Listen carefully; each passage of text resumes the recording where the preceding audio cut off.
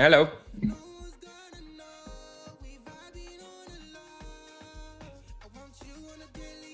Looks like we have the teaser ready. All right. Let me get this. Talk about it in a second.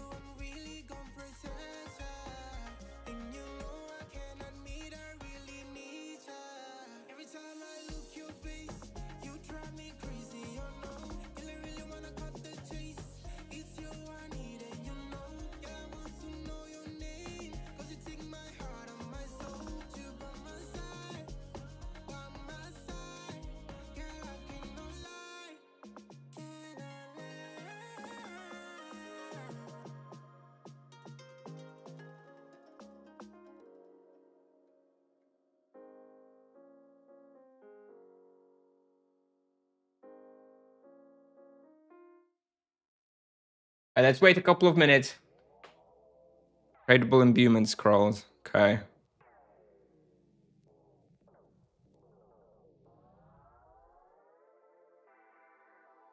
All right.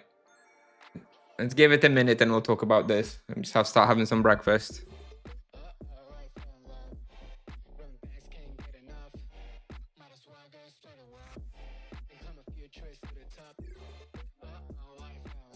Hello.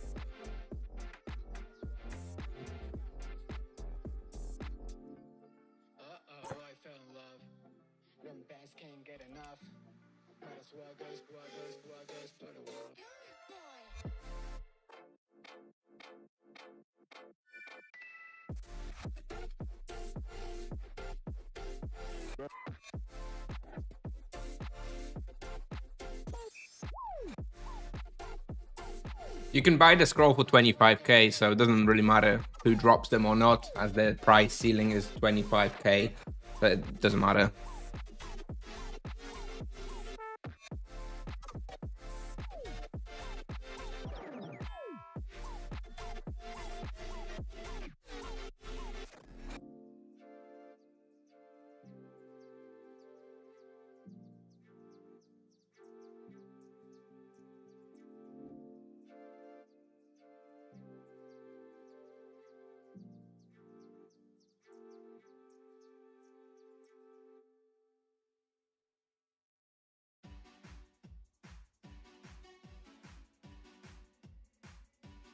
Yeah.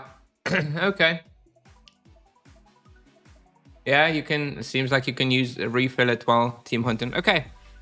All right. Let me just see if there's anything more in here.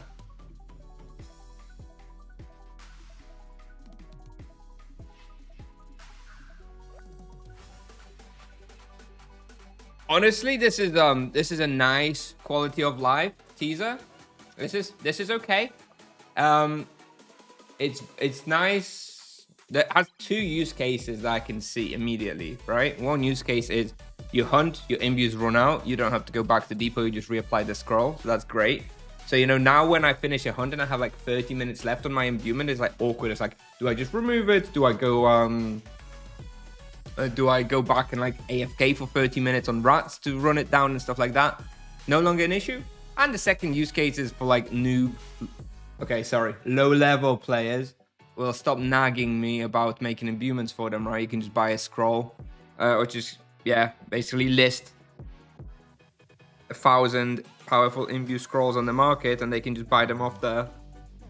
That is good. That is good. And less scamming, right? Do the same for silver tokens for amulets and rings. I think that's slightly different because of different prices. But yes, that would be nice. It would be nice to get something like this for rings and amulets as well. Oh, somebody's already said that.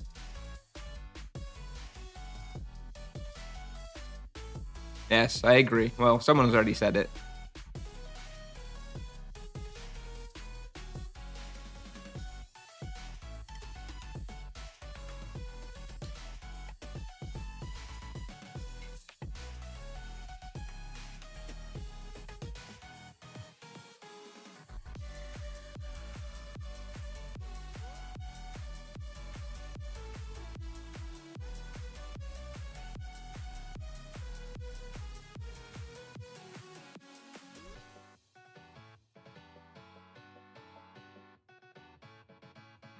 Yeah, okay. So, good feature.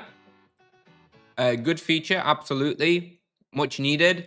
I am not sure that this is sufficient for 1 out of 3 feature teasers for a big summer update. Don't get me wrong, really happy to have this. Gonna make some people, you know, some people's lives much easier, myself included, not having to make God knows how many imbuments for loads of people who ask me. But for me personally, this is not a massive not a massive game changer. And the fact that this is a 1 out of 3 feature teaser, I hope they've got something big in stock in the second or third one, to be honest. I hope they got something good for the other two. I mean, this is good. It's just kind of small, right? It's not really all that relevant. Not like the most impactful change ever. It's just nice, right? I'll take it.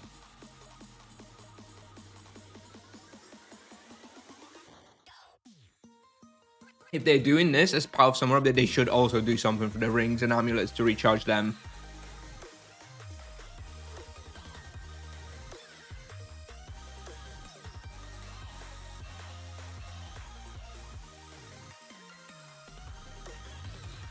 When will be the next teaser? I imagine we're going to have 3 more teasers next week on Monday, Wednesday, and Friday.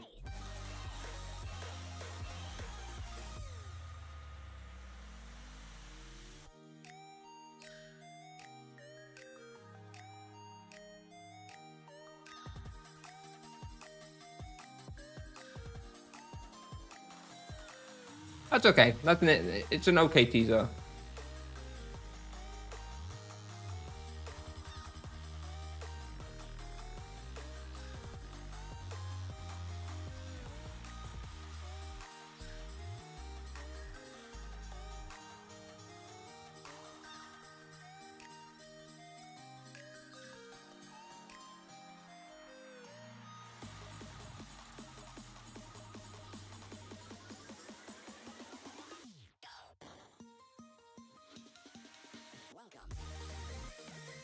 Okay, teaser next, please. Yeah, pretty much. Oh, what did they say on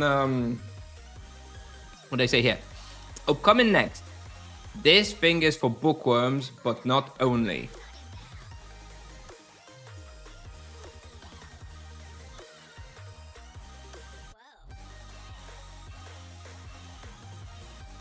Spellbook imbuement?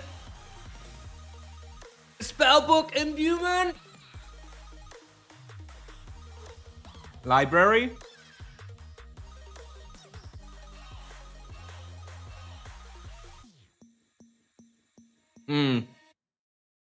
Maybe. Is book what does bookworm mean? Does that mean like what does bookworm mean? Is that like somebody who like is like a book nerd? Avid reader. Yeah, basically somebody who reads a lot. Smart. I wonder if this could be like a quality of life update for like formulas and that you know, kind of like the what is it? Kind of like along these lines here of, you know, the extra data about the character and stuff, about the healing and attack value. Maybe they're expanding on that and like the cyclopedia, right? Cyclopedia enhancement for what is it? Like, yeah, you know, maybe some magical archive enhancement with like some formulas for like damage and stuff. Something like that, maybe. Maybe some expansion of like stuff like this. Or a library, like you guys are thinking library extension. It could be. I mean, it could be, yeah, it could be a library extension as the like proper endgame hunting spot.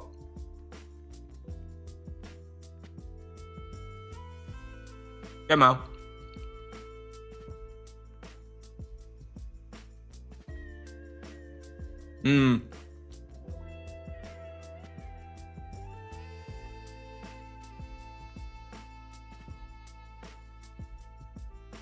The price of creature items may increase due to people making scrolls for profit. Well, then you just use gold tokens now. Creature items are kind of capped by gold token price.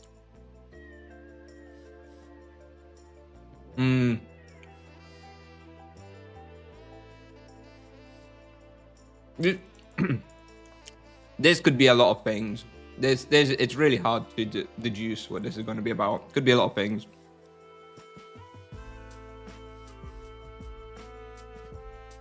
Guess we'll find out on Monday.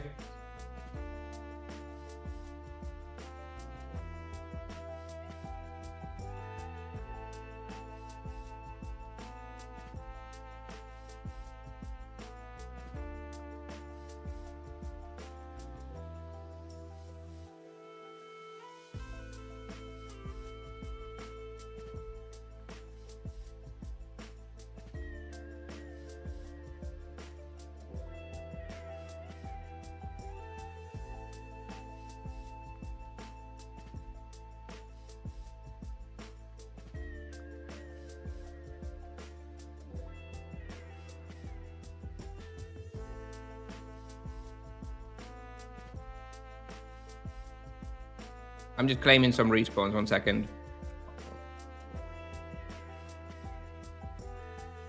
All right. Morning, good morning, everyone. Okay, so just for the plan for today, it's full moon, but we're gonna start off with Azelon. I want to finish off the charm on this guy, and I want to burn green stamina. I have 70 minutes of green stamina. We're gonna do that, and then we're gonna go work crocodiles to progress this, because I want to finish this.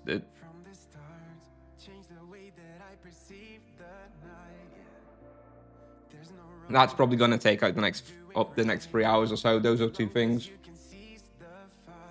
Gonna finish my breakfast. 2 minutes, and we can get started. Okay.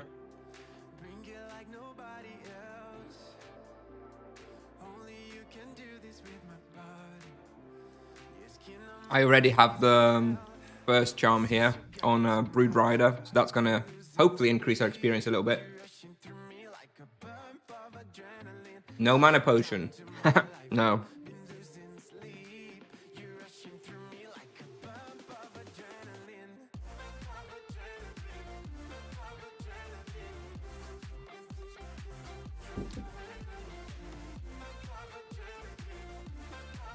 What's the weapon I have equipped?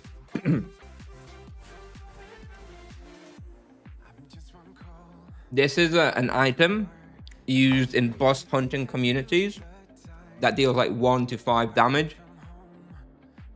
And basically, if there's like a rare nemesis boss, people go equip this item and all tag the boss for like 1 damage. so everyone gets kill credits. Just before server save on Nevia, we had this guy here. So I equipped it to tag the boss, basically.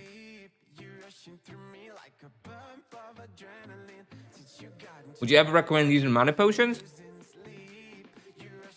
Sure. They're more efficient, most efficient in TBO, more efficient than spirit potions. But if you're hunting something hard like Azelon, then you probably want spirits. What am I eating for breakfast? Breakfast and sandwiches and pancakes.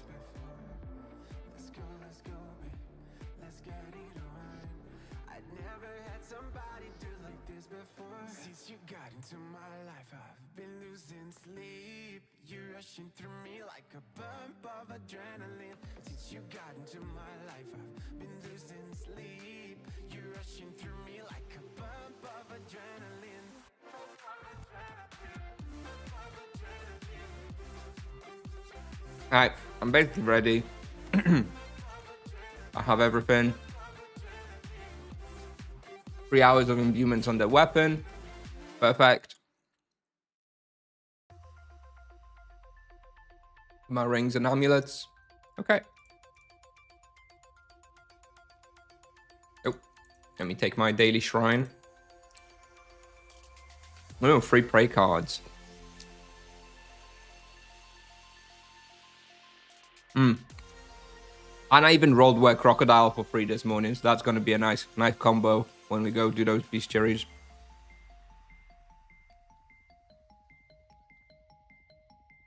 What do I think about the changes? It's fine. It's a good quality of life change.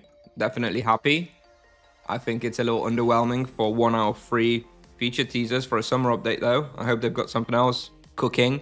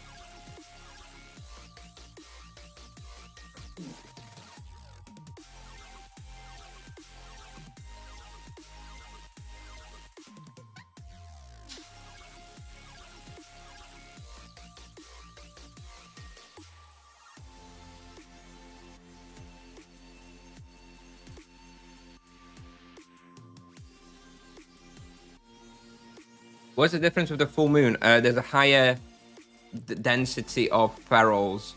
The most powerful ones, like there's more of them. The respawn rate, I think, is a bit faster. So yeah, it's just slightly better during full moon. Very good change, but isn't this too small for an update teaser? Yep, agreed. Good change, definitely. Feels a little underwhelming for a major teaser for a summer update. What do you think about the success rate boost removal in the imbuement process? What will the success rate by default be? 100%. They said it's just 100%. They're just removing the chance because nobody ever, it never ever made any sense to be using the chance. Everybody always just automatically did 100%, and the only time people didn't is when they did it by accident. So what's the point of having that? That's a big win change as well, although largely irrelevant. Doesn't look like they changed the price, so it's basically as it always has been. Very good change for low level and new players. Yep, less chance of getting scammed. Yeah, definitely. What do you think of the nerf? Which virtue best now? Probably Harmony. Let me just send a quick text to a friend who I'm supposed to be meeting up with later, and we're gonna start.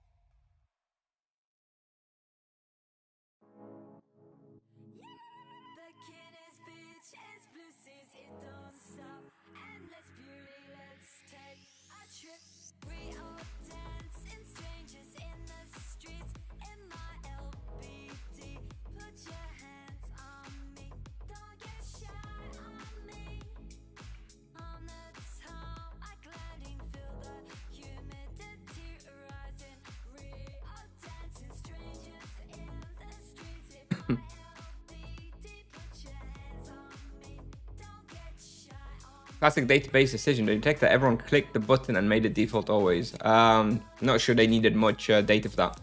Are they releasing the scroll to fight low-level bot?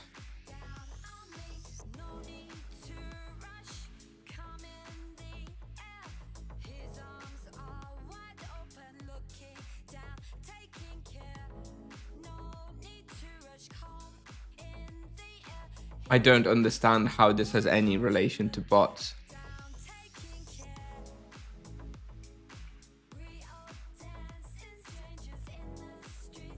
Hey, Burokus. Hey. All right. I think I'm ready. Do I have the right wheel? Yep, I have the right wheel. I have the right virtue. Plan for today. Starting off with Azelon Castle, just to burn down stamina and finish off the Sin Eater Bestiary. Afterwards, we go into Oskayat to finish off Were Crocodile and Feral Were Crocodile Bestiaries.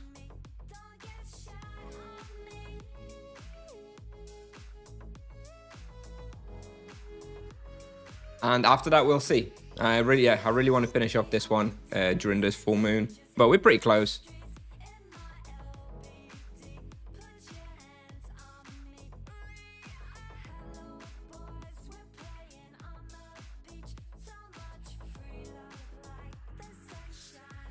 -1 or -2? I'm going -1 just because it's a better hunting ground. I don't know if it's better for ferals specifically, but -1 is better for experience.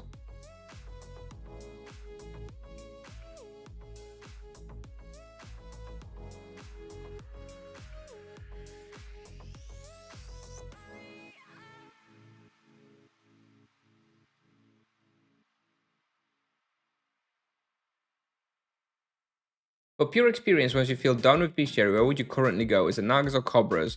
Yeah, Nagas and Cobras.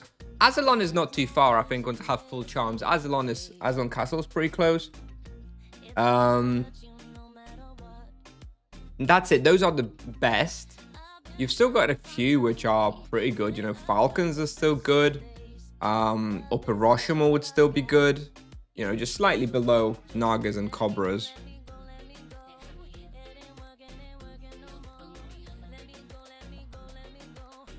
Imbues on the go is so game changer. I mean, it's nice. I'm not sure I'd go as far as say it's a game changer. I never found myself like in massive trouble because of it. If you just plan around it, it's nice that you're not going to have to worry about it, right? You're always just going to carry a few of those imbuement scrolls in your backpack. So that if you ever run out, you can apply it. That's great, but not that. It's not that big of a game changer.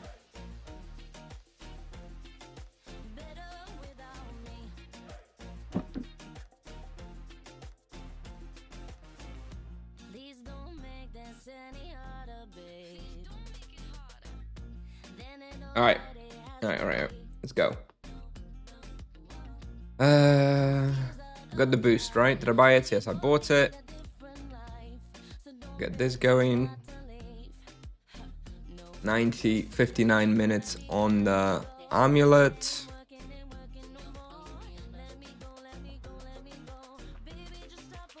Besides the Utevo Nia gem, what's an Utevo Nia? Is that the Focus Harmony? Yeah. Other than there is honestly Nishida, I don't think there are very many good greater gems for the monk, to be honest. You would probably just go for like points, 150 points, maybe, to like progress ascetic and spiritual outburst, maybe. But yeah, there's no like damage bonuses that really feel that great.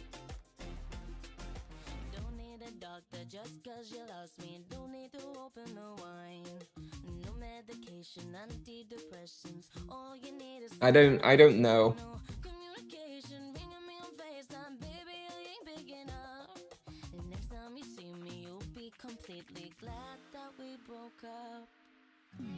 I don't know that. Yeah, the greater gems seem underwhelming. I was playing around with the greater gems, and sure, you know, there's something like the focus harmony one seems the best. Like if you go hardcore like spiritual outburst and focus harmony at like level 1k, then it could be pretty good.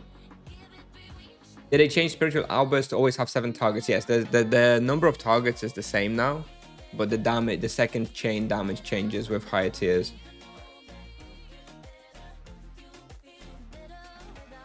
All right, let's actually go and kill some monsters, shall we? Equipment, this. All right, we are going harmony with ascetic. Now that worked. That seemed to be the best one when we tried yesterday. You know what I'm gonna do first? I'm gonna run in and I'm gonna open all those doors. Oh, not this one. To let all the monsters out.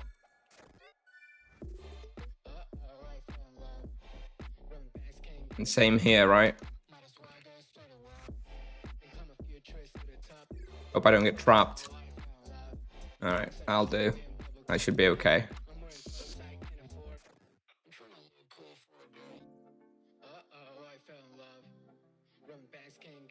Now we can get started.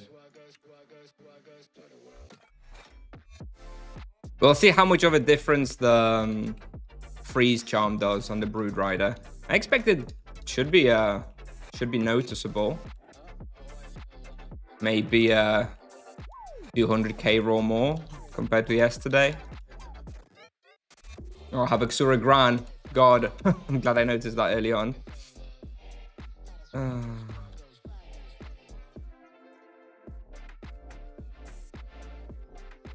Why not use X foot wraps?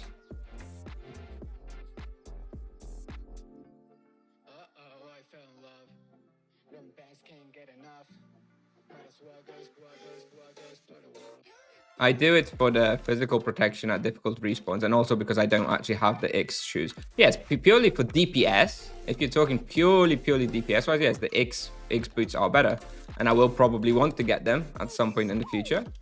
But you know, I'm not that bothered. For like defensively speaking, the sols are better. And I am hunting, you know, generally speaking, I hunt pretty difficult respawns. But when you hunt easy stuff, then yes, of course, the X shoes are better, and I will try to get them at some point. But I don't think it's like that big of a deal. Like 8% base damage on the spell that you use once every 10 seconds. It's of course nice. It's a welcome buff, but it's not, yeah, not going to really change everything all that much. But yes, they are best in slot if you don't need the defensive protection,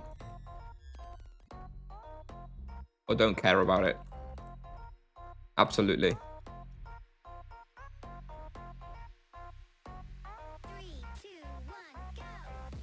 Yeah, the X boots are better for easy spots. That's the summary. I hope you understood that.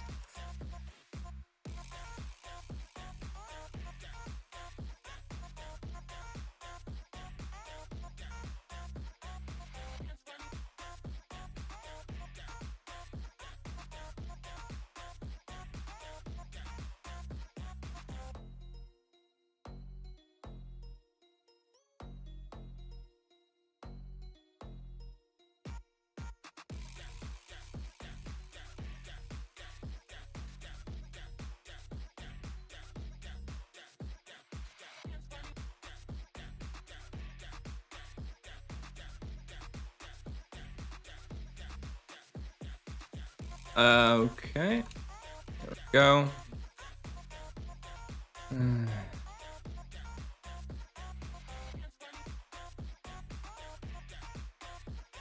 Alright, looks like we've basically cleared the soft first respawn. Should be easy. Should be easy from now on. You're on TC right now? Kind of, but I haven't really looked into getting them. How much are the X boots, more or less?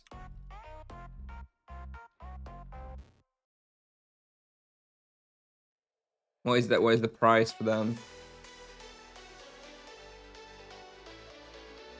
Could I get them for 30kk or would I have to pay like 100kk?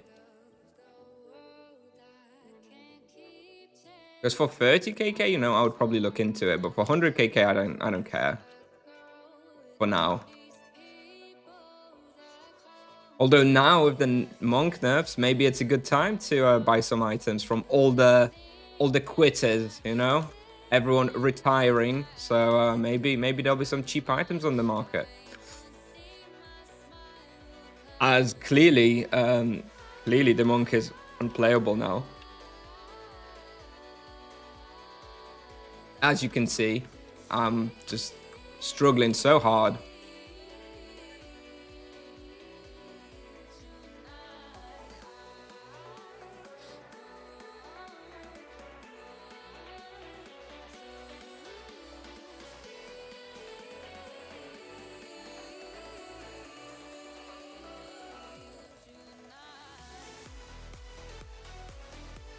Good morning. Hello. How much would you pay for Falcon Sai? 10, 15kk. Honestly, I paid 30. Mostly because, you know, I'm a content creator, so I wanted to have it to like test it and stuff. But honestly, if I wasn't, like, it's really not very useful. Like, it's okay, but like the destruction weapon is just fine. So I really would not prioritize getting a Falcon Sai. If I had to buy one today for like 10k, yeah, sure, I'd get it. But I'm guessing it's still probably, people still probably want like 30, 40kk for it. I wouldn't pay that much. It's really not enough spots where you would use it for it to be worth it. Paid expensive ASF and never used it. Yep. Sounds about right.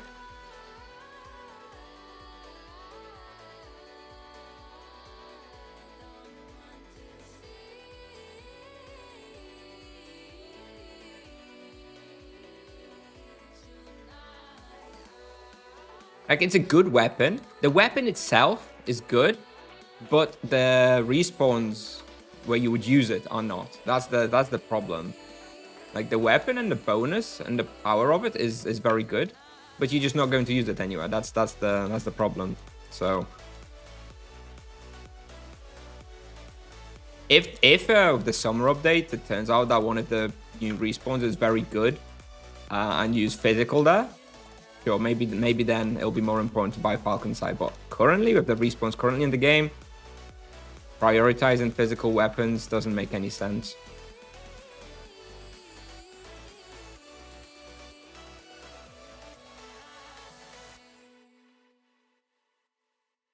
Rashomon enjoyers, it's not that good though. It's sure if you really, I don't know, for some reason you really love Rashomon West, yes, sure, go ahead. But it's just not that good on the monk, so nothing like on the paladin.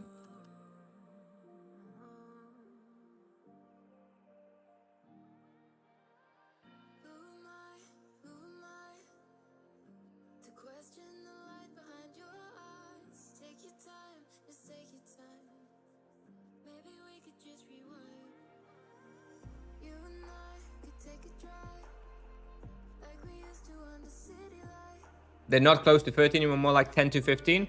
Yeah, in that case, that's you know, that's a fine price. If you wanted to play around with it, you've got some spots in mind where you're going to use it, then you know that's an okay price. Yeah.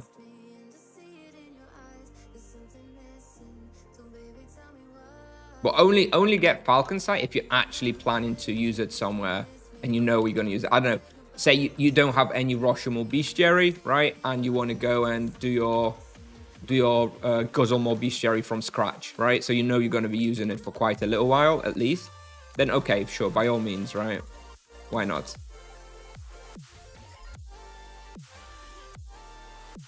I'll use it when I get around to doing my Shockhead's Bestiary. If I ever get around to doing Shockhead's Bestiary, that's probably when I'm going to use Falcon Sai quite a bit.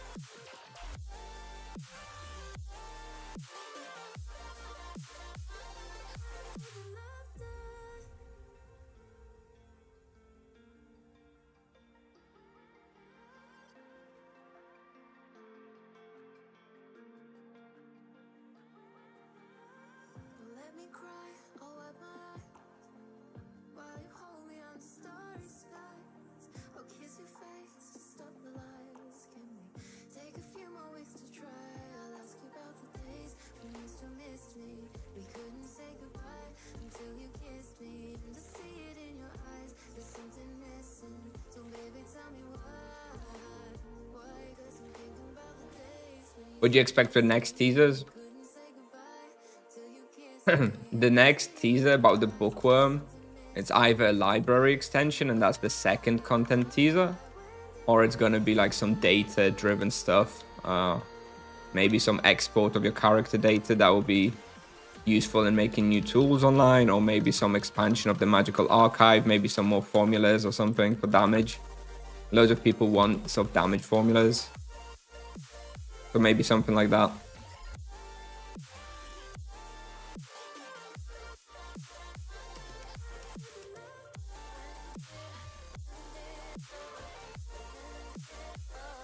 That'd be cool. Either of those things. Is there any magical way to improve your performance on the PC? I don't know. I don't know. You should just mess around with like the graphics engines and stuff. I don't know. I don't. I never had any issues with like my settings. The game just seems to work pretty well. Unfortunately, I'm not some tech guru to suggest how to set up Tibia for it to work well on your computer.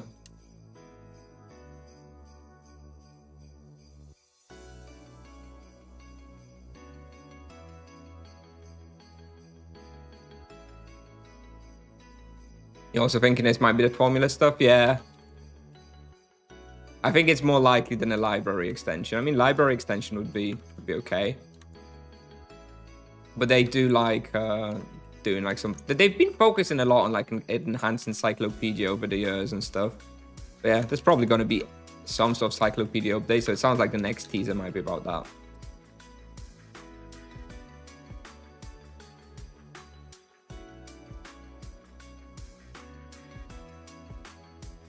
Earth Library remake, Holy and Death Library.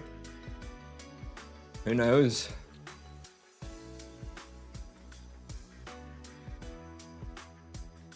Physical library.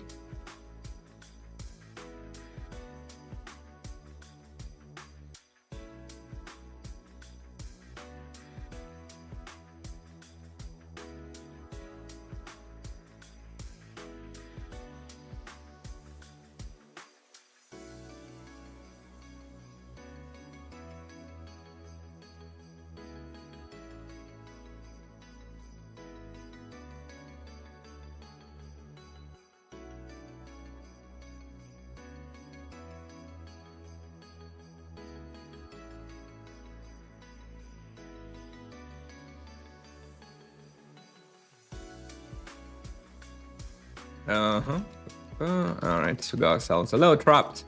Let's finish off the war box here.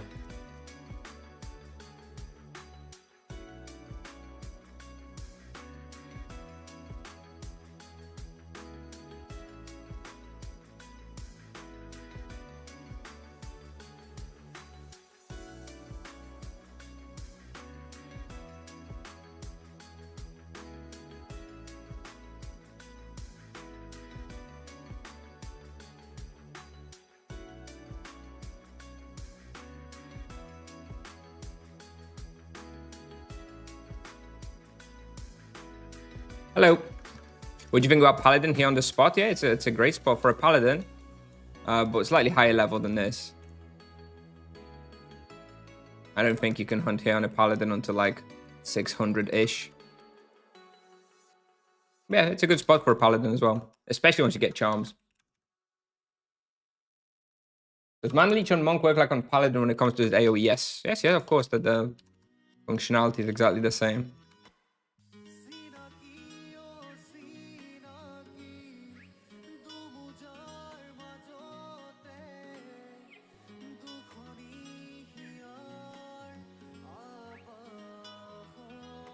Definitely seeing slightly higher experience already today, probably because of the charm that we have on the Brood Rider now. Charms definitely add a lot of power here. I think on monsters like this, whereas before the nerf yesterday, whether it was crit charms or elemental charms was very, very close on like monsters like 9k health. Now, after the power nerf, yeah, it's probably elemental charms are better here.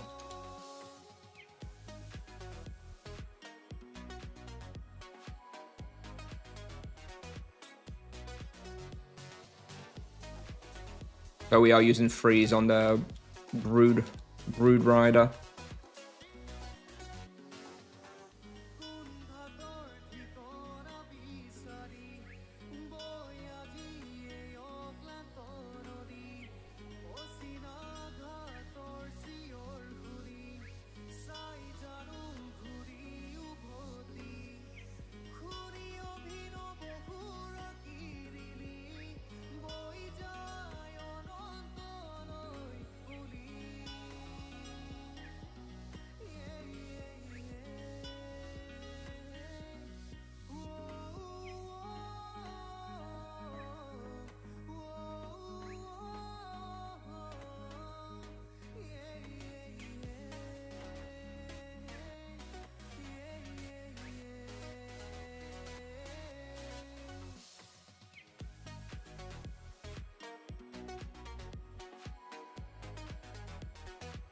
This respawn is so tense, though. I really kind of hate it.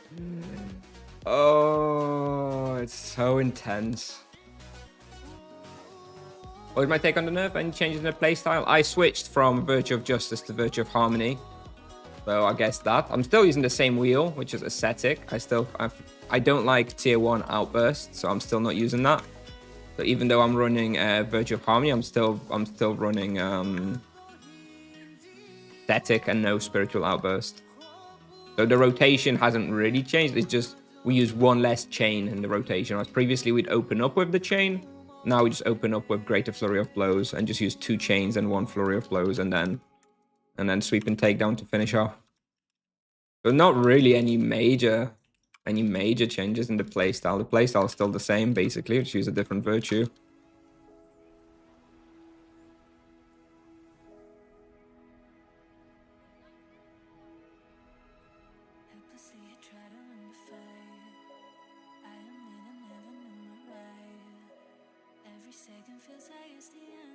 The nerf is overall, you know, significant and noticeable, but deserved and not over the top. So ultimately, I'm not, you know, like terribly upset with it or anything. I don't really love I don't like the negative scaling on the chain. Like it punishes you for investing in +1 chain in the wheel, which is strange to me. I hope they rethink that somehow. I'm hoping that was just like a quick nerf just to sort of get it in line, and they couldn't really think of something better. But that over time they changed the way the scaling on the chain works. Negative scaling just feels bad to me, especially with the wheel perks being +1 chain. Like if you're gonna introduce penalties for more chain targets, then don't put those as benefits on the wheel.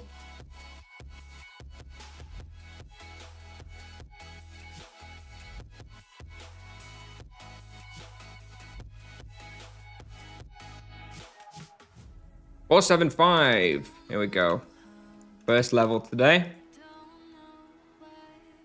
43 minutes to the next one, apparently, according to the analyzer. So we'll probably pick up another level here then, before moving on to Were Crocodiles.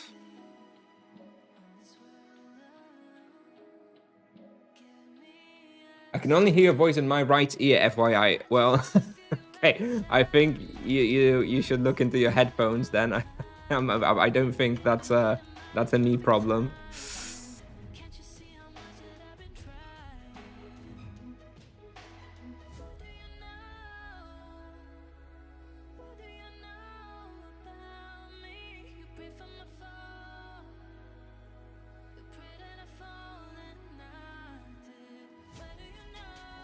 Definitely something with your voice there. Well, is it? It's strange because I haven't changed anything.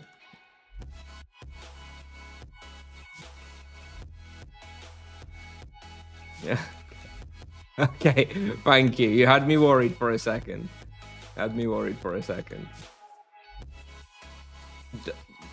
Dodge is not good.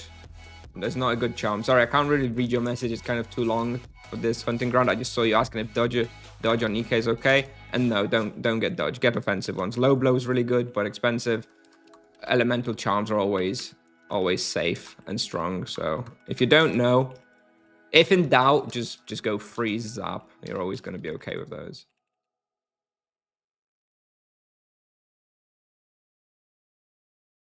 How are we doing? 6.5 raw. Okay. This is with one charm. So that the experience is upped by like 200k just with one charm. So I guess if once we get the Sin Eater charm, we'll probably be up in another 200, 300 raw. So yeah, okay. So I guess this place is still okay. Dodge is good on EK or no, it's not. Do not get dodge. Do not get dodge.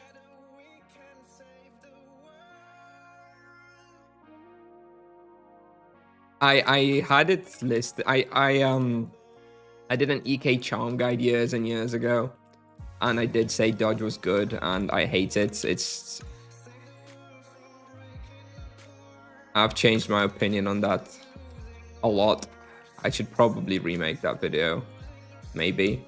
Although I did do an updated charm tier list where I talk about dodge not being good. So if someone watches that, it's still okay.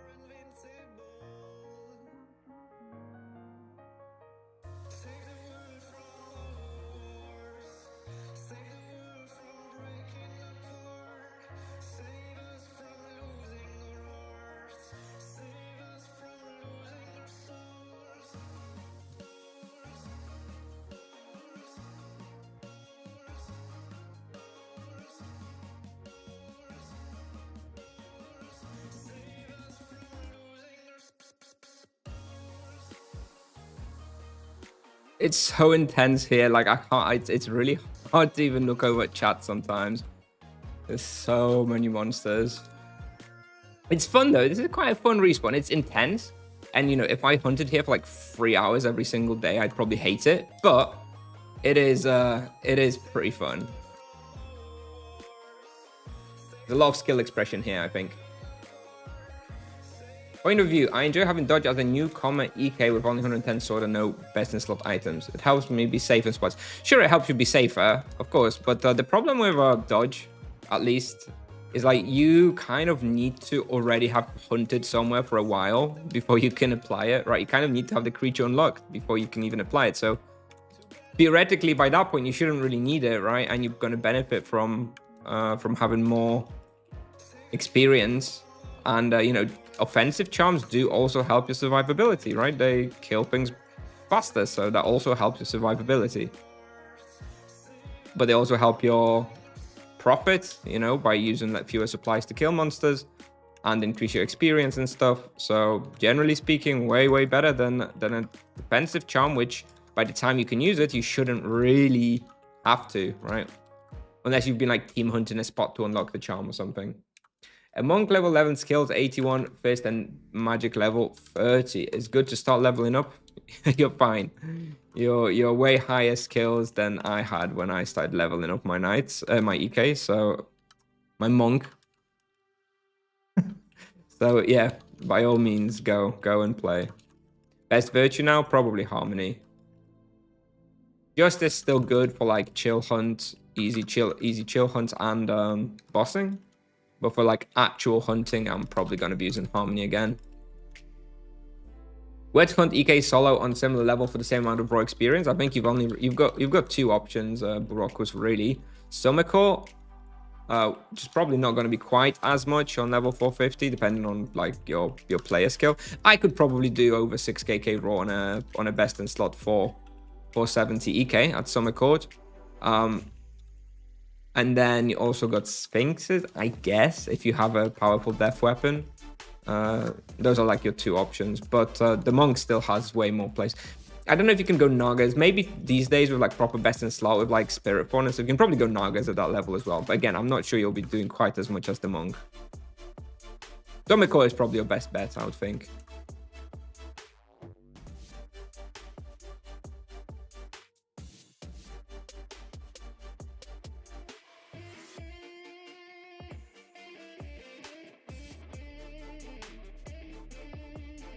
I mean, dodge is just a super comfort charm. It's fine. Like, it's nice to have it.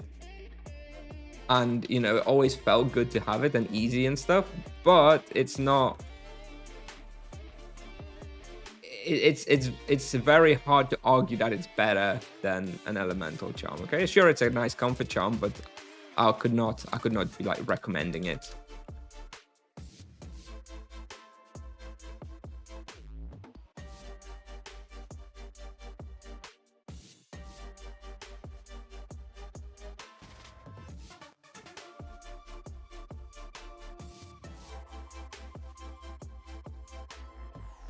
Yeah, fair enough. Fair enough. That's fine. That's perfectly fine. You're totally allowed to like dodge and use it. You know, I have to kind of keep the bigger picture in mind, and you know, when I make a recommendation, there's a lot of people listening, so I can't, you know, recommend dodge overall because I think majority of people will reach a point where they regret getting dodge, even though it's okay, you know, to use at certain levels. By the time you're like level 800 or whatever, you're going to be like, I'm going to have to reset my charms, you know, to get rid of it because I don't use it anymore.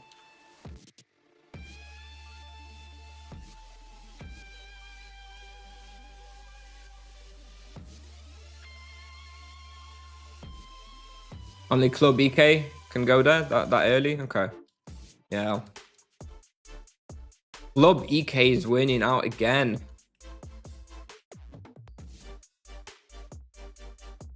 Best weapon type.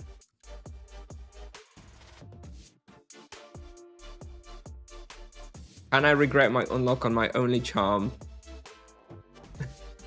you can refund your charm point. Yes, I believe you get 1 free refund per character, and then you have to pay, and it's not cheap. It's not super expensive either though, like 1kk or 2kk depending on your level, I guess. Do you think dodge is still good for an EK even if for farming purposes only? No, for farming purposes, low blow is way better than dodge.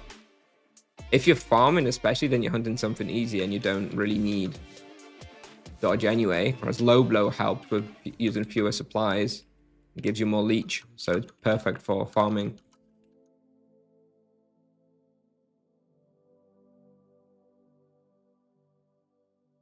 Farming charms are low blow and savage blow.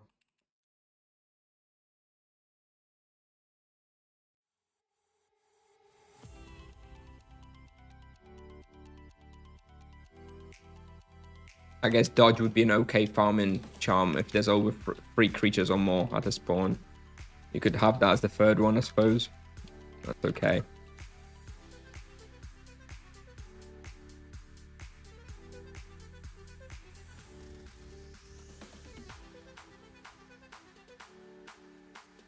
$700 Paladin with 36 raw magic, almost full best in slot equipment, best place 50-50 heroic. I don't know, dude. I don't remember everything. Go on Tibia Pal, but like level 700. How would you not know on level 700? You bought it, didn't you? You bought it on Bazaar, having never played a 700 Paladin. Shame on you.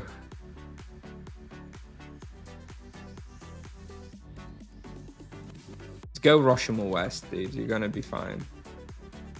If in doubt, go Roshamel West. Roshamel West is good.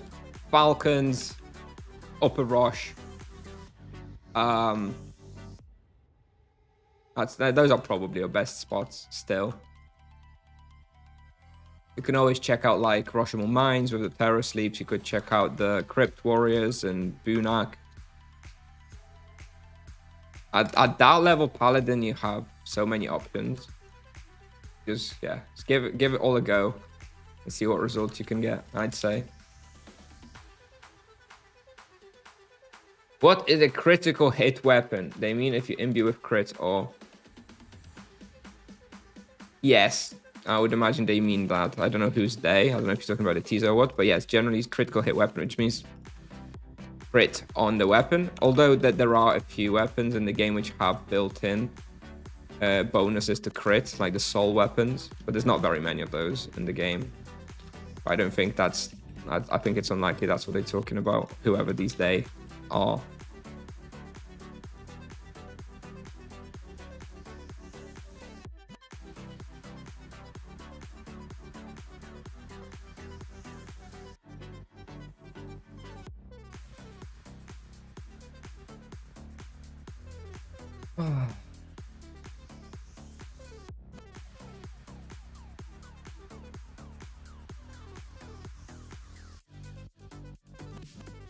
What's your take on Savage Blow? Do you think it's good to have Low Blow and Savage Blow? Focus on one only. No, you want both.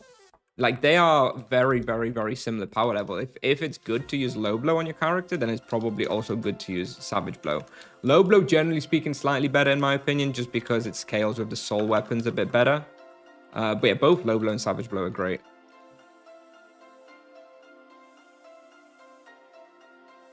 You definitely want to get them both at tier 2 if Low Blow's good for you, which it pretty much is for everybody.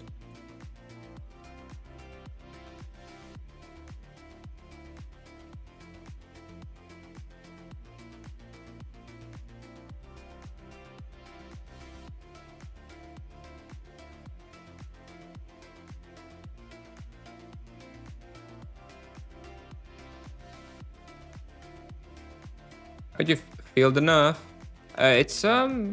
It's fine. It's a few percent nerf. It was deserved. So still perfectly fine. Still perfectly strong. Still stronger than all other vocations in this sort of mid-level range anyway. It's fine. People in the forum are being very dramatic. As always, I guess.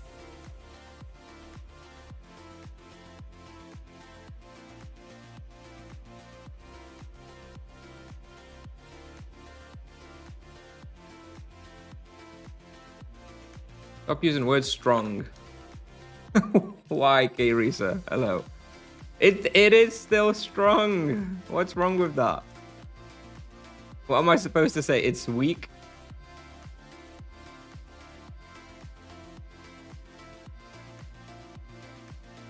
I only went down like 80k EXP. Yeah, exactly. It's really it's people being really very dramatic.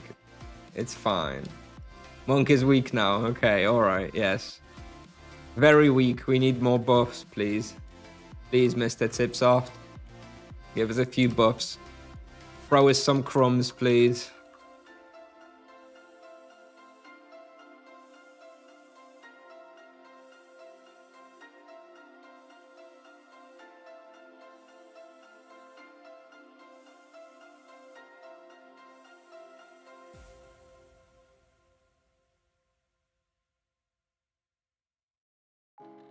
More Zero Supply movies? Oh, don't worry, I have more planned.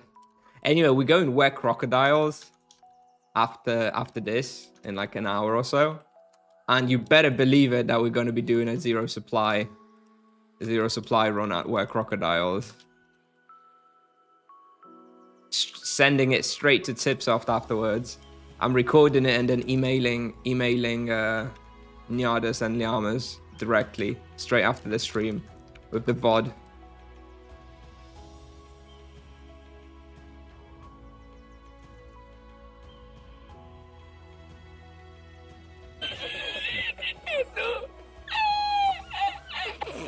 First unlock charm for Monk. I still think Low Blow is best. Once you start hitting like level 500, maybe the elemental charms in places like Falcons and Azelon will be better. But yeah, I still think Low Blow and Savage Blow is best at like Asuras, Nagas, Obviously Grim Reapers as well. So, but yeah, Low Blow is probably still my go-to first charm for the monk. Yeah, if anybody's interested, we are running a PoE private league starting tomorrow. So there's the link in the chat. If you'd like to play with us, you're more than welcome. Should be a pretty fun experience.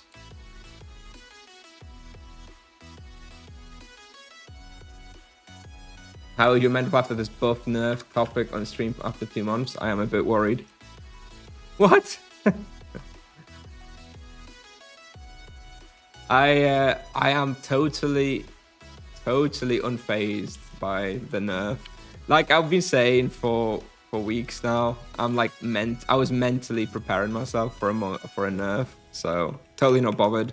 Especially considering how strong we were anyway. It's well deserved. I look at it this way. I was able to enjoy and play the vocation in a really strong broken state for a long time, so I should be happy about that, you know? Don't be sad it's over. Be happy that it happened. Yeah? Kusnier wisdom for you.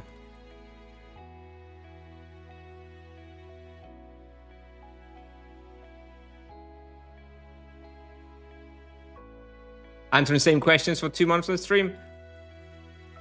It is what it is. I mean, it's kind of part of being a streamer. There are certain questions I don't like answering very much, like, oh, where do I hunt on level X and level Y, whatever. I don't really like those questions because my entire YouTube channel and Tibia Pal is all about that. So just go there, please. But you know, asking the same questions about the nerf and stuff, I'm not that bothered about. It's my content, right? That's why people come to me and ask. It's better. I said this to somebody yesterday. I think I'd rather answer the same question 50 times than get no questions at all, right? It's kind of like suffering from success type of situation. It's fine.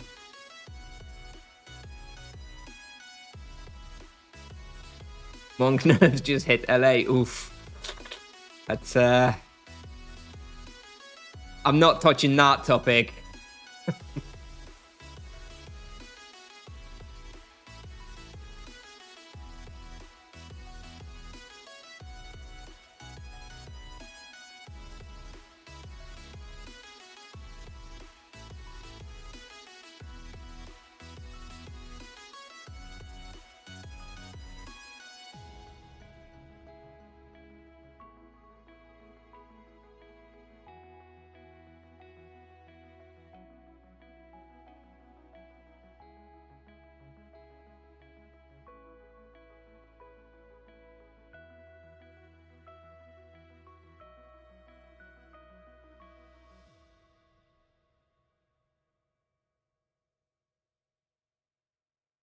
One of the worst ways to nerf Monk with the negative scaling of the chain. Yeah, I agree. I don't like it. I wish they would have just nerfed the base damage. I would have preferred just a base damage nerf on the chain, and yeah, leave the scaling or just remove the scaling to 0. Boy, I don't like negative scaling like that, punishing you for using it well.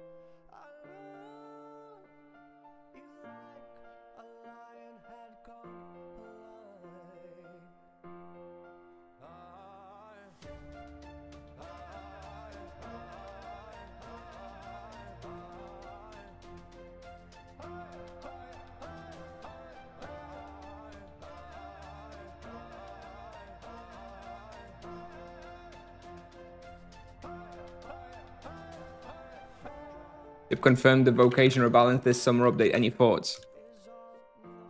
Oh, Sip confirmed no vocation rebalance this summer. Yeah, I was gonna say, yeah, of course. I mean, that's obvious, right? Nobody was expecting a vocation rebalance as part of the summer update. Yeah, that's not when they do this type of stuff. If there's gonna be a vocation rebalance, which it sounds like they're gearing towards, it's going to be either autumn, so maybe September, October this year, or even spring next year, like kind of like around the release date of the monk, right? March, April next year. It was never going to be part of the summer update or the winter update. Please let him die a few times so he starts blaming the nerfed healing. How rude, K-Risa. How rude. When they nerfed the healing last time, you know, a month ago or whenever it was, I died twice within 30 minutes of the patch. So I've learned my lesson, and after each nerf now, I take it easy, you know? I'm not sure Azelon is taking it easy, exactly, but I'm definitely more wary of the nerfs now, and I try and pay attention a bit more.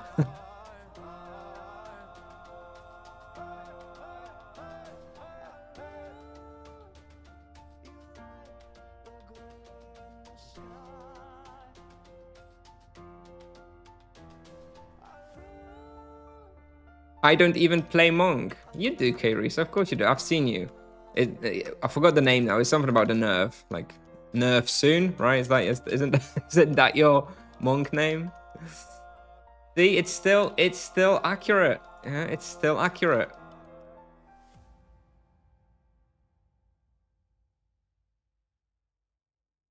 Still applicable to the current power level of the Monk, I would say. Except they do need to buff the late game. I worried I'm gonna hit level 600. I'll do some testing with the Sanguine Claw, and then I'll be like, okay, well, I'm waiting for late game buffs now. You know.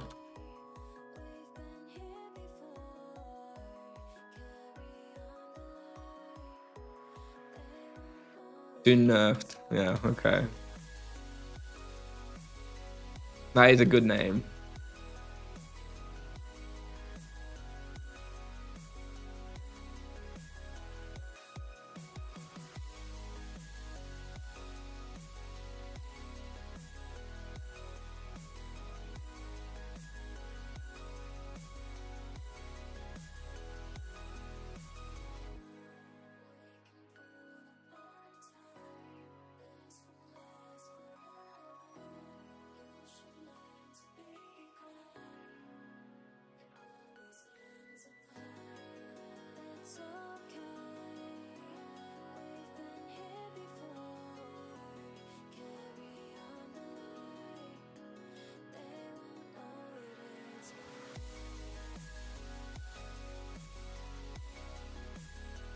Are you shrimping in your chair? Yes, I'm shrimping. I'm always shrimping, Italian. I can't help it.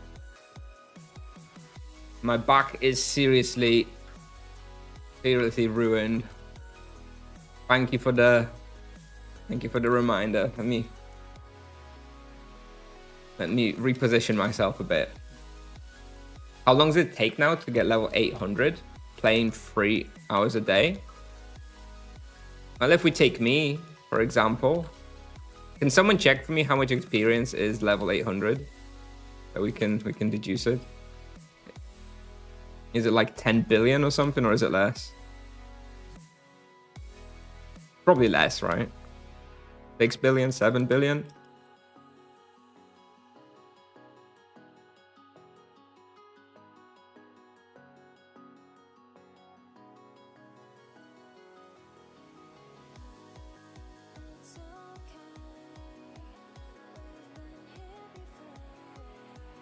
But either way, like, it took me 2 months, 8 billion. Okay, so it's about, give or take, maybe 4 times as much as I've been playing, right? Your experience is going to increase a bit over time as you get higher level. So maybe 4 times as much as I've been playing. So about 8 months, I would say. If you played 3 hours daily, pretty efficiently, with like boosts, Like, without going over the top, you know, I don't use praise, for example. But like with a couple of boosts a day, playing efficiently for 3 hours a day, yeah, level 800 probably in about 8 months then, something like that, I would guess.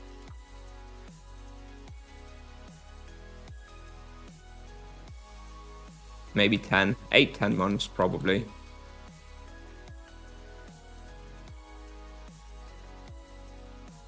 I don't care about the nerfs. Monk playstyle is just amazing. That's what I play. Yeah, that's the same for me. I'm really enjoying the playstyle still. What's not to love about it? I mean, if they nerfed it so hard that it was literally dying everywhere, and I could only hunt like Asuras at level 500, then maybe I'd enjoy it less, because it still needs to make at least reasonable results.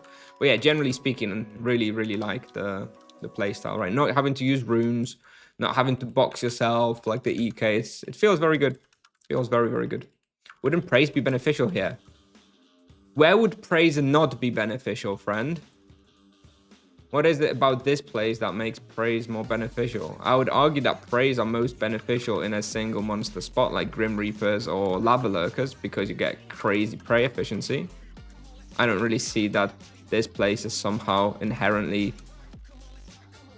better for praise. Of course it would be nice to have praise, but not spending money on praise. 2 boosts a day is my budget for money spending on the game. 75 Tibia coins. I can usually make that back in a day as well. So then I kind of stay spending neutral. No profit, no waste. Nerf impact on raw? For me, around 5%, depending on the spot.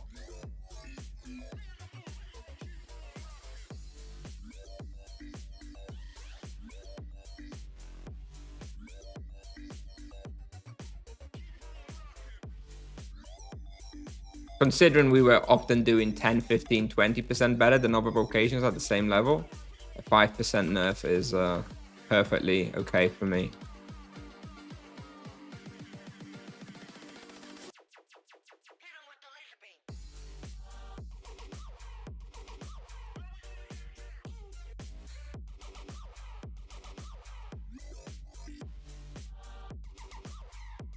TibiaPal. TibiaPal.com/hunting.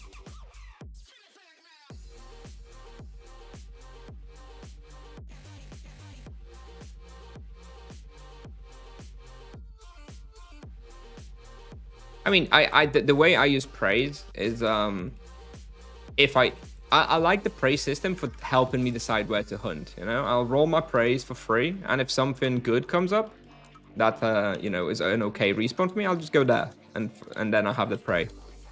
And if maybe the other alternative for me maybe using prey cards is if like a monster is boosted or I'm like hunting something like really, really good. Then I'll use my free prey rolls sometimes, but you know, obviously you only get like 3 per week, so you can't exactly be doing that very often.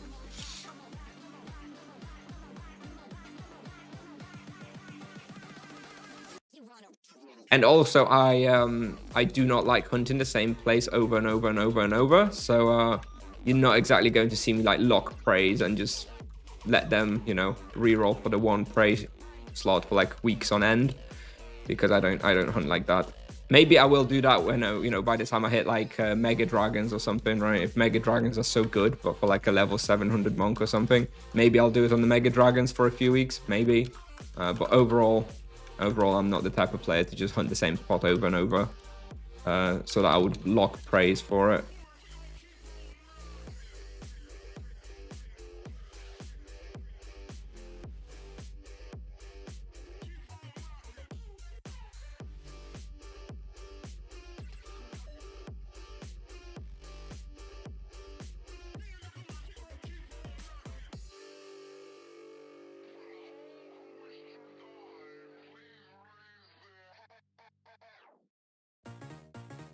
What's in the new feature?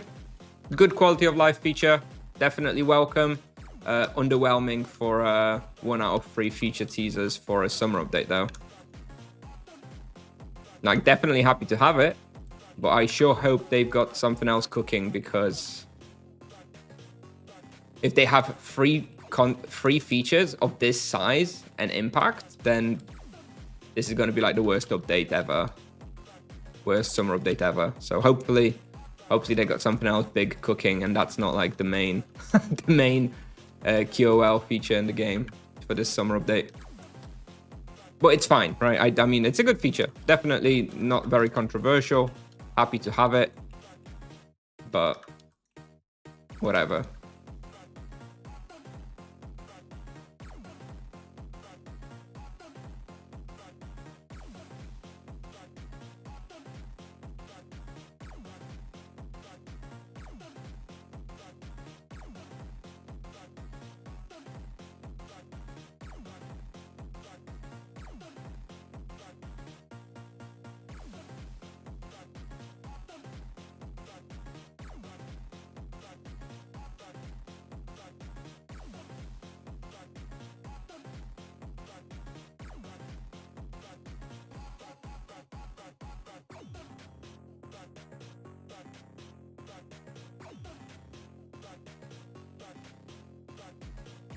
Hibby updates are really small considering they are 6 months apart. Yep. I mean, they do only have like 3 devs or something working on the game, so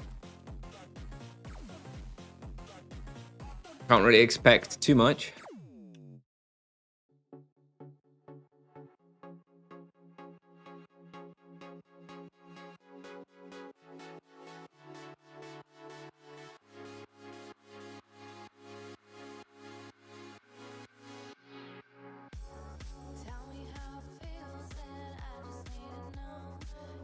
Yeah, I mean, the 90 employees is everyone across different teams as well, right? You've got your HR, you've got your admin in there, you've got your community support, you've got your finance people, you've got your product managers, you've got your QAs and stuff. But like hardcore devs who work on the game, I think there's 3 or 4 on Tibia. There's a few like working on other games, right?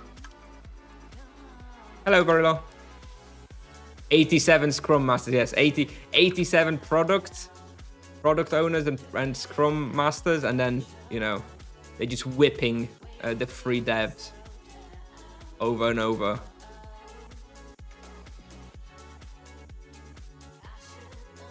Yeah, the feature is great. The feature is great. Like, look, it's a great feature.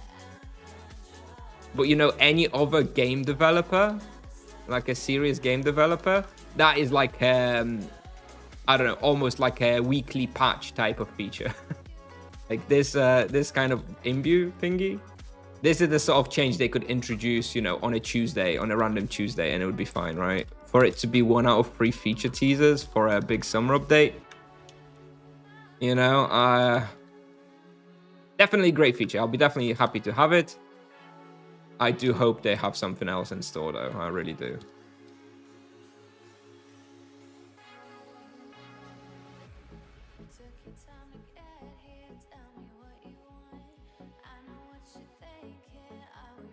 Oh, we're about to unlock the next monster in bestiaries. Let me finish this off here and apply the charm. There we go. So we're going to lose a bit of experience in the short term. I think he wants zap, right? Zap. Yeah, okay. Do I have zap on somebody? Zap that. All right, let's go. Take this off. Wait. And get zap on. All right, there we go. We've got 2 charms now. Let me have a quick drink.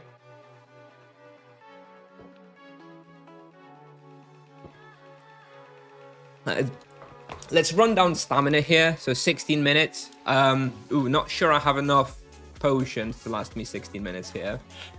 Oh well. Doesn't matter.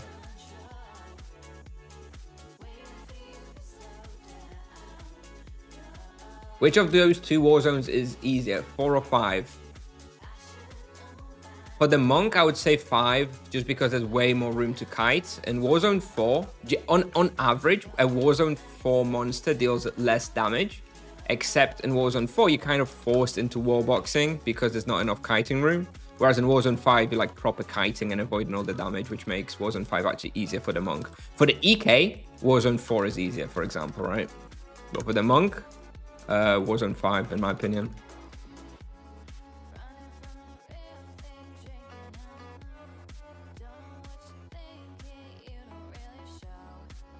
Hey, Newstead. I recommend you check out my level 50 to level 80 mage guide. I have a little section there where I talk about the quests, which quests you should do. Overall, though, there isn't in Tib. I'm assuming you're a fairly new or returning player. There is nothing in Tibia like that where you need to absolutely do something at a certain point. Generally speaking, my recommendation is to do quests as and when you need them instead of worrying about them in advance. You know, I'll play my character and I'll figure out, oh, I want to go and hunt this place. And to hunt this place, I need to do this and this quest, and that's when I do the quest, right? I'm not thinking about that 2 weeks in advance, like, oh, I need to do those 2 quests or whatever. No, I just wait until I actually want to go somewhere and get the access, and then I do the quest. The one kind of really important quest that you want to do is the Inquisition quest after level 100, because it makes it much easier to get blessings. Like, that's my most important quest that you kind of want to do ASAP, I guess. That's about it.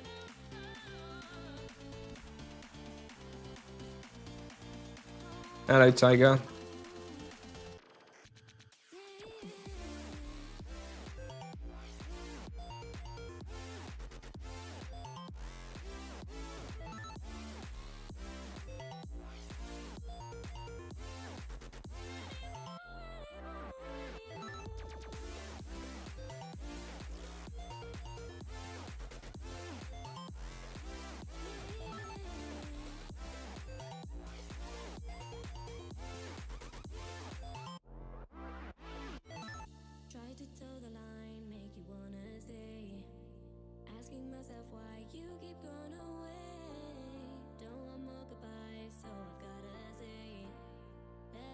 I'm not sure I would worry about the Ratmiral quest for a returning player, Druid. I don't think he's going to be hunting Exotic Cave, to be honest.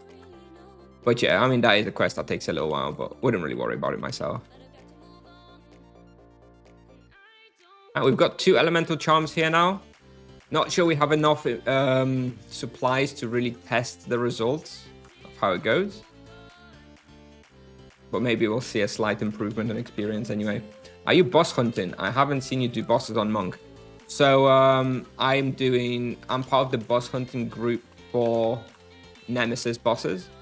So, you know, if there's a Furiosa, if there's a Mean Masher, if there's Jesse, you know, those type of bosses, yeah, I do them.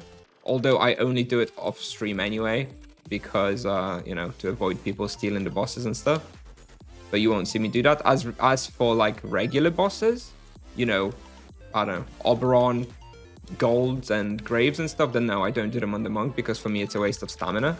If I want to do bosses, I relog on my Paladin and do them on my Paladin, because I don't give a shit about stamina on my Paladin.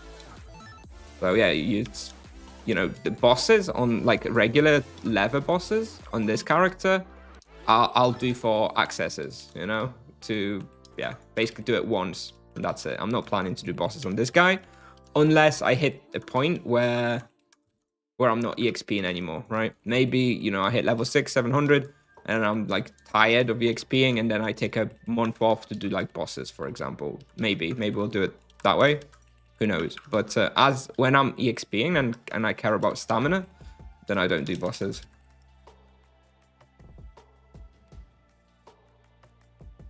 Which claw is better, Inferniac or Lion? Inferniac is the offensive one. Lion is the defensive one. Probably a little bit more value in the Lion one since the nerf, maybe. Have a bit more healing and stuff, but I would probably still go for Inferniacs myself.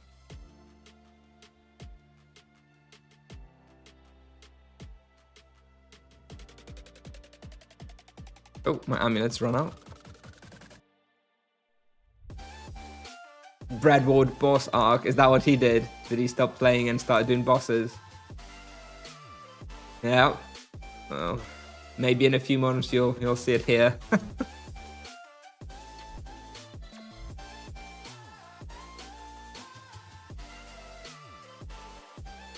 I just think bossing sort of like regular bossing is kind of pointless in Tibia. You're much better off just going to do a profit hunt, right? Instead of going to a run of gold and silvers and Oberon and Tamira, it makes way more sense for me to go hunt Bashmu for an hour and make 2kk profit, and also make some experience while I do it, you know? That's my view on the matter. in the long run, right? Sure, you know, I don't get those massive dopamine hits when I loot Falcon Greaves or whatever, but on average, profit hunting makes way more profit than bossing, unless you're like part of a 2K team and you're killing Bakragor and stuff very efficiently every day, then of course that's better. But for most regular people who do bossing, you know, when I see people looking for like, you know, feasters and Orma and stuff, I'm like, Jesus Christ, dude, you're just wasting your freaking time.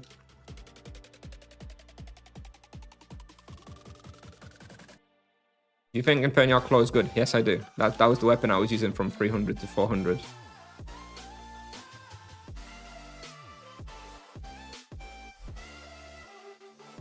If we're getting the bar go up of Boss Jerry, sure. If you like Boss Jerry and you like that aspect of it, sure, you go bossing. But there's loads of people who do bossing for profit, kind of thing, you know. That is, to me, is you know, mistaken. It's very misguided, I'd say. Although there are people who just like the content, right? Some people just like doing bosses and it's more fun for them, and that's fine as well. But if you are a player who does bosses for profit only, that I think is silly. You know, doing your Scarlet and Droom and Oberon and Tamira, whatever, you are way better off if you want profit. Just choose the most profitable spot for you and just go there instead for half an hour. You know, your Maripur Turtles, your Bashmu, whatever the hell, right? You're bad at maths then. I don't think so. If that was to me.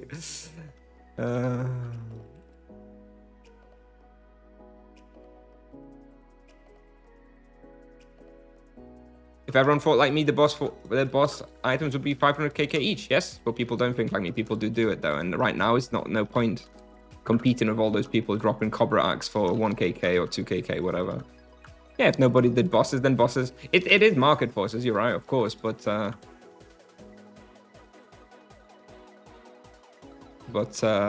people will do the bosses. So you as an individual have no impact on the market. You have an impact on yourself. And it's definitely not more profitable to go do your Scarlet and Room and Tamira run every day than it would be if you just went hunting for half an hour in a profitable spot. You do not make, you know, 2kk profit an hour average by hunting Scarlet and Tamira and whatever.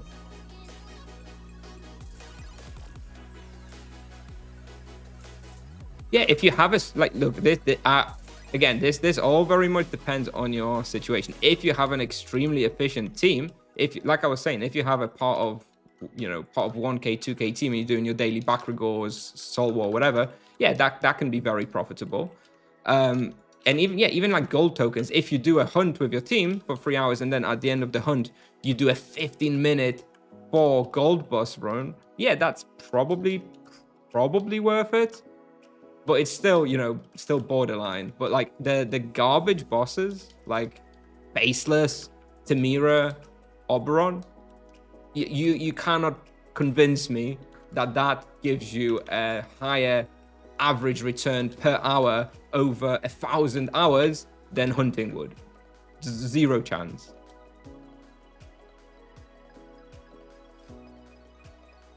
What level you need to have to do 2kk profit per hour? I can do that on my monk. Well, maybe 1.8, 1.9 or something. But you can do 1.5kk per hour basically on every... I don't know about mages, but EKs, paladins, and monks can definitely do like 1.3, 1.4, 1.5 by the time they level 500 or so, if they focus on like Maripur Turtles, for example. But this is it. I'm just talking about a proper profit spot, right? If you're doing it for profit. If you're doing it for the love of Boss Cherry, or if you love it for the, you know, love of bossing, that's a different matter. But if you're doing it for profit, then it doesn't make sense.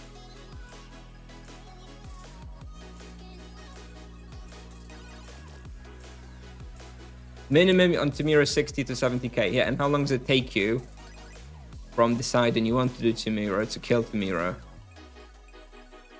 10 minutes, generally. I mean, if you have a super good team, of course you can do it in 3 or 4 minutes. But you still have to get there. You still have to then go to another hunting spot. You have to find your team if you're solo. You know, 60k and for 10 minutes work is still, you know, I make that in 2.5 minutes, maybe, right, while hunting. So, yeah. Yeah, the dopamine, like, again, yeah, if you love the dopamine hits, you love the gambling aspect of it, by all means. I'm talking about hardcore number crunchers from a, you know, I'm a mathematician by education. I am a risk analyst and finance analyst in bank. Like, the way I evaluate everything I do is by expected value over X time. It's just unfortunately, it's just how my brain works. And when I look at the boss killing of like Oberon, Tamira, Scarlet, etc., from that perspective, it just doesn't make sense. Yes, of course, it's nice to get a nice dopamine hit in a gold item or whatever, but still not worth it overall, in my opinion.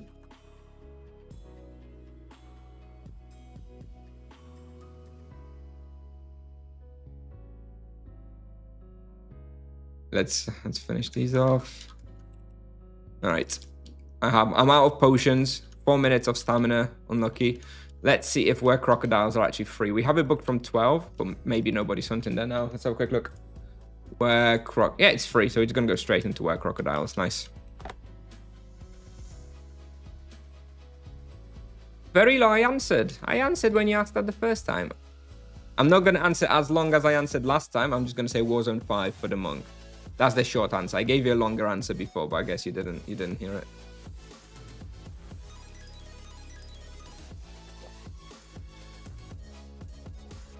Supplies over 0. Is monk dead? Yeah. Yep, monk dead. Buff, please.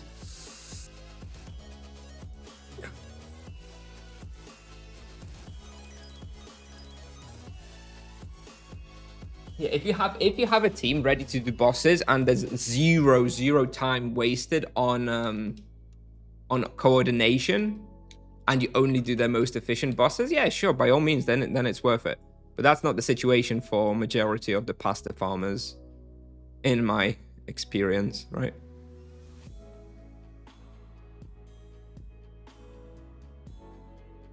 So we are gonna go where crocodiles. I haven't hunted it in full moon. I expect it's 0 supplies viable, but I can't be sure, so I'll bring 300 ultimates anyway. But I think it should be 0 supplies. Which upgrade is better on Inferno Claws? Crits is best for me. Fun per hour is the only metric. How positive, Tiger? How positive? Yes, if somebody has fun doing bosses, by all means. I know there are people who just enjoy the content of bossing and they don't like sweating and hunting and stuff. But that's not what I'm about. I'm not about fun. I'm about hardcore optimization of results. I bring 30 potions. Yeah. We'll see. I think it's not. I think it's still going to be possible with no potions. And just go to work at McDonald's and buy a level 3000. Yeah.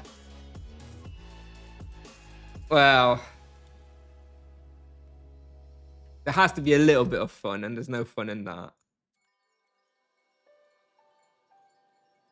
My lawkeeper carrying. You better believe it. Now that I've seen that you guys look at the damage analyzer, next time we do lawkeeper, I'm like clenching and you know, I'm out DPSing everybody. Don't you worry. It's gonna get a drink, more water, and we're gonna go where crocodile is now. So yeah, by the way, just as a summary, Azelon looks like it was still about 6.3, 6.4 KK raw gained in an hour. 750k profit in an hour at Azelon. Wasn't very hard, to be honest. It wasn't intense as always, but hard, not really. You know, I didn't really feel that much in danger for the most part. So yeah, buff monk.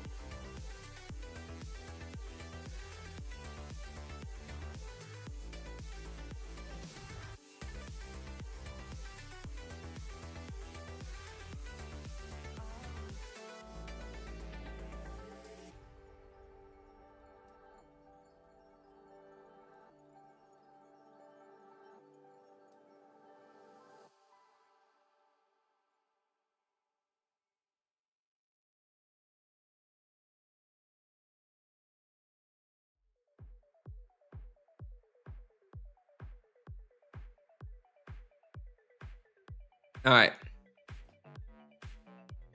Go.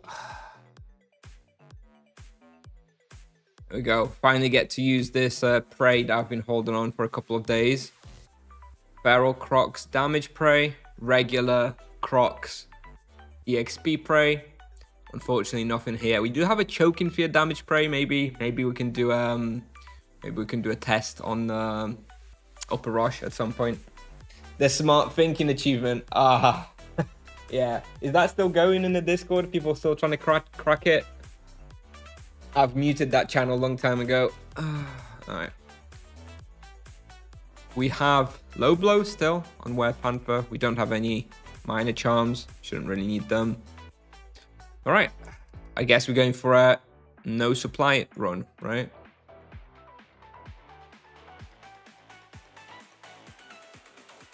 Oh dear. Yeah, you can already tell that the density is so much greater. During full moon. Hello.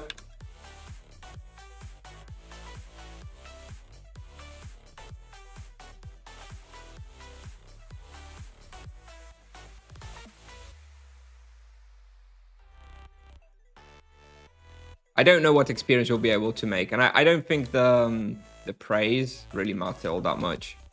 I don't think the damage praise is gonna help very much. But you know, it was free, so what the hell.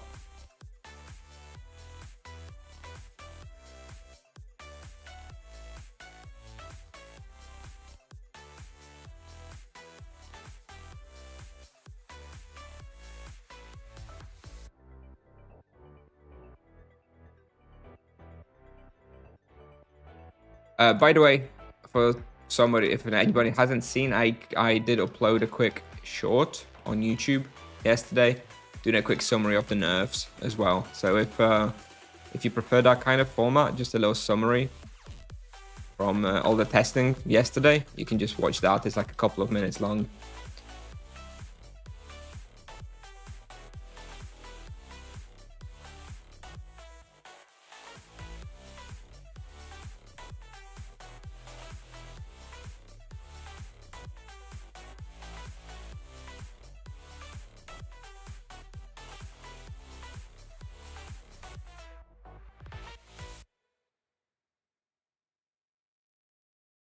I think I'm going to add the Warhammer and the Serpent Sword to my loot list, because I think I want to stay here for as long as possible, and those are kind of heavy.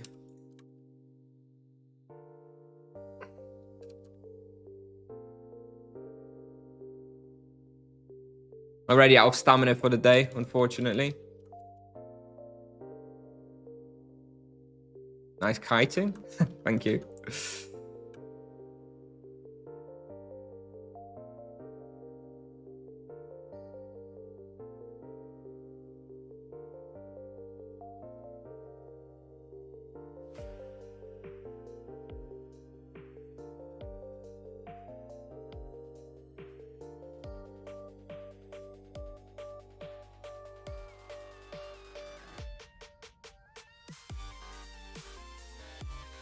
Stamina is the thing of the past for my monk. Yeah. I'm not really worrying about it too much. I like to get 1 hour of stamina a day, you know, after SS, so that I can sort of I can use a boost at least effectively. Just go for like some really good experience spot, burn a boost like we just did on Azelon, and then I'm okay. Then I'm okay to like do, you know, less efficient stuff for the rest of the day.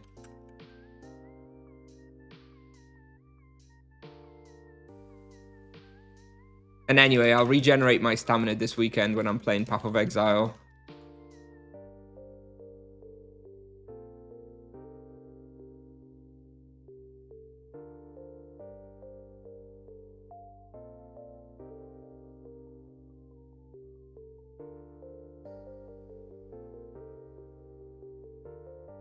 On what level did you came here first around? 300. 300 with the Inferniarch Claw. or the lion claws should be fine. It's hard. This is harder than the were tigers, I think. I don't know why. Maybe because on were tigers I was using the cobra bio, but this felt harder to me than were tigers actually. But yeah, around 300 you can probably come here.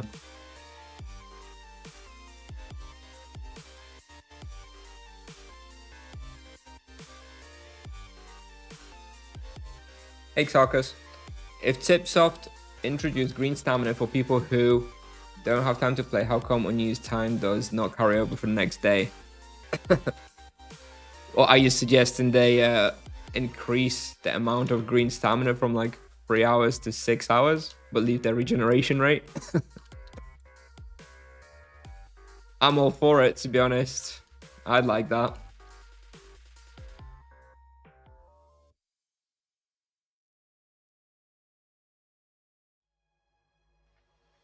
You try to burn 1 or 2 boosts today? Yeah, like when I use up stamina, when I'm not like so short on stamina, I use 2 boosts today as well. But it feels bad.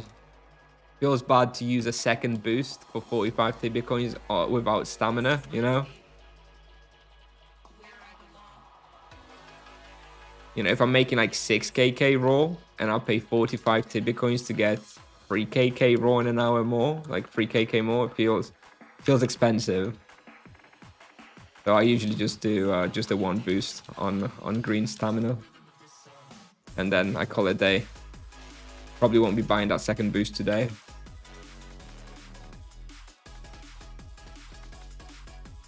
Buy experience in retro hardcore, yeah, definitely is cheaper. Alright.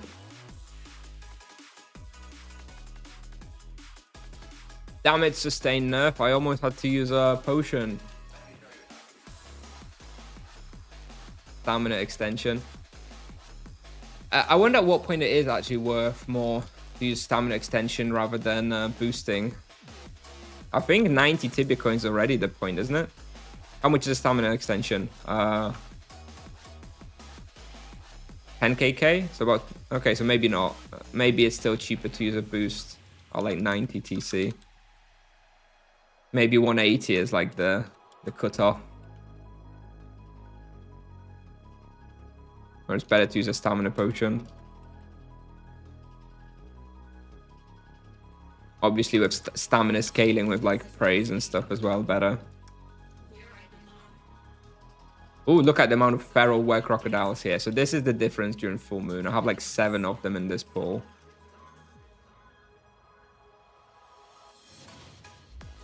This is why full moon is better, but harder as well.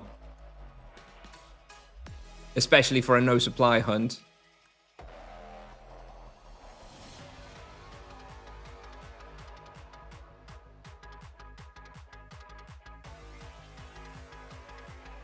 Yeah, stamina extension only if you're planning on using a 4th boost. Yeah, exactly. So not really. Oh, 476. There we go. I didn't realize I was so close to leveling up. There we go. Maybe we'll do 1 more today. Maybe 2 more. Not sure if I'll play enough to do 2 more. We'll probably get 1 more level today. 477. 480 tomorrow. And then Path of Exile is out, so not sure how much I'll play over the weekend. Still don't like the idea of losing green stamina, so I think I'll still probably be burning my green stamina where possible.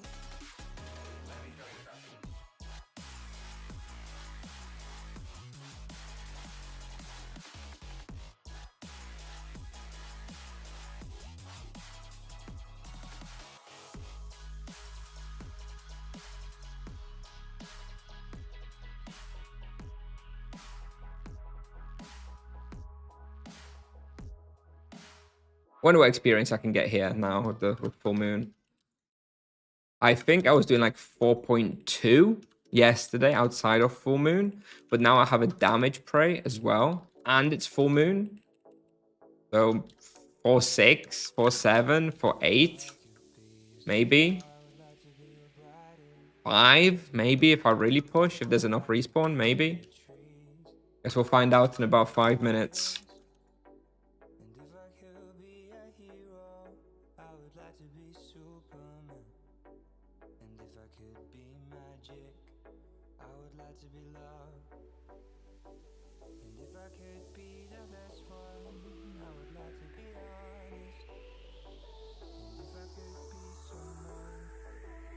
The profit is also greater during full moon. I think there's a certain item that they only drop when it's full moon. And also feral were crocodiles on average just have a higher drop rate per kill. But yeah, it's much better during full moon.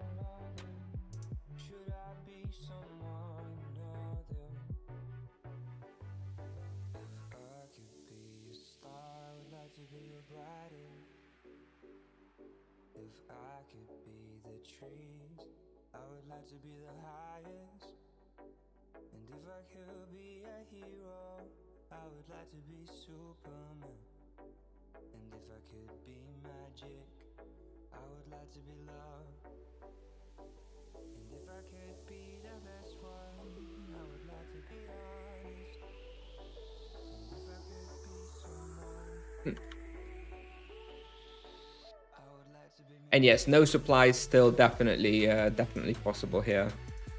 Although this is harder than on non-full moon. On non-full moon, 0 supplies here, really easy. Full moon, definitely a bit harder. Are the nerfs noticeable? Oh yeah, absolutely they're noticeable. Especially in this level range as well. They're not very noticeable on low level. On this level, it's like a 5% nerf or something. Yeah, noticeable, but not game breaking. We're still fine.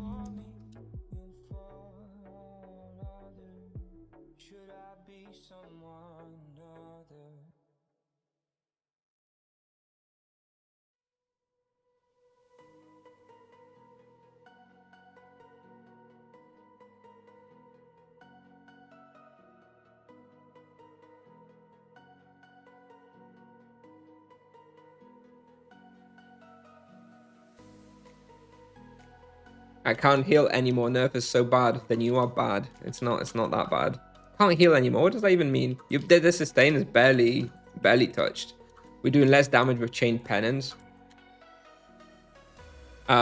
Which means we get a bit less leech from that, but the sustain has been, we've already worked out the formulas. It's really low nerf for majority of players. If you had a 1k monk, which you don't because it doesn't exist, then the sustain nerf was significant.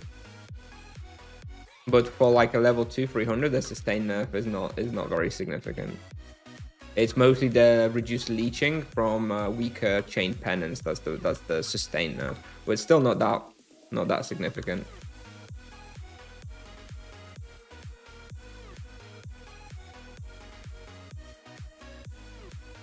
Well, give me if I had the character, I'd go do it. Anyway, I don't even wallbox on level 500. Why would I be wallbox on 325? You don't wallbox, dude, unless you're finishing a pull somewhere.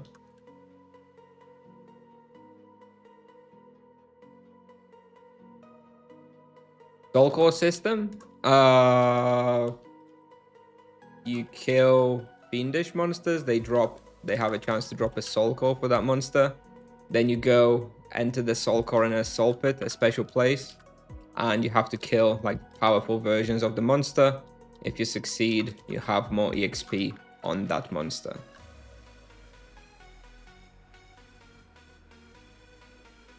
What if you get too many monsters and get trapped? Then you die. Of course, you deserve to die if you get trapped. And that was always the case. I mean, you can use focus serenity. You can use energy ring swapping. You can use your summon. There are ways to get out of traps, but if you get trapped, that's unlucky, I guess. And yeah, it's normal that you die. If I got trapped at, I don't know, Falcons, I'd probably die as well. I got trapped at Azelon Castle 2 days ago. Managed to get out through using focus serenity and an energy ring, but it wasn't easy.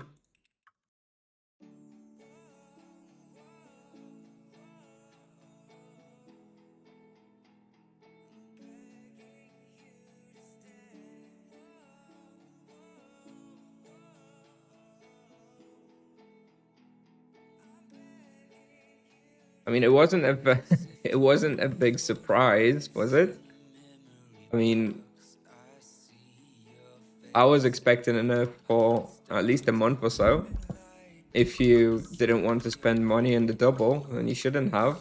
It was very much expected. I mean, I can still do more than every other vocation in this level range. The only problem for the monks still is the end game. That was always going to be the problem, and I do hope that they will buff that. But for this level range, we're still totally fine. Okay, dude, look, you're clearly angry because you're nerfed, but you're clearly also delusional. So no, it's not a 10 to 12% nerf because we've done some testing, so chill out, dude.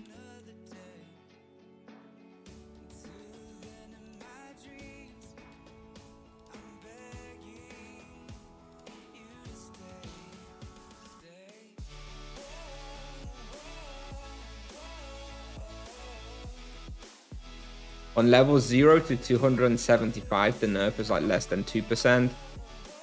Between like 275 to 500, it's somewhere between 5 and 7% in majority of the places. Maybe there's some outlier places where it feels a bit higher, but I'd be surprised. Maybe some places just aren't huntable for another 50 levels or so. But the overall damage nerf, if you switch to Virtue of Harmony, maybe using Virtue of Justice still. If you're still using Virtue of Justice with a triple chain, then yeah, maybe the nerf is more noticeable. But if you switch to Virtue of Harmony, then the nerf is a lot less.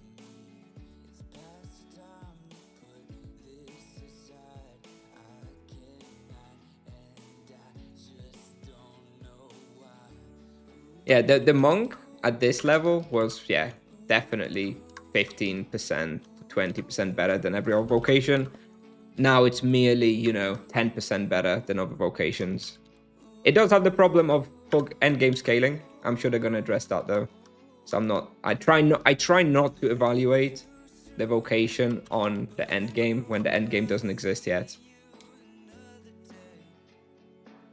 I'll worry about the endgame once I'm in the endgame.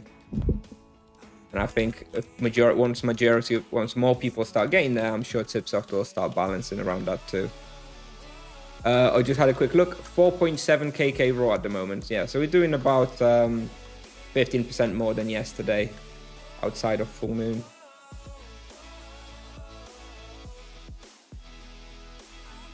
Yes, exactly, Hero. Like, this is the thing. I remember I came here on my EK with like 128 axe.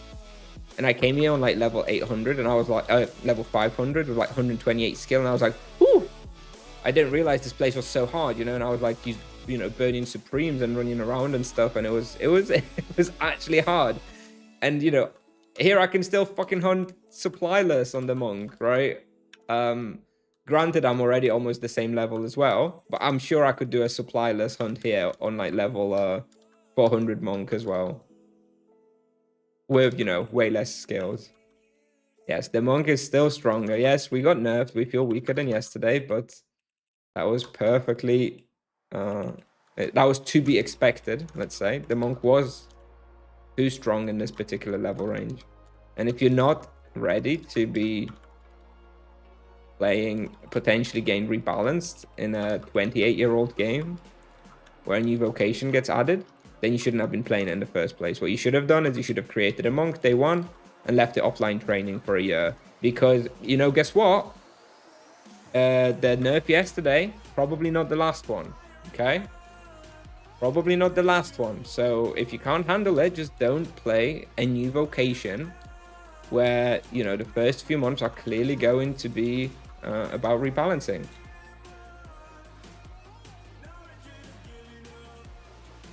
How many can afford salt and buy skills? Doesn't matter.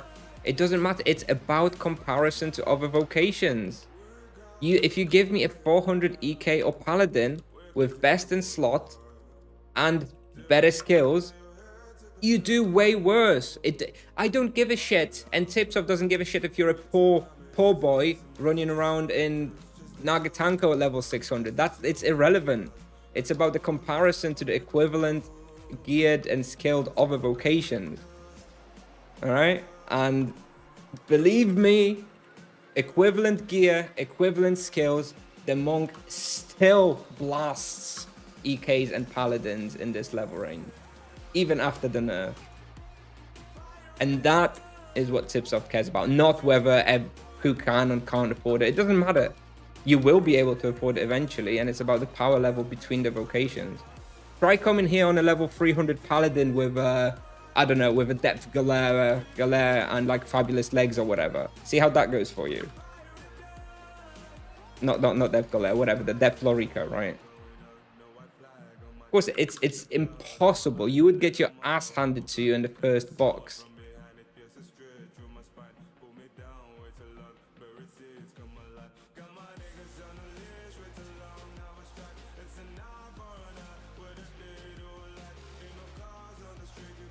It wasn't even a big nerf. Like, this is, I don't know why it was not a big nerf. A big nerf would like be like a 30% nerf. 5% overall experience loss is not a big nerf when you're making way more than every other vocation.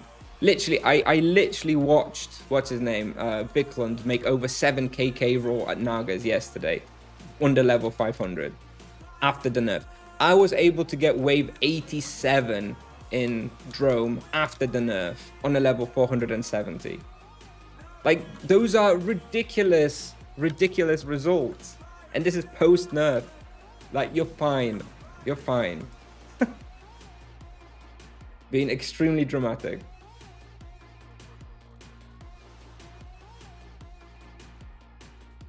Yeah, look, if survivability was hit that. But this is, again, you talking from the perspective of how ridiculously broken the monk was. Yeah, the survivability is worse. Yeah, you're doing less. You've got less passive healing for free. You're leeching a bit less because you're doing a little bit less damage. Yeah, but you're still capable to hunting grounds at a way lower level than other vocations. So what should a level 300 paladin say who wants to hunt an Asura Mirror? What's his survivability like? If yours is bad, what is a paladin's survivability like at level 300 then? How about an EK at level 300 going solo hunting Nagas? If your survivability is bad, what is an EK supposed to say? Like, it's you are losing the perspective of balance across vocations, which is what Tipsoft needs to worry about, and not about just one vocation.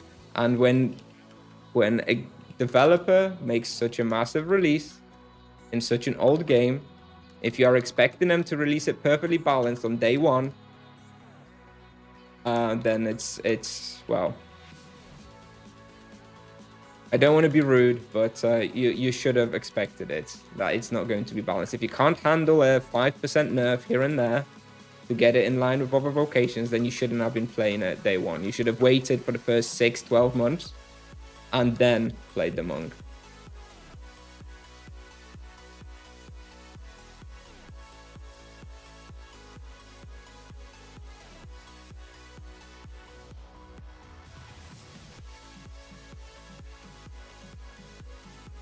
Massive release. Thank you, Xarkas.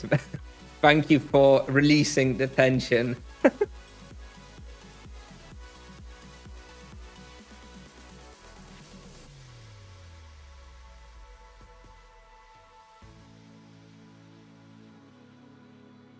People like you reach level 1k faster now, have to work harder to get it. First time, friend, first time in Tibia. Have you not played this game before? That's exactly how everything in Tibia works. Something crazy OP is released, people make their fortune, then it gets nerfed, and people find it harder to catch up. That's how it's always been. Does that mean you have to leave it in a broken state for longer?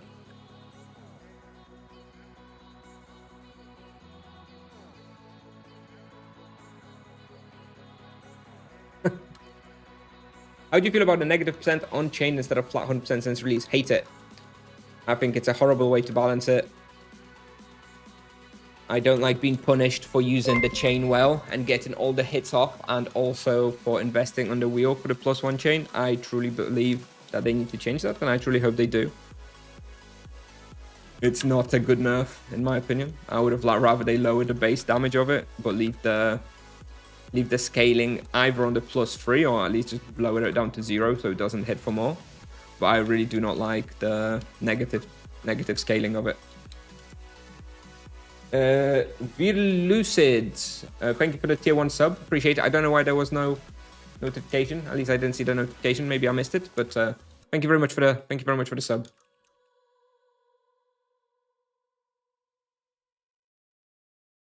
Yeah. As the second you start answering. Actually, it says it's ad break in progress for another 50 seconds. So let's just finish that and then I'll answer.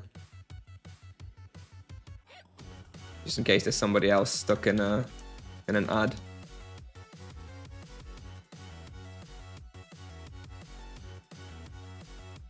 Yeah, exactly. Things start OP and they get nerfed. That's how it is in like every game. I don't think Tipsoft is somehow necessarily more skilled than, you know, Riot Games or Blizzard or whatever. It seems to happen everywhere, so it's just to be expected. I fully expected the Monk to end up being way OP at the start, and it was. I mean, it's been nerfed 3 times at this point, and still, I would not be surprised if there's still another nerf within the next 6 months or so. Although I would rather see them focus on buffing the end game at the same time. I would be open for them to come in 2 months from now and nerf the mid game, early game by like another 5% or so. I still think it would still be fine, but buff the end game somehow by like 10, 15, 20%, because it's already, you can tell in team hunts at high level that it really starts falling off, and that's going to be a problem the longer the monk goes on. For now, it's still fine, and it's not that big a deal because barely anybody is hunting those kind of places. You know, you've got maybe the top 5 monks hunting these places, so it's not really noticeable or talked about as much. But you better believe it that once the monk who's top 300 is hunting library or soul war or whatever, and is getting shit results, that's when people will start talking about it and it will be a problem. So Tipsoft better have it on their radar, and yeah, they will have to fix it somehow. Do I believe they will fix it in the right way?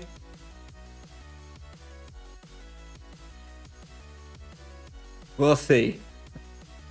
But as far as the mid game goes, this level, I don't know what would I consider mid game. I don't know, level 300 to level 600, right? Is that would that be the mid game for the EK for the monk? 300 to 600. I still think 300 to 600. It's far and away the best solo vocation, at least.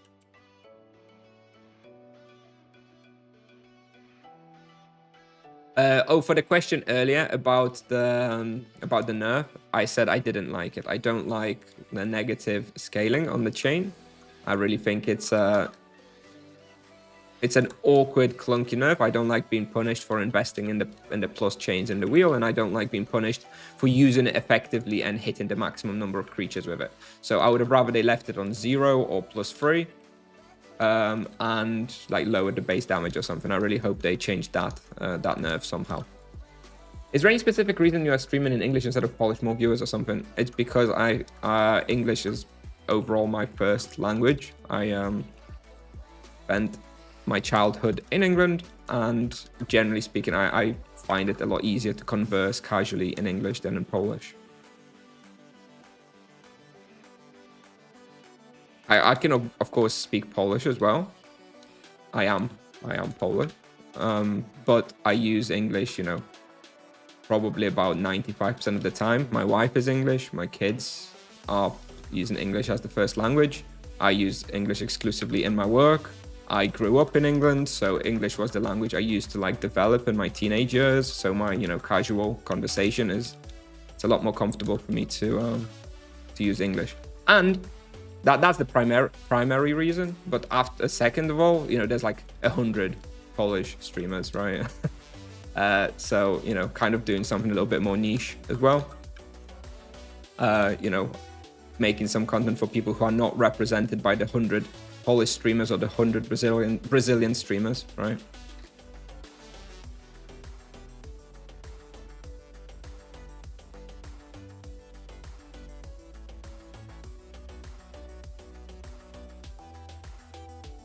I don't do it for viewers. Like if they're for viewers, I don't think that speaking in English is streaming in English is better for viewers necessarily. I don't know. Maybe maybe now. I don't know. I think it's not clear to me that using English on the stream is better. If it is, it's because I'm able to make higher quality content in English because I feel more comfortable in English. Then the content is better, hence there's more viewers. I think if I was streaming in Polish, I think there's possibly a higher viewer base. But like I already said, I feel way less comfortable creating content in Polish, so my content would probably be of lower quality, which might result in fewer viewers.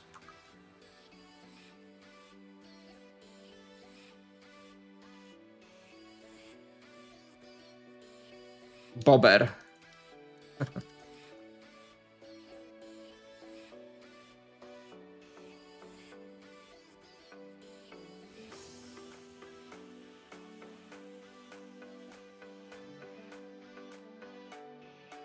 Struggle here as a level 509 ED.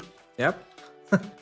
This is a surprisingly difficult respawn, especially on full moon, right? And I'm still going here supplyless.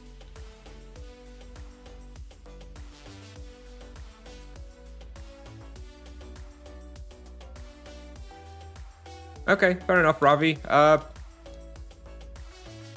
don't know. I think what I like about making content in English, it's much easier, I think, for YouTube. Like for YouTube, you really open yourself up for a much bigger viewer base, I think, creating content on YouTube in English. I don't know about Twitch though. I'm not sure what's better. There's definitely less competition for English speaking. Like, right, who do you have as English speaking streamers right now? You've got Svar, although he's kind of seems like he's streaming a little bit less recently. You've got Vicklund now. You've got K-Risa, of course. How could I forget K-Risa? You've got Fiery Soul. You know, you've got a few people, but the competition is way less than with Polish streams. Do I teach my kids Polish? Well, we live in Poland now, so we figured with my wife that it's better to teach the kids English at home because they'll pick up Polish anyway, right? In preschool, nursery, school, whatever. So yeah, they speak. My son, my oldest son, is almost 4 years old now, and yeah, of course he speaks Polish, right? Well, he comes home, he speaks to us in English, and then he goes out on the playground with his friends and he speaks to them in Polish. So yeah, of course they'll speak Polish. His level of Polish for a 4-year-old is probably worse than the average Polish 4-year-old because he does have those two languages. But his English is like fluent, right? He's really good at English already, so he's gonna have a really easy time in like school and stuff.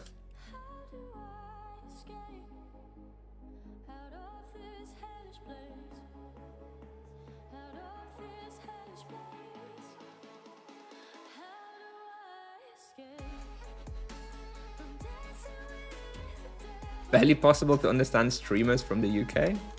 The only one I can think of is Fiery. Oh, there's also Kieran, right? Cloud CB, Anti-Druid. I can understand him fine, but maybe that is because, you know, I spent a long time in the UK myself. Rate Monk 1 to 10, probably still like an 8 or so.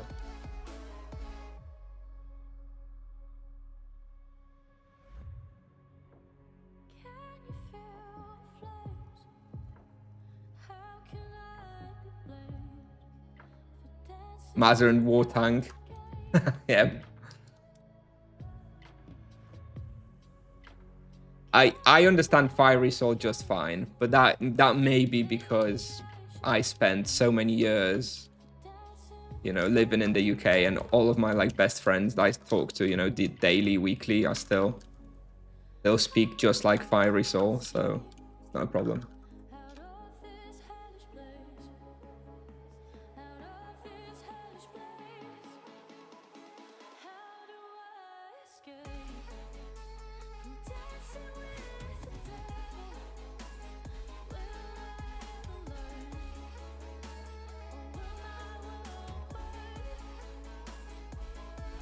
What's the let's have a look. What's the ratio of the monsters that we do in here? Let's have a look. So we got 180 ferals in 34 minutes. That's actually pretty good. That's what 300 and that's about 300 an hour, right? Maybe a little bit more. Which part of Poland am I from? I was born in Wielkopolska, Greater Poland. I currently live in Wrocław.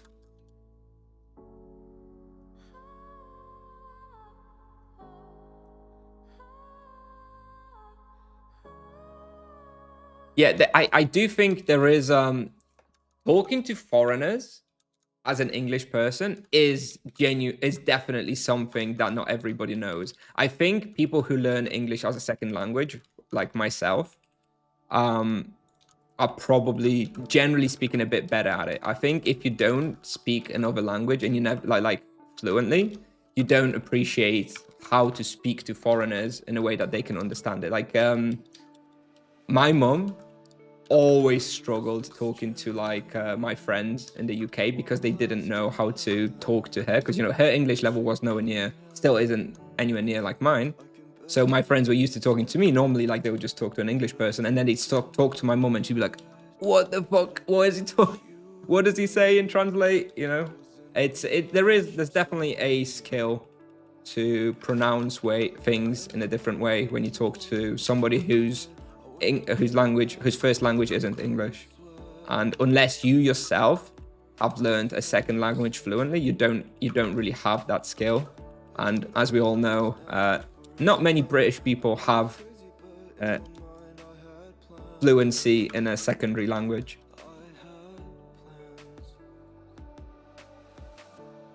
Do Polish people in general not like foreigners? I don't think so. There's obviously a nationalistic side to Poland, like almost in every country. I mean, you know, Brexit and stuff. I don't think Polish people in general are, on average, much more against foreigners than other nations.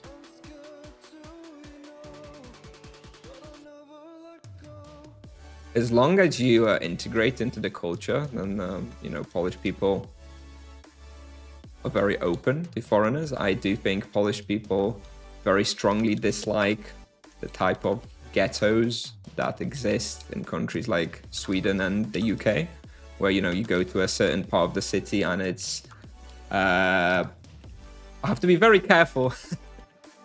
I have to be very careful right now. If you go to a certain part of the city and it's you know, 99% foreigners from certain countries, that sort of thing is not particularly welcome in Poland. I don't think anybody would allow that to happen. So I think from that perspective, Polish people aren't, you know, open to foreigners. But as long as you are, you know, open to integrating into the culture, you know, send your kids to Polish schools or whatever, and, you know, you work, you're part of this the community, whatever, it's no problem whatsoever.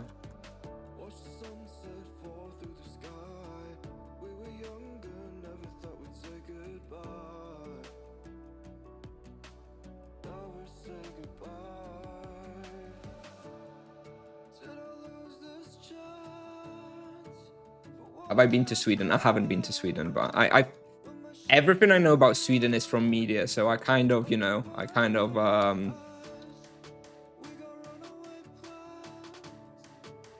I'm a bit wary of what the media portrays it as. I am almost certain that Sweden is fine. It has its problems from what I hear, but I'm sure it's very much exaggerated by, you know, media companies with an agenda.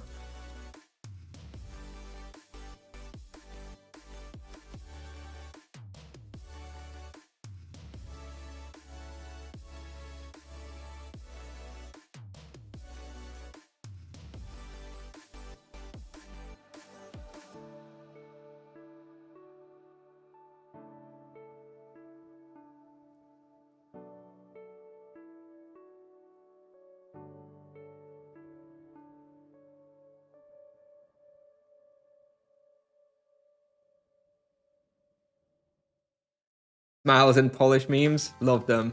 Absolutely love those memes.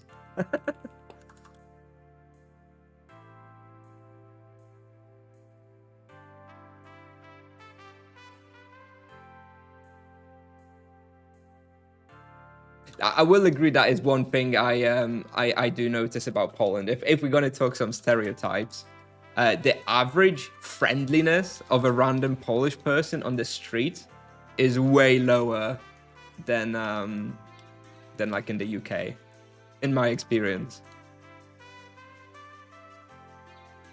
Bit of a stereotype, of course, and I kind of find that maybe even more common in the sort of older generation. I think, you know, millennials are not so much like this, but like, you know, the older generation in Poland, I find them quite unfriendly compared to on average, of course, compared to at least like British people, for example.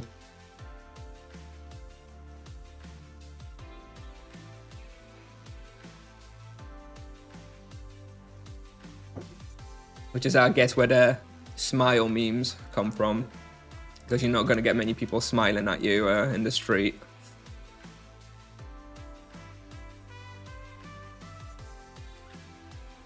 Which is cloudier, Poland or UK? Come on, you know the answer.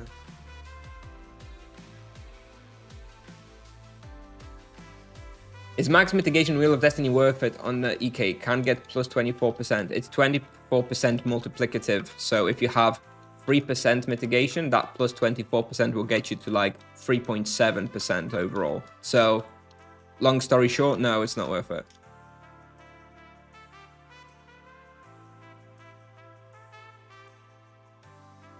The small HP is generally the best thing from the wheel. Bobr Kurva meme is 1010. Agreed. I mean, my logo is based on that, so clearly I agree. I love the Bobber memes.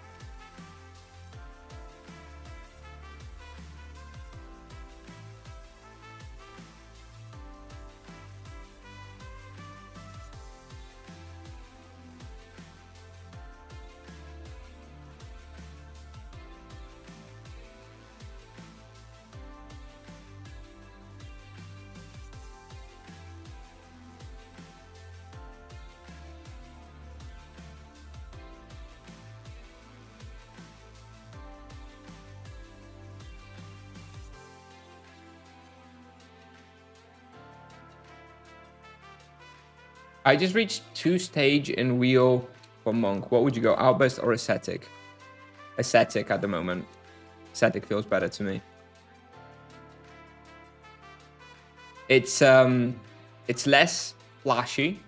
Obviously, it's not as fun as an outburst with focus harmony double spender combo, but it's just very very solid, and it's kind of not really noticeable, but the results seem to favor ascetic, in my opinion.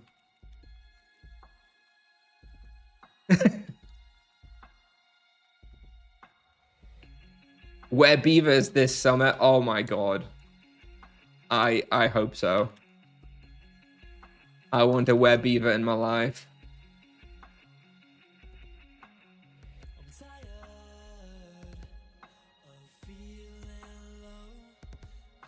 My son even has a beaver plushie that he sleeps with.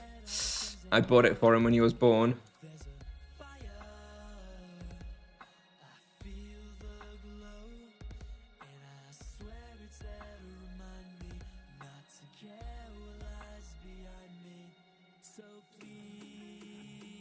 $2KK raw or more on a 150 to 180 with Monk.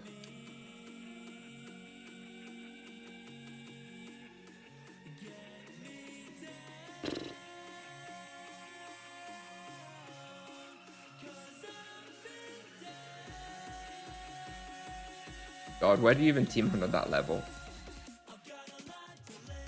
Oh, I guess bursters or gazer specters, right? Or just even ripper specters. any type of specter, I guess. If in doubt, go specters. Is Conviction perk Sanctuary good on Monk for damage? Well, it's kind of untested, right? I don't even know if anybody in the game can even get it yet.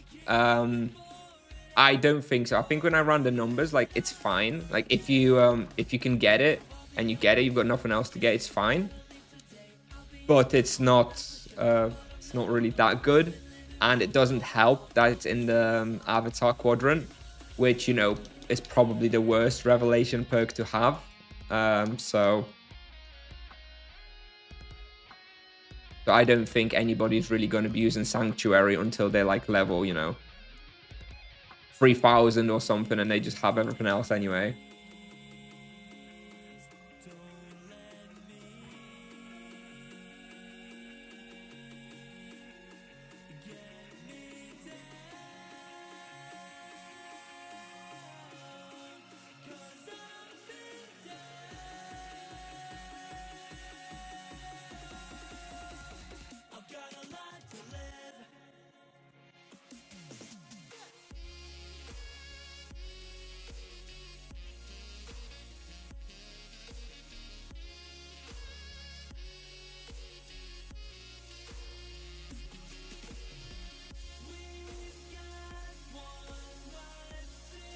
He'll then respawn on red specters, and so we'll be trying blue. Yeah, I mean, those are your best bets, to be honest. Blue specters should be better. I need to focus because I'm actually down to half mana. I'm not focusing too much. I can't use any supplies.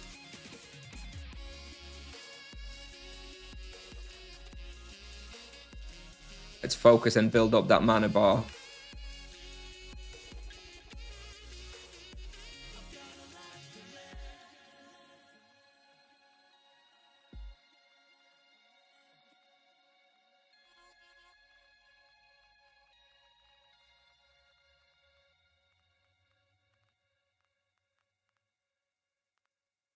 Yeah, I mean, low level monk is very, very powerful for damage. Even now, even after the nerf, it's gonna, in a team hunt, until you like level 400 or 500, you're probably going to be doing the highest damage from everybody.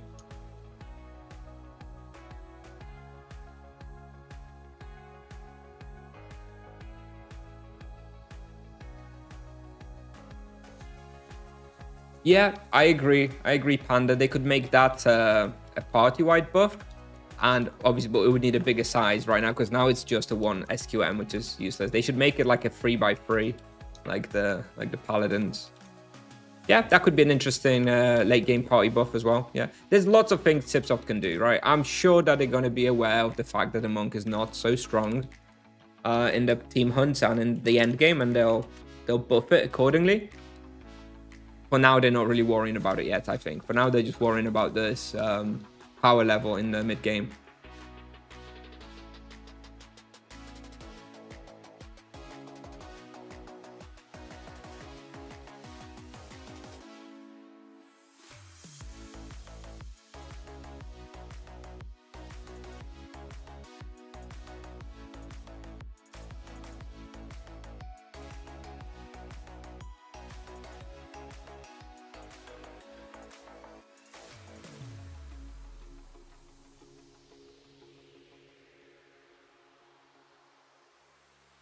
If I'm wearable, should it not be possible to leave Grimvale? I just have a passage and I'm in Edron. Yes, it shouldn't be possible. Not during full moon. You're going to have to get one of those plants in Grimvale -1 and -2 and eat it to remove it. And then you'll be able to leave. 300 ferals per hour, that's pretty good. Yes, indeed. Hello, chatter. And to be honest, I've been kind of unfocused for majority of this. I think off stream I could probably do like 330 an hour or something. So yeah, very good. I do have damage prey though. I do have damage prey that I rolled for free a couple days ago. So I held on to it. That probably helps somewhat. I need 511 more ferals, so just under 2 hours total left.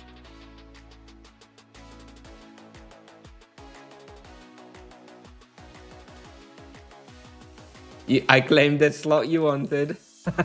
Sorry. Better be faster next time.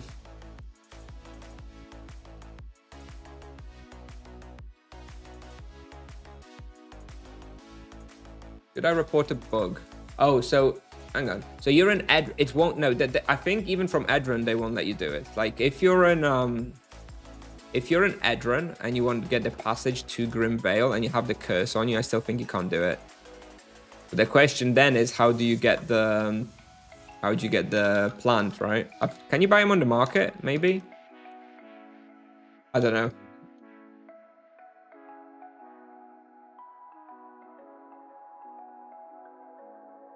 Oh.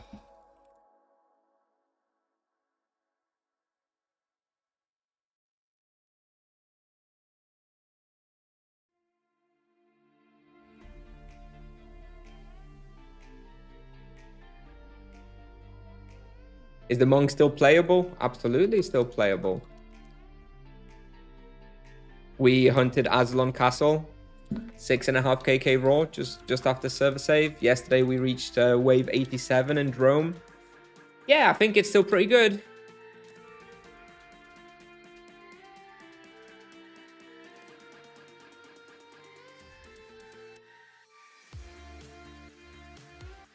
Still doing zero supply hunts, although they are harder. I will admit that the zero supply hunts definitely a lot harder than they were. Still possible if you're like heavily out leveling a particular spot. Still possible, but yeah, definitely much harder now.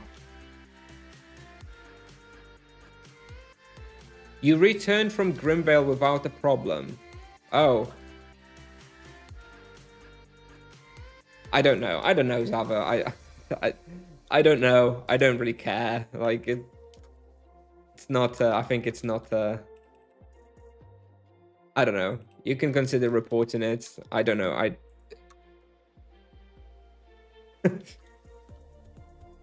Yes, I have to. Yes, it's been nerfed so hard that I need to focus to do zero supplies. You know, previously I would just like spam the healing and it wasn't a big deal. Now I actually have to focus a little bit. Outrageous.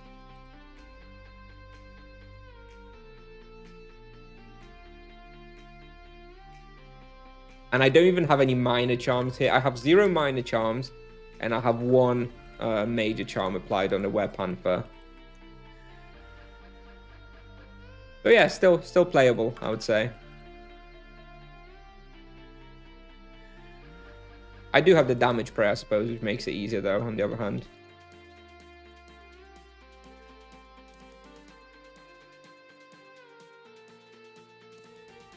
New harsher nerfs incoming? I don't think so. Like it's still fine.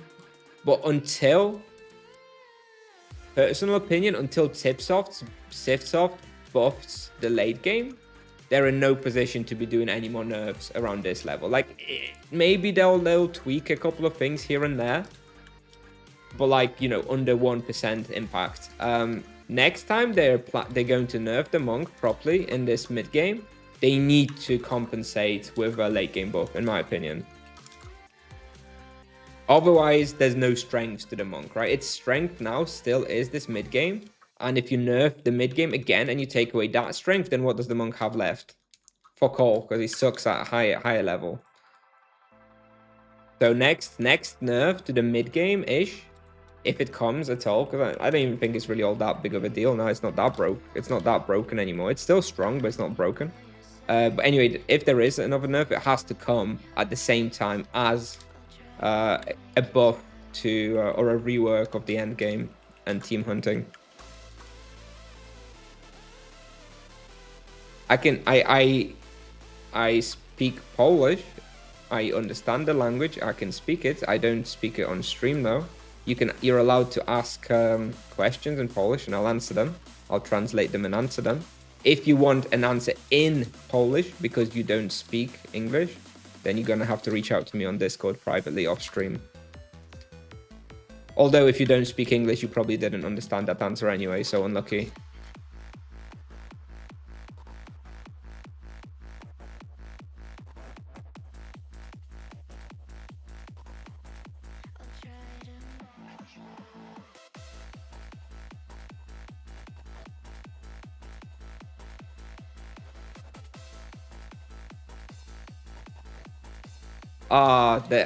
I get plenty of this sort of like anti-Polak and traitor type stuff. Not so much anymore. Not so much anymore. But back in the day, when I was first starting streaming some years ago, I had a few disgruntled Polish people accusing me of, like, you know, being a traitor or whatever. I think now that people actually kind of know me a bit better and they understand my background, where I come from, where I was brought up, and, you know, having a British wife and stuff, I think people kind of understand where I come from, why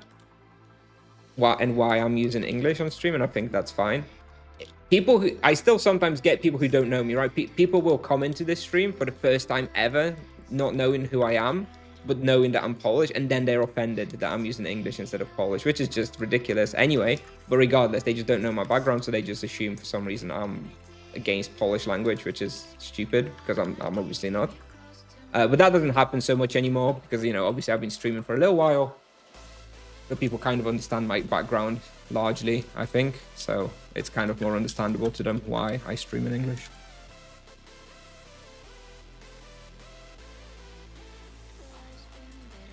Today's teaser was super meh. I imagine this being the best one.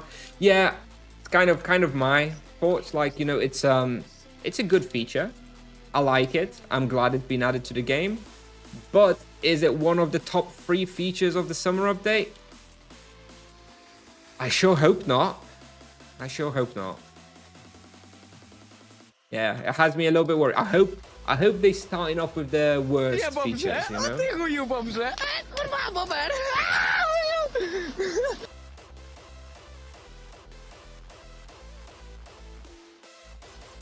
You and your wife live in Poland? Yes, yes. We met in England when I lived there at work, and we moved to Poland together a few years ago.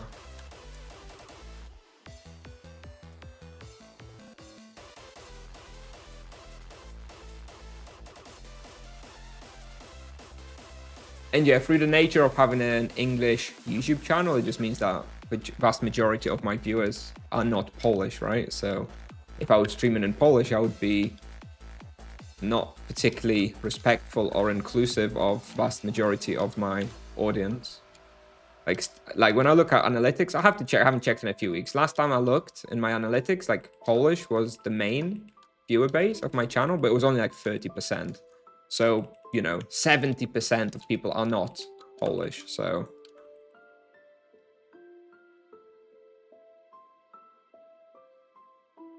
re-imbuing mid-hunt is kind of cool. Yeah, it's cool. It's cool. It's a good feature. Definitely. It's probably even a better feature for me than majority of the players, just through the nature of me getting so many people who ask me to make imbuements for them. You know, it's not a big deal, but it's nice that that's probably not going to be a thing going forward, right? Or you'll just buy the imbuement, scroll on market. So that will be very convenient for me. Kusnier, probably top 1-2 streamer of Tibia. Thank you. Especially considering I'm, you know, don't really do it full time. It's just a casual thing for me. But yeah, thank you.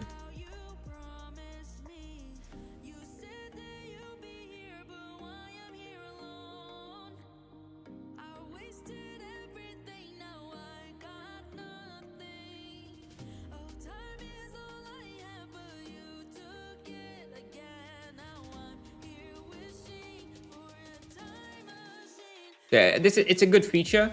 You know, it's a thumbs up for the feature teaser from me.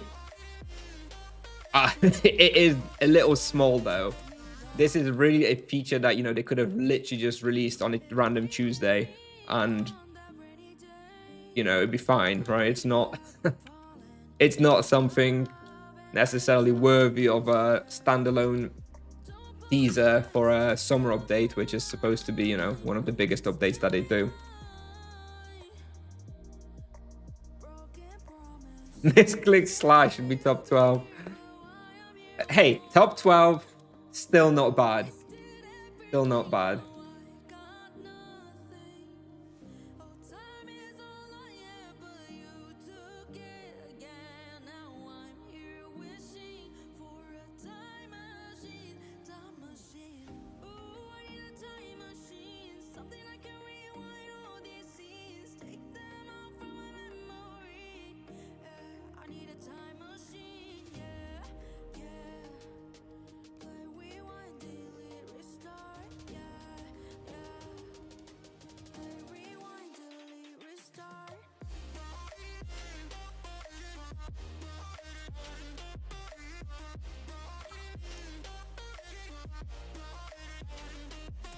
So.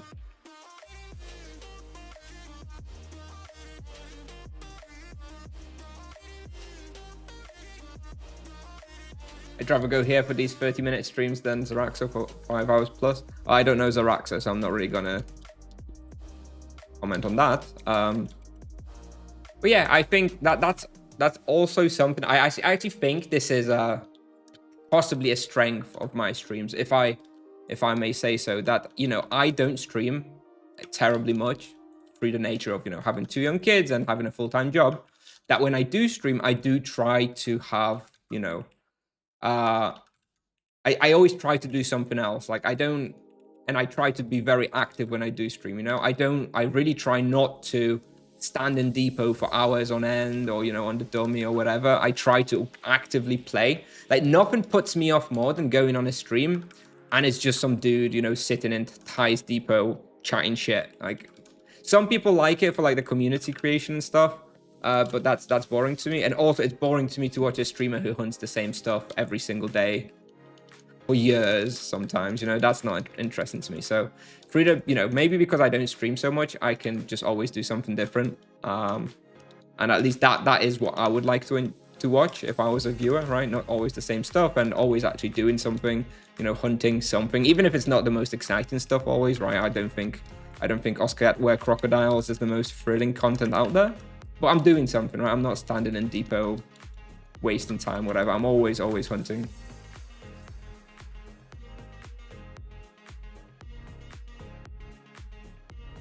Hey, Penjo.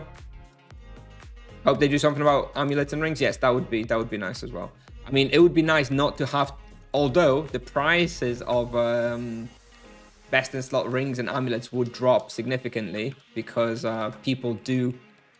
a lot of people have like 2 or 3, right? So to avoid this problem. So if they fix that, suddenly the value of your Alicorn ring or Spirit Fawn ring or my Ethereal ring probably down the shitter, right?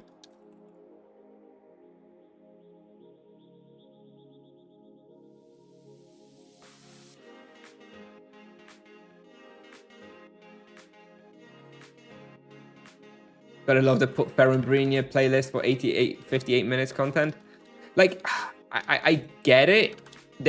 I get it if you are like streaming for like 8 hours. If you're streaming for like 8 hours and you need to have a break to like eat and stuff, then yeah, putting Ferenbrinia on in the background, I think is fine. But if you're streaming for like 2 hours and like, or 3 hours, and like half of that is, yeah, just watching Ferenbrinia and stuff, wouldn't be my wouldn't be my #1 type of content to watch.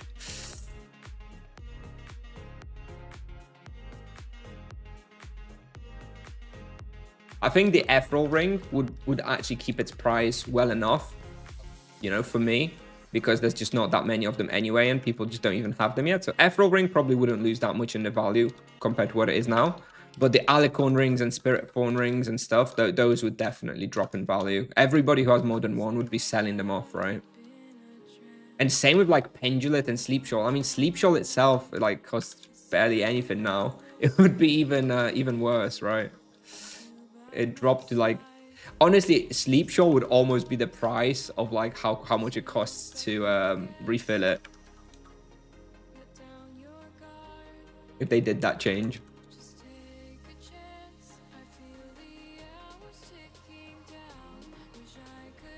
I still think it's a good change.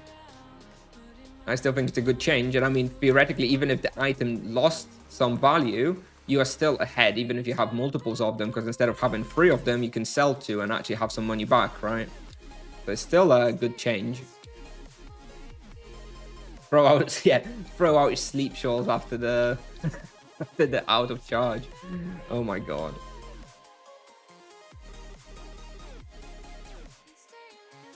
Think about global warming.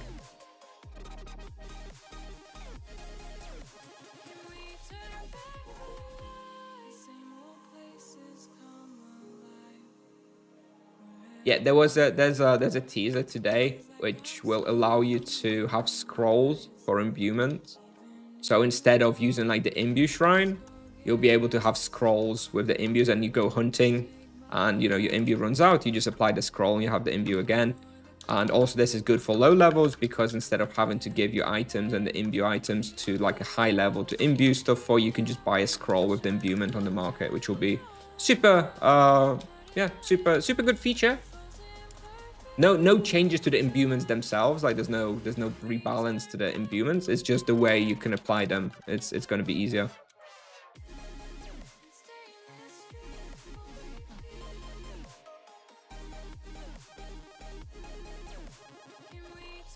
But they need to pay 25k. Well, that's the upper limit, right?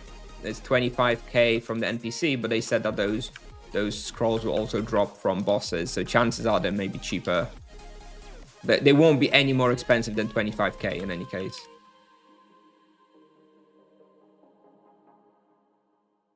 Sleep shells are 50k on Graviterra. It's cheaper to buy a new one than refill. That is ridiculous. That is ridiculous.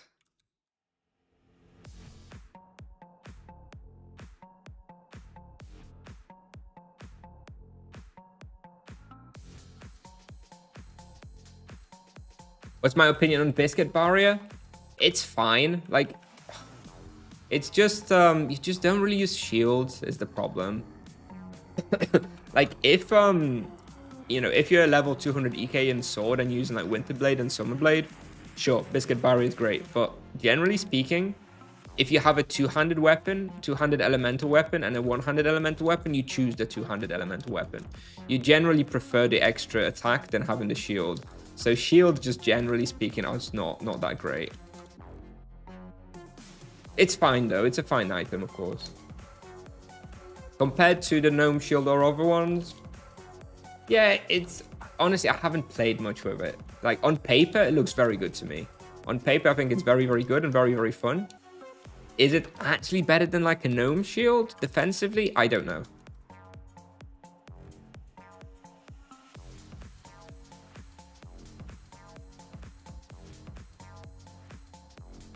I wonder if they'd make powerful scrolls also drop from some bosses. Now that is interesting, chatter. That I haven't thought about. That would be a really cool drop from like some bosses, from like world bosses, right? You kill Farumbras and you drop a powerful crit scroll. That would be really cool, actually. I like that. I like that a lot. I hope they do. I hope they do. Or like a rare drop from like even like Oberon and Tamira, right? That would be awesome. That would be really awesome. I hope they do that.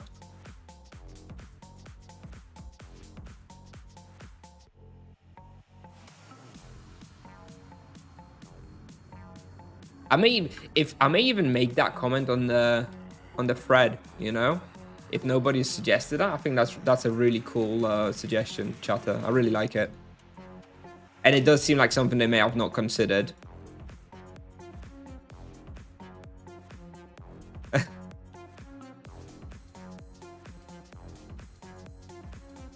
Are you going to update your website to calculate the best value for the scrolls too? Oh, I'm just going to remove the imbue tool.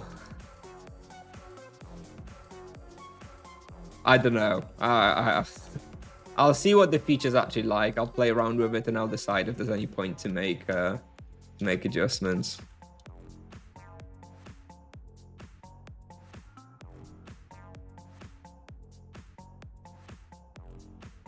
I'm not sure that there is though. Like the cost is still going to be the same. It's still going to be legit just a decision if you should be buying the items, or I suppose I understand. So you could, if the scrolls were on market, you could input the value of the scroll also to the tool and be like, oh, is it better to buy the scroll or is it better to buy the items? I think almost certainly it's going to be still better to buy the items and the gold tokens. Like otherwise, you know, arbitrage and supply and demand will just mean that if their scrolls are cheaper than buying the items or gold tokens, the scrolls will just sell out immediately, right? So I think long term, there is no way for the scrolls to be cheaper than just doing it with the gold tokens or imbue items. Maybe they'll be like, thank you for the raid, Leszku, dzięki, siema, dzięki bardzo, witam wszystkich, hello.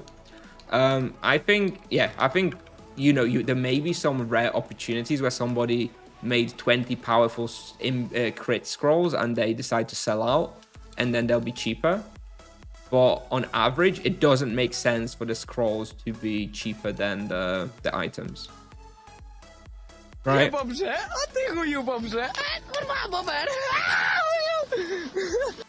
They shouldn't be much more.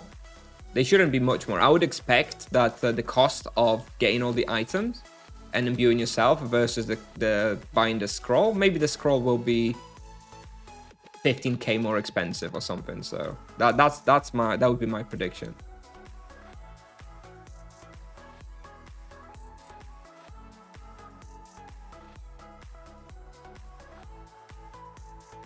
But I don't think the scroll will likely ever be cheaper.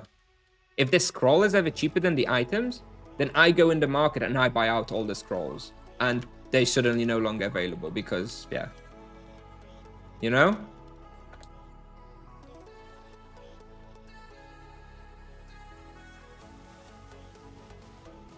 I don't think any imbue items have other uses than being used in imbuements. The convenience of the scroll bumps it up a bit, exactly. So it's likely to be more expensive, right? It doesn't, or at least it doesn't make sense for it to be cheaper. But yeah, but not prohibitively, because otherwise then you can just make loads of, because there's two things pushing against it. If the scrolls are much more expensive, then people will just make shitloads of scrolls and make free money by selling scrolls. So it can't be that profitable. And on the other hand, it doesn't make sense for the scrolls to be cheaper because they'll just be immediately bought out by everybody who wants to make imbuements because it is the more convenient way. So yeah, the equilibrium will settle on the scrolls being a few K more expensive than buying the items, right? So does it make sense to make a tool to make this comparison? Probably not. Where do you live, lad? I live in Wrocław, Poland. I'm assuming you're asking because of using English in my accent. I spent my childhood and went to school and university in England. I lived in Stoke, Birmingham, and London for varying numbers of years in each. Overall, about 15 years, 13 years maybe in England total.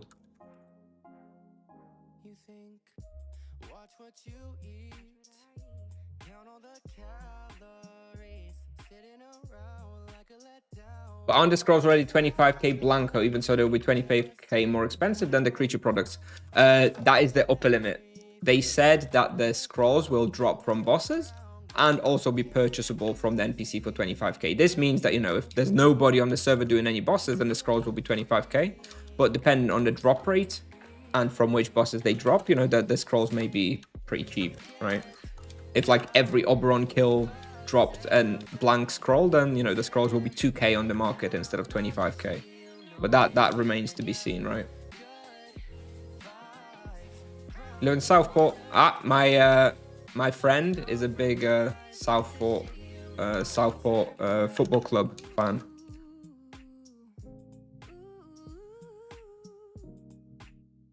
Strangely enough, but yeah, I know Southport. My wife is from Manchester. So, you know, we know those parts.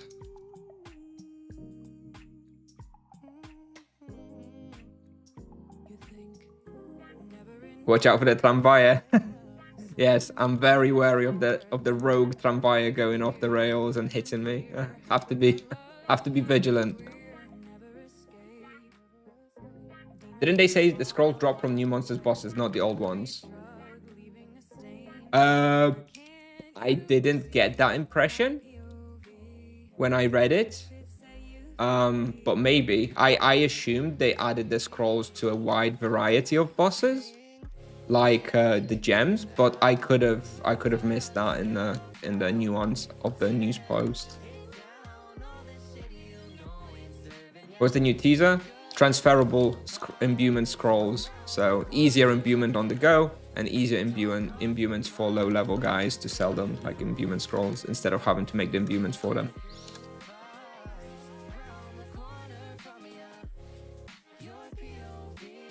Manchester has a harder accent to understand, right? I think Manchester's not too bad in my experience. Like the two accents that I maybe not struggle with, but that are very distinct to me are Liverpool and Newcastle. Those are hardcore British accents.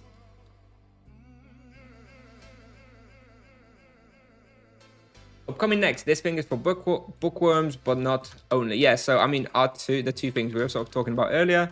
Possible secret library extension if it's a content teaser. If it's a feature teaser, it could just be like some extra data, right? Magical archive expansion, encyclopedia expansion, maybe some formulas for damage and stuff. Stuff like that, maybe. Those are like sort of top two guesses.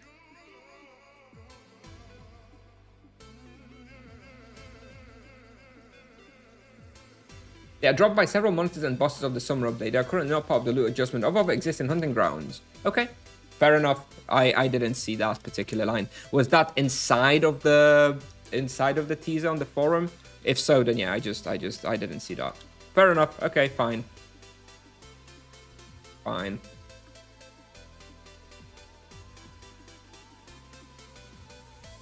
I mean, it's kind of strange though. Like, what does this update coming out in this summer have to do with imbuements? Like, imbuements is a core game feature that's unrelated to the summer update. Why is it that this summer update monsters are somehow going to have a specific interaction with imbuement scrolls? Seems strange to me. Unless there is some further changes around imbuements that we just haven't been told about yet that will be linked to the quest in this summer update. Otherwise, I don't see why the monsters and bosses in this particular new area should have any bearing or relation to the imbuement scroll. It seems arbitrary to me. Just because they come out in the same update, it's weird. It seems unrelated. E4 imbuement.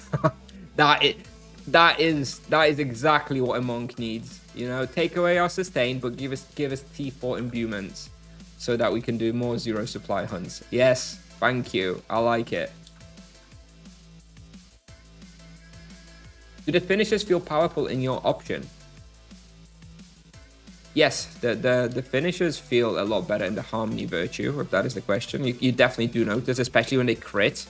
It's a very nice visual and very nice feeling.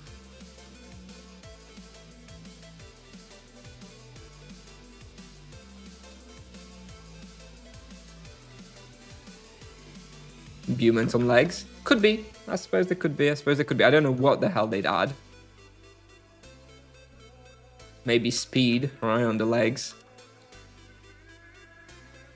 Would anyone actually imbue speed? Maybe on lower levels.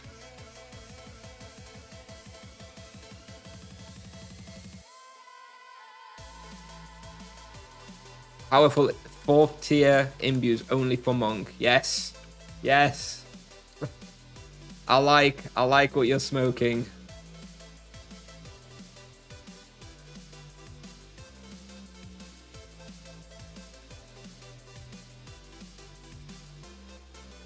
Hello. Hello, Arnold.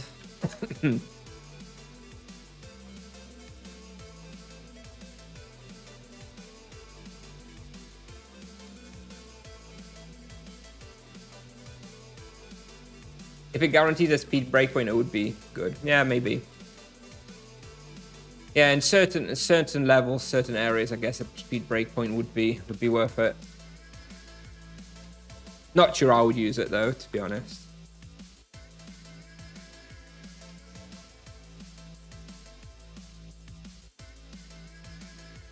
Is this an outfit? Yes, it's the monk outfit with the first and second add-on.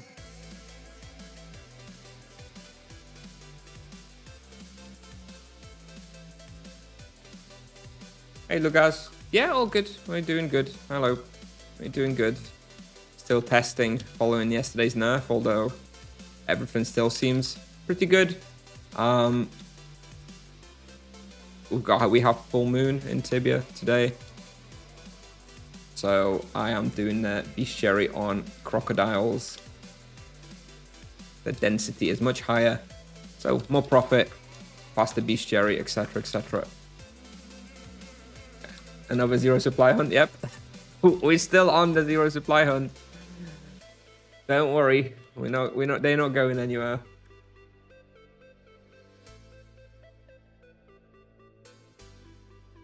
Talking about the outfit, does anyone know anything about it? I expect that may be added in the summer update as well. But no, nobody knows yet about first and second add-on for the monk outfit.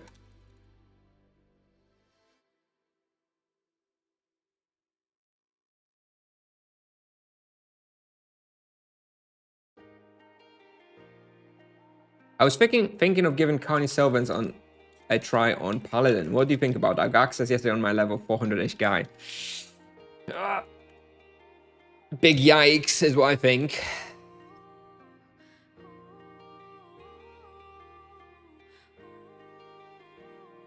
Are you using ascetic or spiritual outburst? Ascetic. But yeah, 400 Paladin or Carney Sylvans. Like, if you can make it work, if you can even survive, it's going to feel like shit because of the ranged monsters. I don't think so, bro. I don't think so. Are you happy with the monk's nerf? I feel like that's I feel like that could be a bait question. Happy is not the word I would use to describe my feeling of the nerf. I am satisfied with the severity of the nerf. I think it hit some of the things that it should have hit that were outliers in the monk's performance. And I think we are still perfectly viable and capable. Now, am I happy? I don't think I would ever say I'm happy when my vocation gets nerfed. Who is happy when their vocation gets nerfed? Nobody. But I do think that considering the overperformance of the monk, the nerf was of the right magnitude. I don't like the -9 on the chain penance, though. I don't like a negative scaling like that. That I wish they would do in a different way.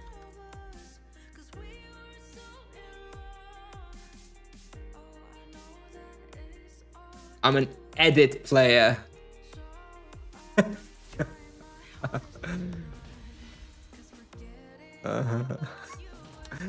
I don't even know what that's a typo for. Elite, maybe? I thought yesterday's nerf monk would make our gameplay much harder, but didn't feel that actually. Yep, exactly. It is harder. I notice it. I can tell that it was nerf. Like, even if there was no patch notes, you know, I would if I played, I would notice it. I can notice there's a nerf, but the nerf is really like, you know, 5% ish ballpark. You know, that's fine. Still stronger than other vocation in this level range. Can you hover your mana a little lower so this looks less OP? Does this look that OP? Anyone can do it, no? Any vocation, I'm sure.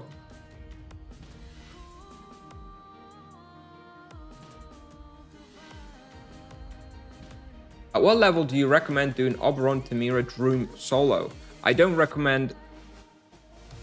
really recommend doing those solo ever because it's very inefficient use of your time. The only time I would ever do a boss like that is if I have a guaranteed 5-man team. I'll run in, straight in, done. Otherwise, it's a very inefficient use of your time. If you are asking what level you could do those bosses, I think Oberon from like 400. Yeah, I think easy 400 plus for Oberon, Tamira. Where it's actually kind of, you know, makes enough sense. They've got enough DPS that's not like horrible. For Droom, you can do Droom at 250, no problem. But again, it's still not really worth the time investment, but you definitely can. Droom is very easy. At what level can a monk go wear crocodiles? I think 300-ish. 300-ish with the Inferniarch clause when I was playing here, and I don't think that anything's changed all that much. We all know that the supply analyzer is just an overlay to trick Tipsoft into nerfing the monk.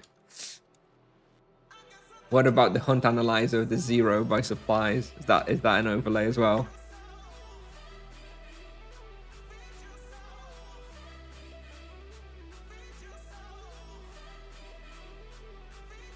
Is there any auto loot feature? Or are you just clicking really fast? There is. They've added a hotkey that you can use. That you can bind in your game options, which loots everything around you. So it's basically an auto loot because, you know, I just click it almost all the time around me. Yeah, which is basically like an auto loot, but not quite. I would still rather they just, you know, accepted that nobody wants to loot and you kill things and the loot it automatically goes in your backpack. I would really like that, but that it's not quite at that level yet. Monk 150 at Grimm's. Any replacement for Dwarven armor that keeps the hunt viable? The Dwarven armor is the best. Oh, okay, I understand. So you say you can't afford the Dwarven armor and you still want to hunt there, right? Is that that? Well, your best alternative is yes, the Gnomish cuirass, right, with vampirism. Probably still fine. You may want to consider investing into defense prey for the first 2 hours just to get a feel of the spot if you haven't hunted there before on the monk. And once you've hunted there for 2 hours and got 10 levels and you're 160, you can probably just drop the defense prey.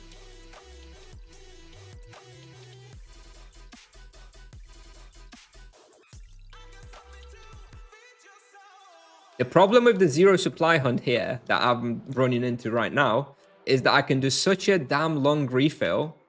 I have no way of making myself a coffee. Like, I really want a coffee, but I don't need to refill. So when do I make a coffee? This is terrible.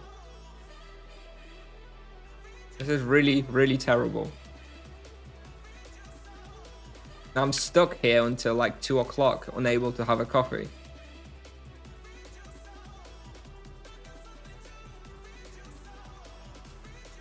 Unless I somehow like run over real quick. Maybe. There's my cup. Maybe we'll do that. Let me turn the coffee machine on. Okay, coffee machine is turning on. In a minute, I'll go and start making the coffee. And you have so much cap, kind of OP. Yep. I can, and I have stopped collecting gold, and I have stopped collecting warhammers and serpent spawns here, just so that I can do this longer refill. But yeah, I think you can comfortably do a 2-hour refill here.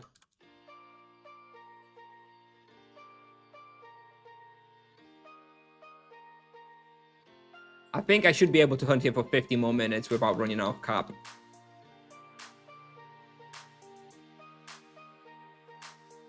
Trade 10 cap per level for 5 mana per level. Yeah, I mean, I'd take that in a heartbeat. I'd happily give up the cap for more mana. Like, the cap is nice, but it's ultimately it's quality of life. Hang on. Second round of coffee making. Alright, coffee's been made. Now I'll just have to pick it up in a minute. Okay, alright, I can still make a coffee. I couldn't do this at Azelon Castle, though. There is not a single time in Azelon Castle where I stand with, like, no creatures on me.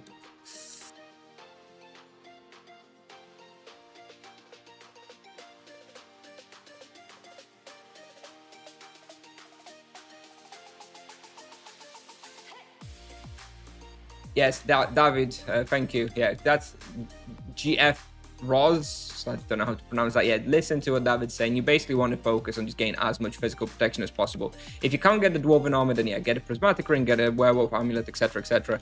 Gnomish Cuirass is probably sufficient, I think, in my opinion. Which hotkey do you have auto loot bound to? I have it on my gaming mouse on button 5. Which is like right in the middle of my gaming mouse. So that it's honestly the position where my thumb rests on the mouse. That's the hotkey I chose. Like, wherever your thumb rests naturally, make that your whole loot hotkey, so you can just spam it very quickly and easily. I'm drinking my coffee now. All right, we did it. We did it.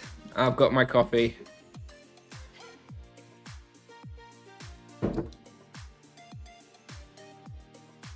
Space bad, yeah. I think space is not great.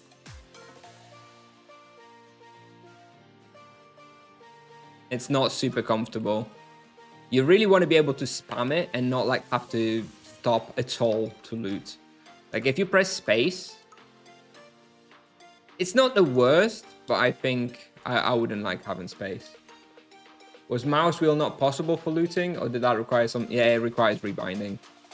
Tibia does not have mouse scroll or mouse wheel in like the settings to bind it to anything, so you have to remap it. Do you think buying Dark Vision Bandana and Jade Legs is worth it? Now, following the Chain Penance nerf, yes, I think Vision Bandana is now better than the Coned Hat of Enlightenment. Following the nerf yesterday. Jade Legs? They're fine. They're better than the Dwarven Legs for like easy hunts. If you're hunting something easy that you're over leveling, then the Jade Legs are better, right? They have like some fist bonuses and stuff. But defensively speaking, you know, Dwarven Legs will almost certainly be better. Almost everywhere until you get your level 300 legs. Do you think I can manage to go Yalahar Grims on a level 177 EK? No, I don't think so. Also, at level 177, you're not going to have any elemental weapon yet, are you? You definitely need a fire or an energy weapon.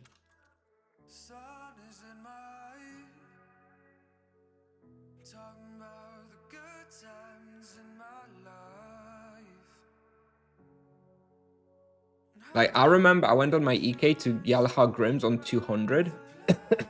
And yeah, I hunted there, it was fine. But it wasn't like a cakewalk, you know?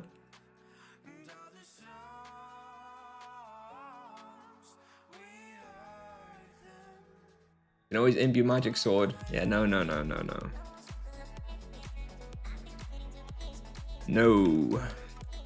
Do not do that.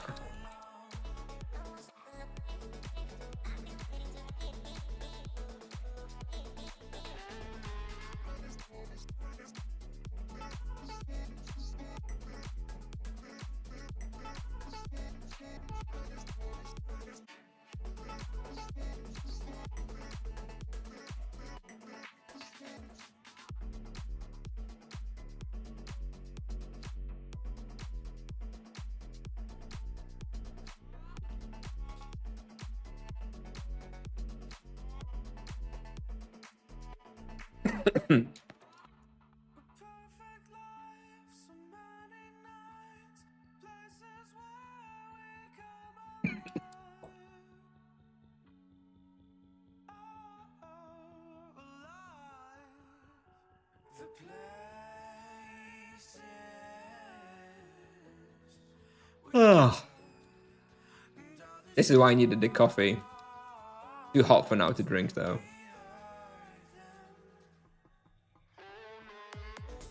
Tibia today feels like monks are in year 2025 and all the other vocations are in 2000 and EKs are in 1800s.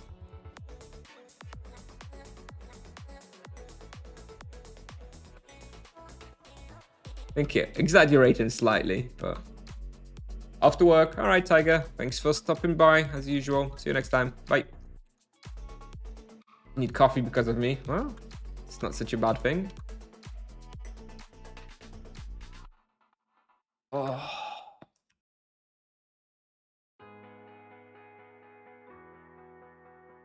Oh, God.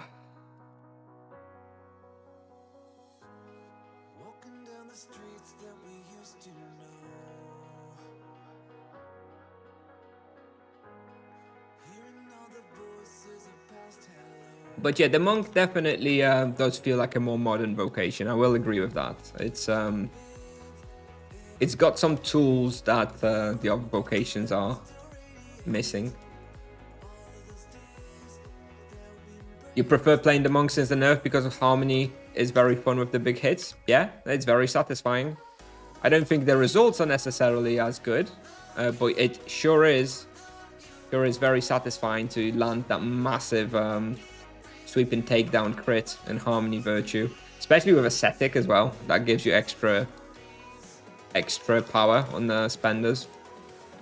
Not sure if you're of enough level to use it, but that also adds extra power into the spenders, which is very nice.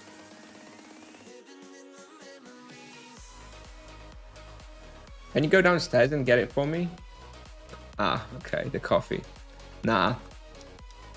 I have my, as you could probably tell, I have my coffee machine like right next to my desk. It's about 2 meters away. So that I can kind of get it very easily.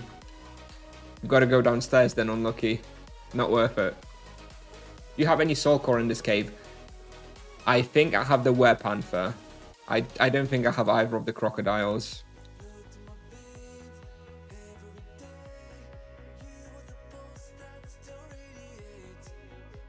Oh, I have the were-crocodile as well. Not the feral. So I guess... Do I have the werepanther? I can't really check right now. Hang on.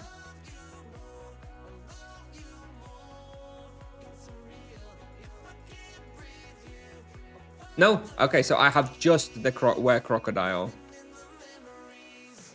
Just the were-crocodile. Which currently is the least... has the lowest density of them. It's most panthers, then ferals, and then the regular crocodiles. So yeah, the overall animus here probably adds me like 1% EXP, right? So nothing. Any comment on today's teaser, Uhaj? Yeah, it's a great feature. Underwhelming for a 1 out of 3 teasers though. I hope they've got something big in the bag because, you know, what else is there to say, right? It's a good feature. Happy to have it. Kind of surprised that it's 1 out of 3 features for a summer update. Hey, Hitzel. Was the absolute best EXP for 177k? Probably Barkless Elves in AB. Monk might have a good early game, yet is kind of flawed in late game. Oh, absolutely. Yep. I fully agree. Like, I mean, the late game and team hunting, late game team hunting especially, will need to be rebalanced for sure. But I don't think that's yet on the radar. But yeah, absolutely. If Tipsoft leaves the Monk as it is, then yeah, it'll have a strong early and mid game, but garbage, terrible late game. So I think they're going to change it sooner or later. Do you think it's possible to make these hunts with 0 supply without Ethereal Ring and Demon Mengu Soul Kamas? Here? Not without Soul Kamas, no. You need the Soul Kamas here. I don't think the ring is that big a deal. I think here is the Soul Kamas which makes it possible mostly.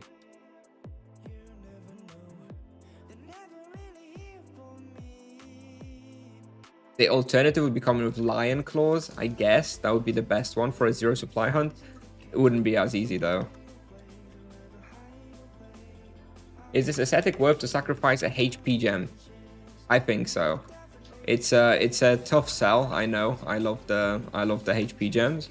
But yeah, I think it is worth it. Unless you're like absolutely struggling in some spot where that HP gem is genuinely saving your life often, then I think aesthetic is better than a HP gem, yes.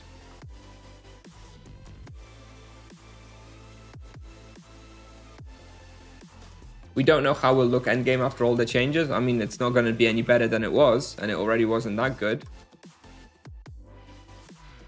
So I do think it's going to be buffed sooner or later.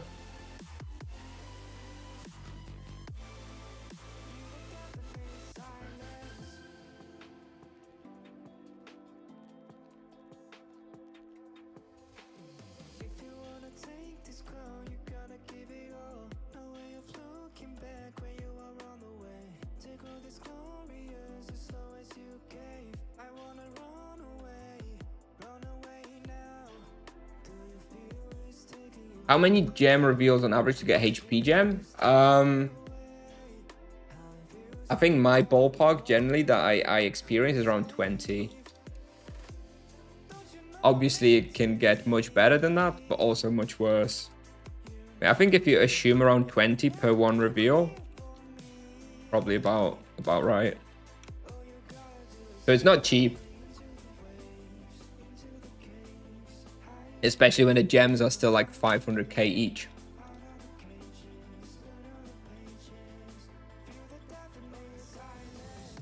For the monk, anyway.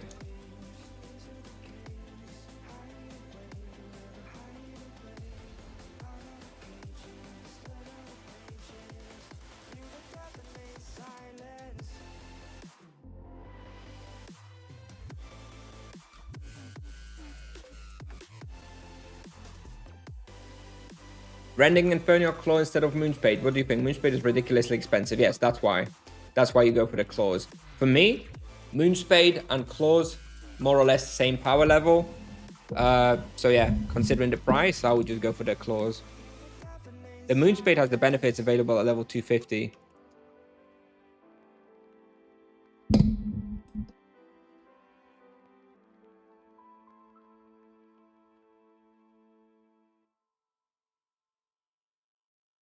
It's exactly 20. Oh, right. So it's the actual odds of getting the HP gems is indeed 5%. I didn't know that. It's just what it felt like to me from doing it a few times myself. It's interesting that it's actually 1 in 20. I never actually counted the possible modifiers.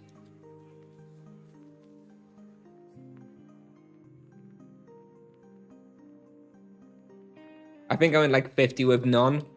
That's the thing. It can go very, very bad. RNG.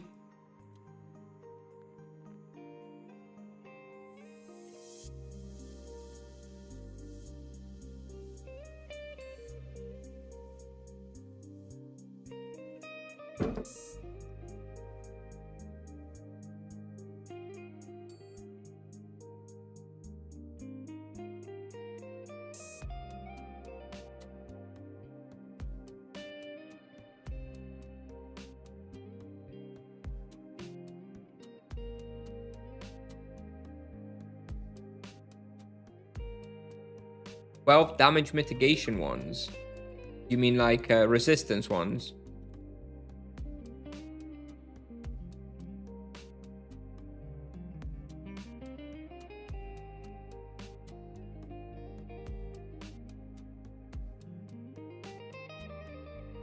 I need to watch out not to reroll these. 15 minutes.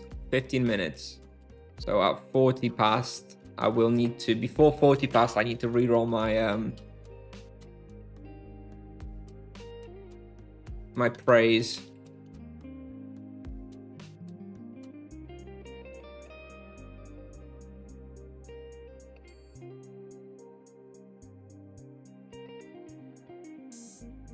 $700 KK for Soul Commas. Is that what it is now? Seriously?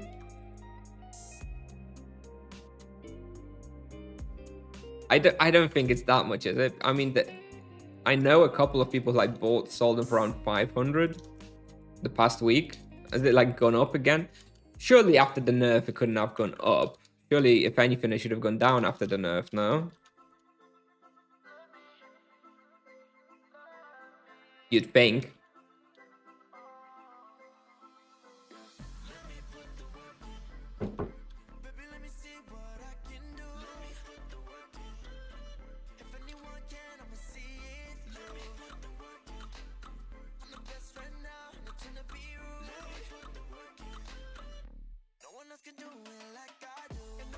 Cobra BO for 150.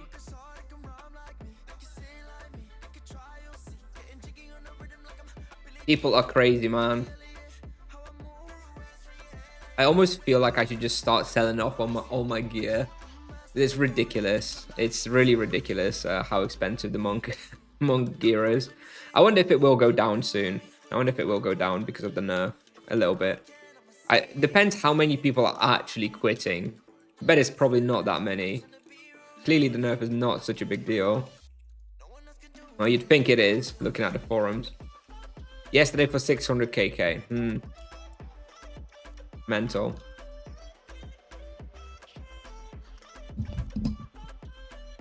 It's crazy, crazy, crazy.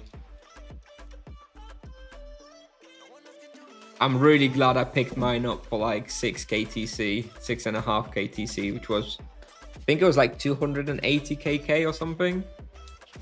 Doubled, over doubled in price. Almost tripled then, I guess.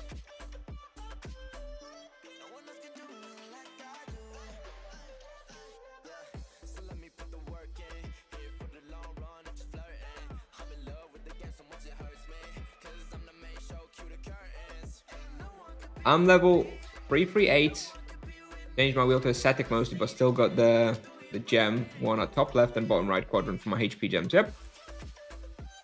That's basically what you do. You get the aesthetic and then you pick up the 2 small gems in the top left and bottom right. That's my go-to wheel at the moment.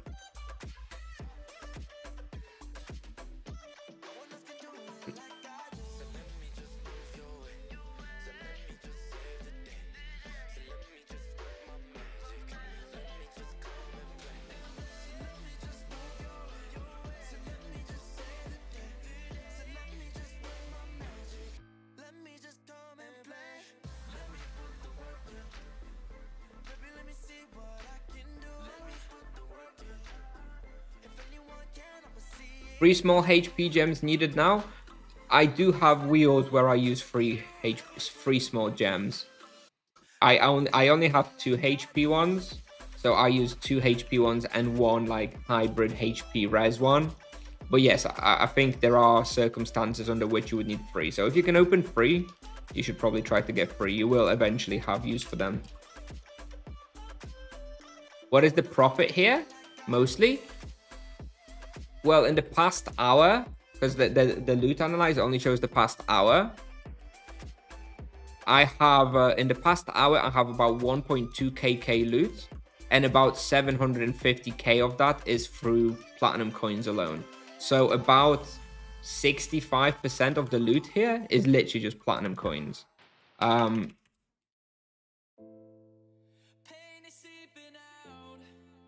The rest, you know, is like, you've got quite a few blue items here as well. You've got these golden sun coins. You've got these trophies as well, which are blue. Yeah, adds up, adds up.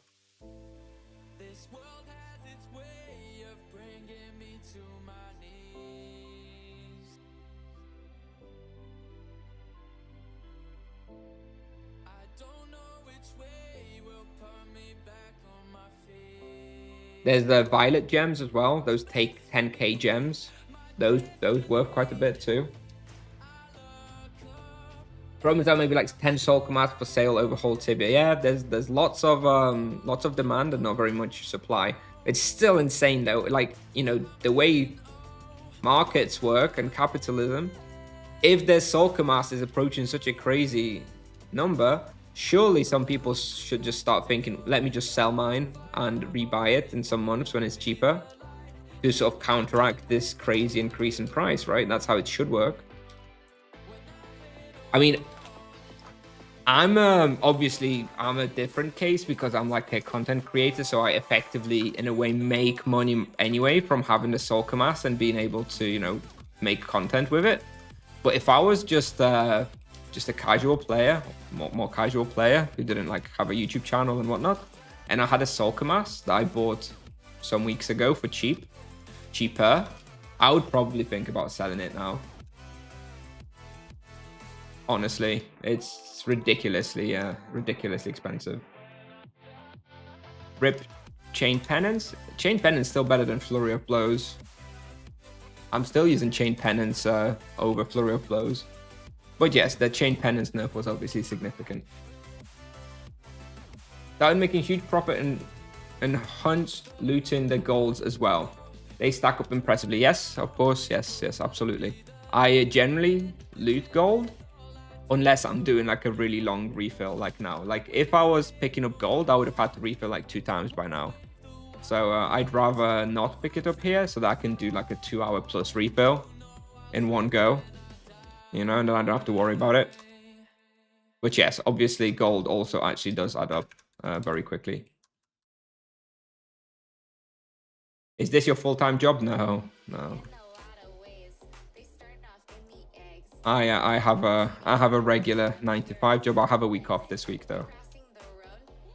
My wife took the kids away to see some family, so I took some time off work so I can just play all week. But no, normally I have a regular. I'm a software engineer in the financial industry for a bank. So yeah, that's my daily job.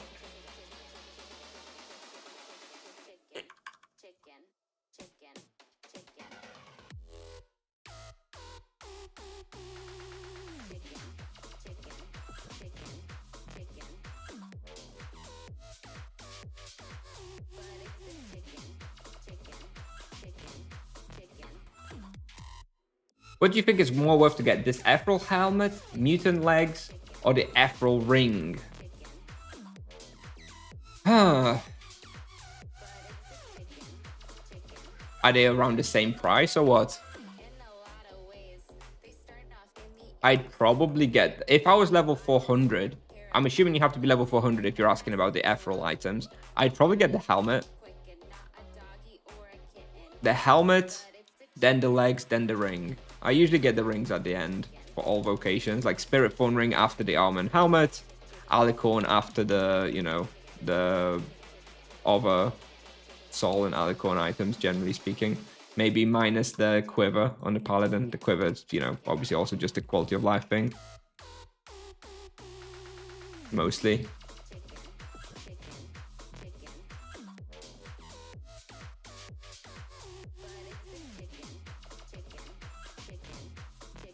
Hi bro, do you like Job and Tipsoft?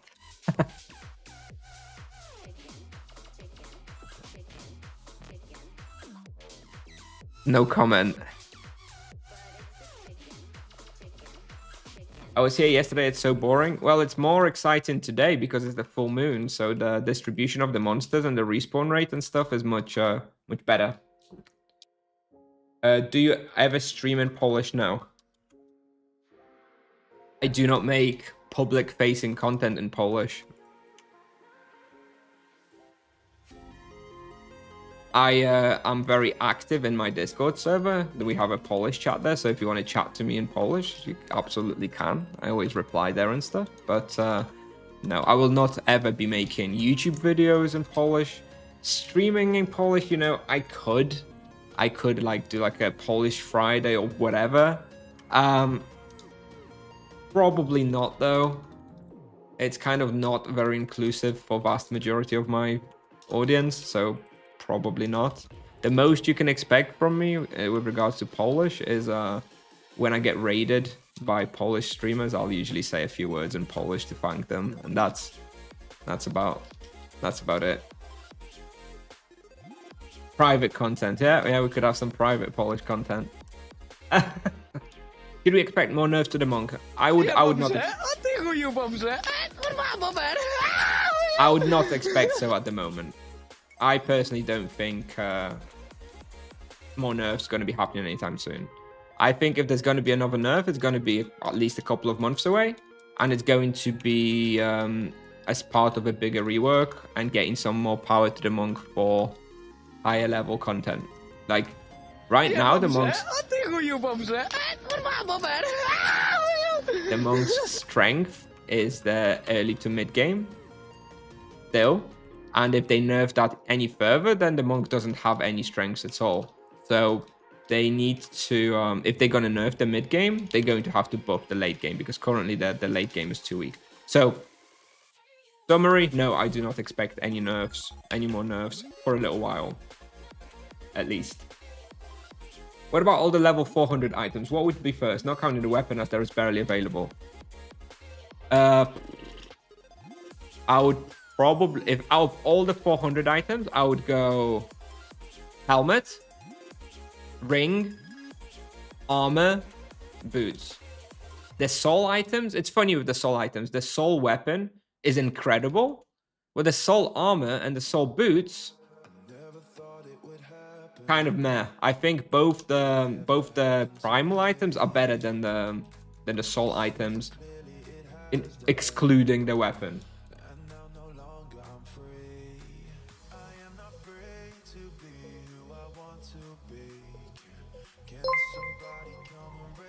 Prime sub.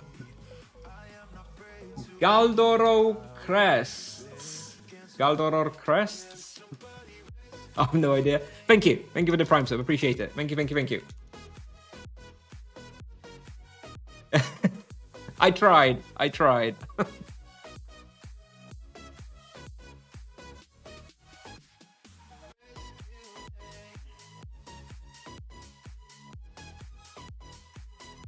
Hey, question. Since you played both RP... Oh, sorry, I missed that question. Let me read it now.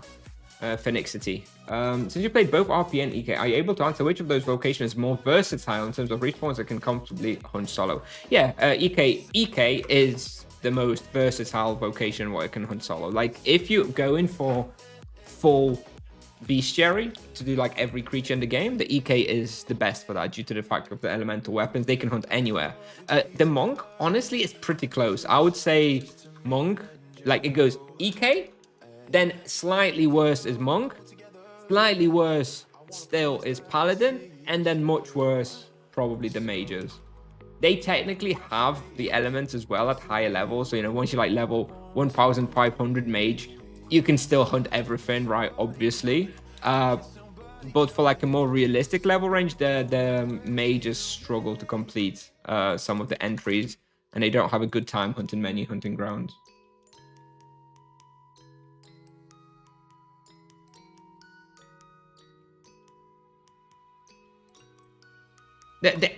Look, Paladin, Monk, and EK, all of them are perfectly fine for doing full bestiary.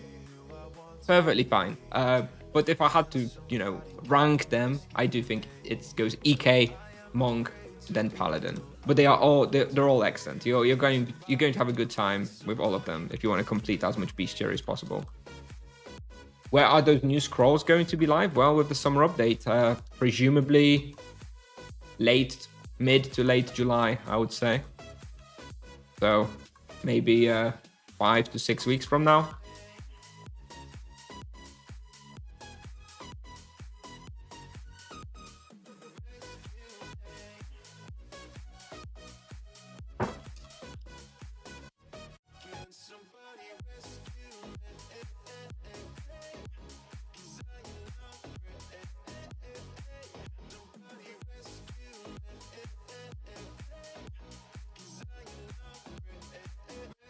So by this, they are not remotely worth the price that they are going for right now. Yes, in my opinion, the soul boots especially, totally not worth the current price. The soul armor, the soul garb is better than the boots. So I don't know how much it's going for, but definitely worse than the helmet and the ring in my opinion, especially considering the prices. Yeah, it's just because soul items are much harder to loot, and there's way less supply of them compared to the primal items. So, oh shit, I forgot about the praise. They just rerolled, but you know what? They rerolled from damage and EXP to EXP and damage. You know what? Could have been worse. Could have been worse. Whatever. I'll leave it. I guess I still have another 30-40 minutes to hunt here until I get the full bestiary, so it's not the end of the world, I suppose. But well, didn't quite want that to happen. Never mind. Basically wasted 2 prey cards, but it's not the worst. Yeah, magma bubble. Yeah, it's basically the primal ordeal quest, which is like, yeah, magma bubble stuff.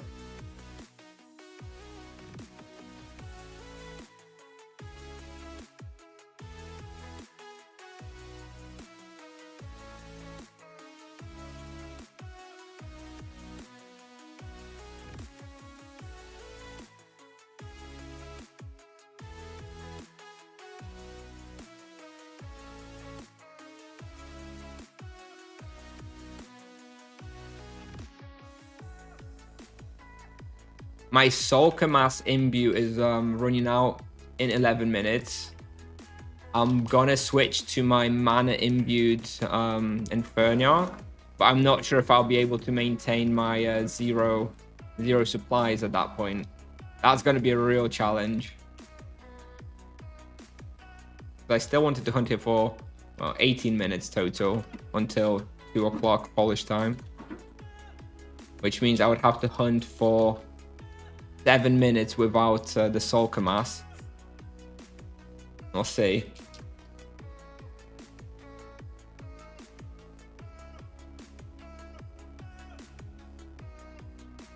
Do you prefer X-Robe or Nagatanko? X-Robe. If I could choose, I would choose the X-Robe.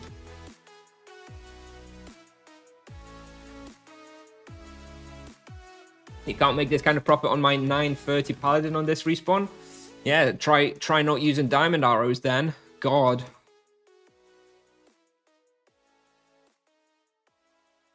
You think you can use 130 gold worth of supplies every 2 seconds and make such a profit? Entitled much.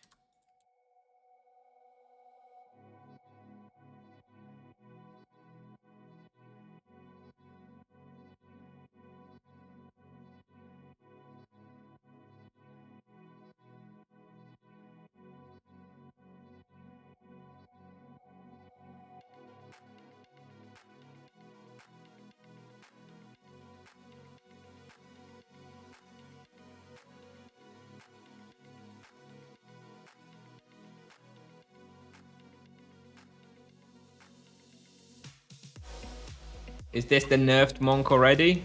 Yep. Unplayable, as you can tell.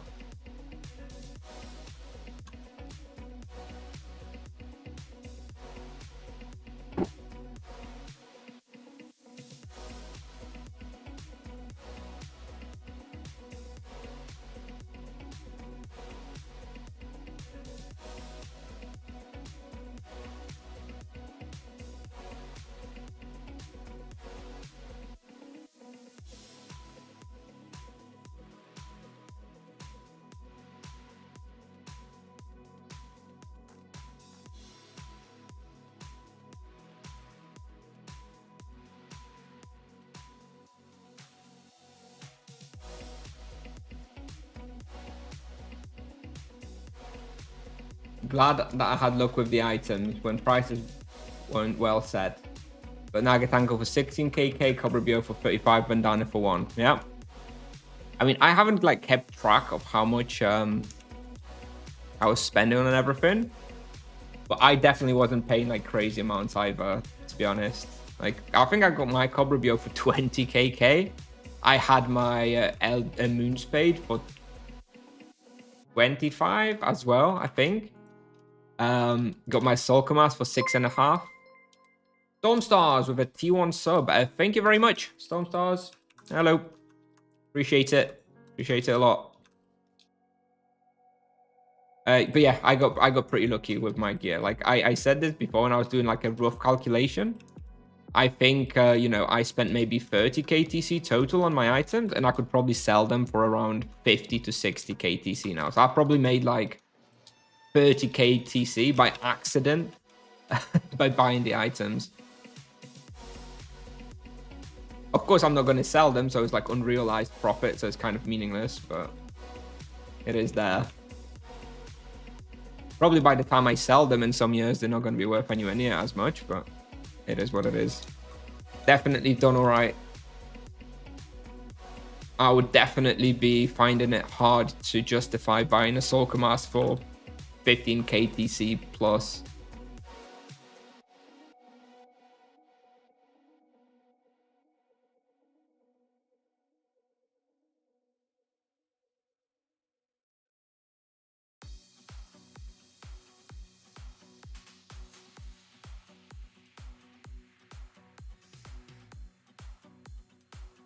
I'd like to hit the 3kk profit before leaving.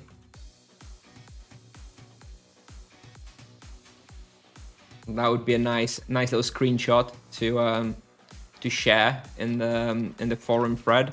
People complaining about the nerf.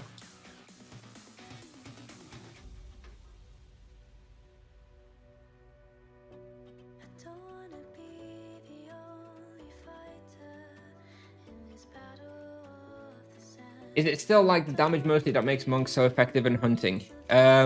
Yes, the damage is still fine, but the main thing is that he just avoids so much damage. Like it's, I would like to do a little comparison at some point. I don't really know how to do it without having an EK, but like if you hunted for with an EK at somewhere like, I don't know, Winter Court for an hour, and then you compared it to a monk hunting the same spawn for an hour, or like Azelon, wherever, doesn't really matter which spot, but you compare the damage taken by a monk compared with like an EK, it's honestly probably 50%. You probably take half as much damage as an EK through just the way that you move and kite, and that is the biggest strength. Like You don't need a huge health pool. You don't need loads of resistances on your gear if you just don't take the damage, because you can move and avoid the damage in the first place. And that's what makes the monk very strong. And the damage is also still nice. Doesn't scale very well though with many targets. That's the main problem. Why Harmony? Because the Virtue of Justice got very strongly nerfed yesterday through the Chain Penance nerf. The main reason Virtue of Justice was even used in the first place was because it allowed you for a free builder rotation. And given that Chain Penance was so strong, that meant you would go Virtue of Justice so that you can use Chain Penance 3 times in your rotation. Now that Chain Penance is much weaker, and Virtue of Justice got nerfed by the 20%, also, it means it's not really worth to go with it anymore, and just switch back to the 2 builder,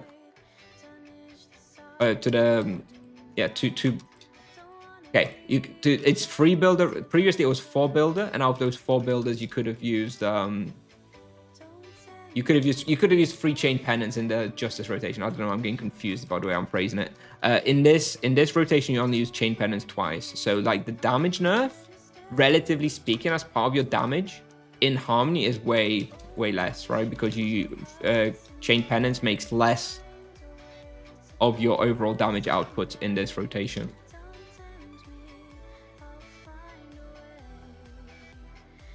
But did you test it now with Justice? Yeah, I tested Justice. Of course I tested Justice. In certain respawns, it's going to be almost no changes. Actually, in this respawn, when we tested it yesterday, there was 0 difference between Justice versus Harmony.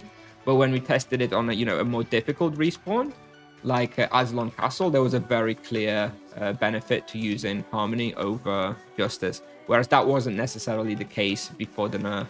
Before the nerf at Azelon, Harmony and Justice were basically equivalent, more or less. But now that the Justice has been effectively nerfed or hit harder by the nerfs yesterday, then wherever before the nerf Harmony and Justice were similar, now Harmony is better. And I don't really think there's very many respawns where Justice is better.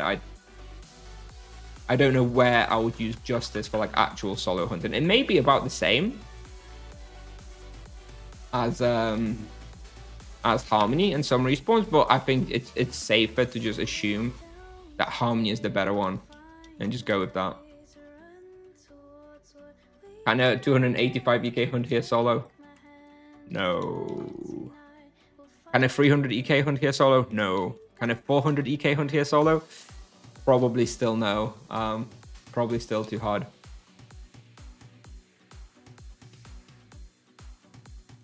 $500 EK? Probably can. What do you think about the teaser? I hope they will extend it so we can extract imbuements from items and put them later when we need. They won't do that, Gershon. I understand, but then that makes it untradeable and just kind of weird to have so many of them. I understand your point. I don't think they'll do that. I like the teaser. I would like to see a similar solution to rings and amulets, so that if your ring or amulet runs out mid-hunt, you don't need to go back to a depot. That would be nice. But yeah, overall, I like the teaser. I'm happy with it. You know, definitely thumbs up. Seems a little underwhelming for one of the key features of the summer update, though. So I hope they've got something else cooking. Aren't paladins now the most wasteful vocation? It's impossible. Yep. So the paladins use the highest amount of supplies by default. Yes. That is absolutely true, and that is a very big problem for low-level paladins who really struggle to like sustain it. It's not such a massive issue for high-level paladins because of how hard they scale. That yeah, sure, they still use most supplies, but they're also killing things, you know, 10, 15, 20% more efficiently than everybody else.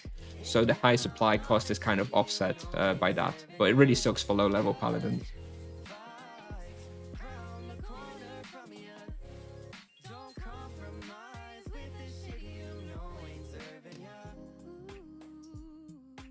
One minute of my imbuements on Soul Kamas. And yet I want to get another 50k profit before going. I guess we're going to have to try real hard to hunt here with I suppose I could switch to Falcon Sai or something, right? It would be a little bit worse, but probably better than an unimbued Sorkamas. How is Earth here? Does Earth work here okay with the Cobra Bio? Let me have a quick look in a second. Earth and physical. It's not great.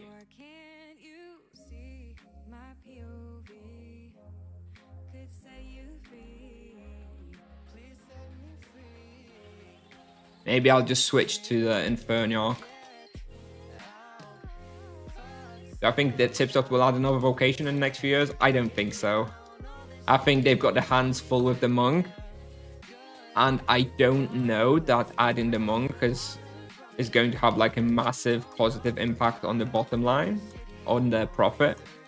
So I don't know if they're going to be that motivated to add another vocation. I would wait and see what the profit statement is like for Tipsoft at the end of the year when they release their financial statement. If their profit for the year is like crazy high and it can be attributed to the Monk release, then yeah, we may see a 6th vocation. If the profit is okay or sort of similar, no, we will not see another vocation.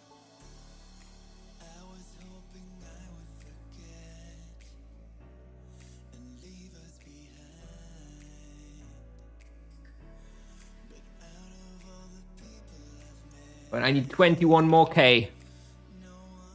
Oh, I know what I can do. I can... Oh, I think I've got it. Gimme. Here we go. 3KK profit.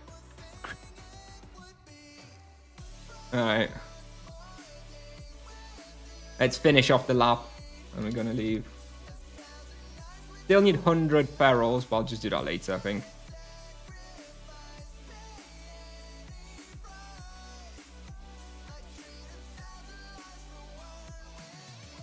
So far, the Tipsoft strategy has been to fight, increase the cost of supplies to fight inflation. Doesn't really work very well for the Monk, does it?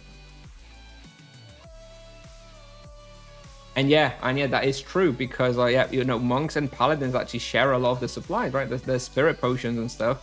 Like if you increase the cost of spirit potions, you know, monks don't even use that many of them, in my opinion. So you're actually hurting paladins even more, right? For supplies. Yeah. All right, I'm leaving.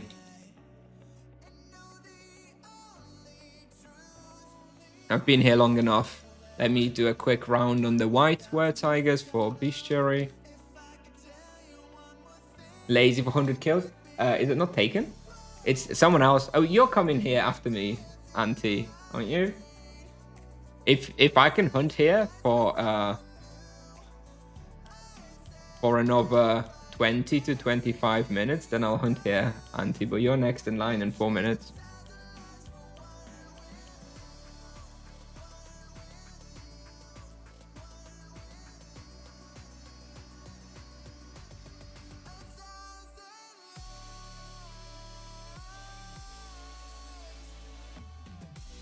I will go imbue my Solkamas though. Oh.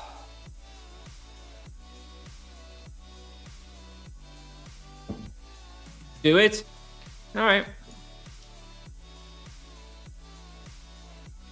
Fine. I'm happy to just finish it. And if you want, Auntie, I have a claim, if you can see, from 6:50 p.m. to 8 p.m. If I finish the bestiary now, then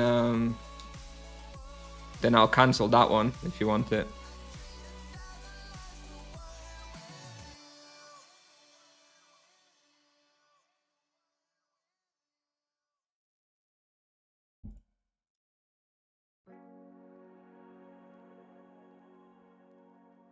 I will drop off the loot though, now that I'm here.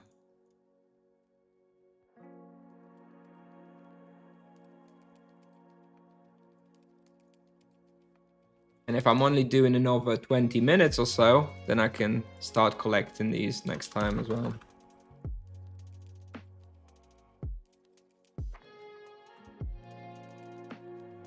Soon there's 2 less clicks per imbuement. Oh, my hands are happy. Have you done Soul War on this character? No, I haven't.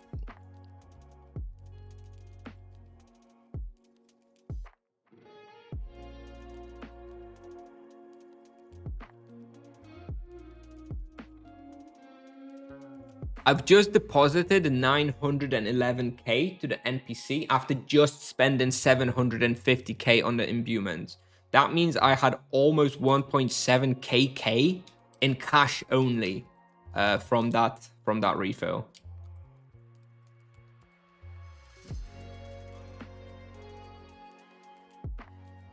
I'm gonna have a quick toilet break and then we're gonna go finish it off then, I guess. Thanks, Auntie.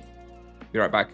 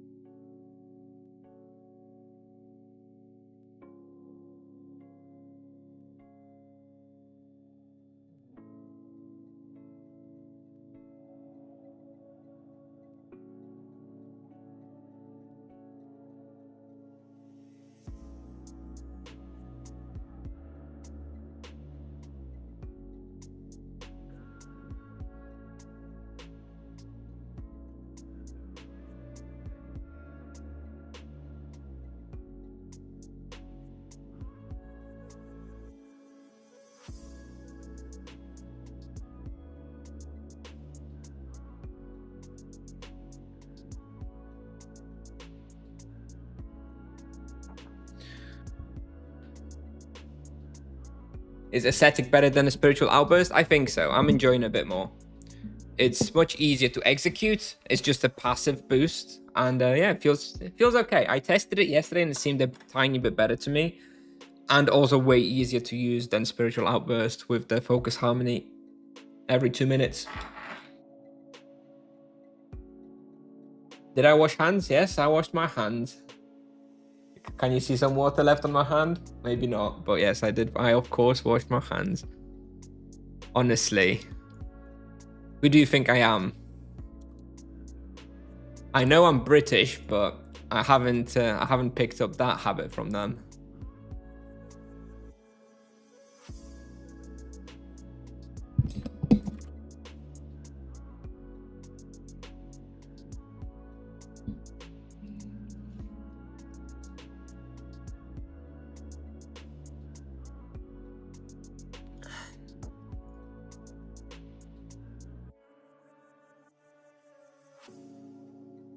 All right, let's go finish this off then.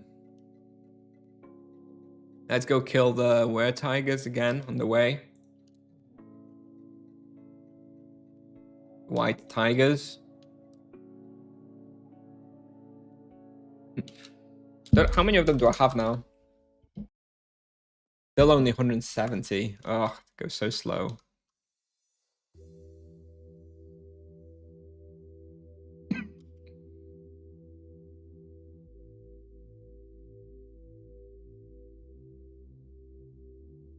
What build are you going tomorrow? I still haven't decided.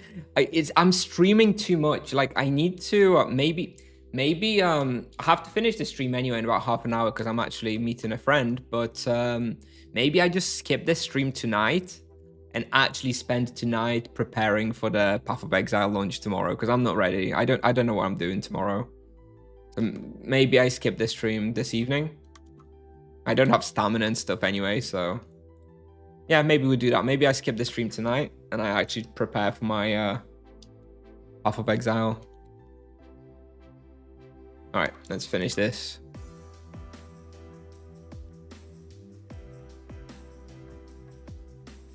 Did you finish your test? Justice versus Harmony? Yes, yeah, we finished them yesterday. Generally, I would say Harmony looks like it's a winner on average.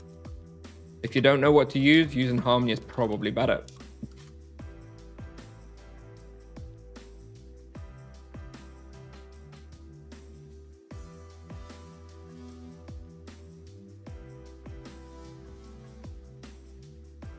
On what level can I EXP here? If you're a monk, then around 300. Is stamina regeneration with reward streak in the same online as offline? Yes. 6 minutes per 1 minute of stamina.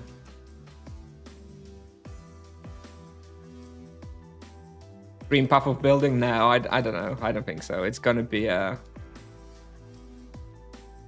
don't think so. I think what I might do is, you know, I'll when I was planning to stream at like 7 p.m. So instead what I'll do is I'll just start looking at my build at 7 p.m. And if I manage to like find a build and I'm ready, then I can stream just for a little bit shorter afterwards, for not as long. We'll see, maybe.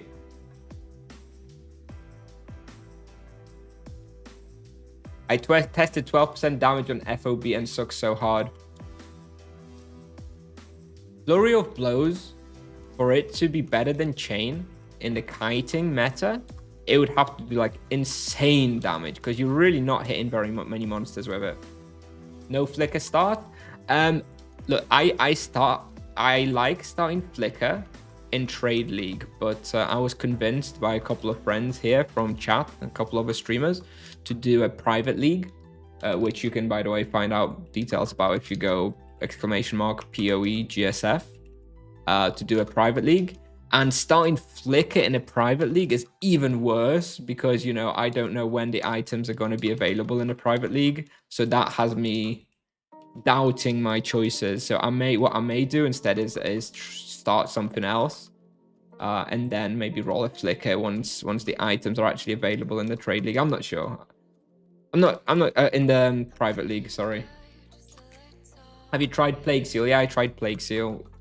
We tried it the other day. It was okay, but there's nothing special. I don't have charms there. It's going to be better once I have charms, but I only have like 1k health layers killed, so it's going to be a while before I have those available. Yeah, Passig, by all means, join the private league.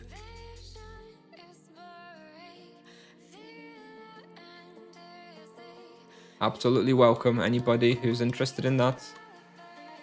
You can join. If there's no slots on the invitation, I'm not sure. I think last time I looked, there was 1 slot left. If there's no slots, just let me know, and we'll get more slots in the private league.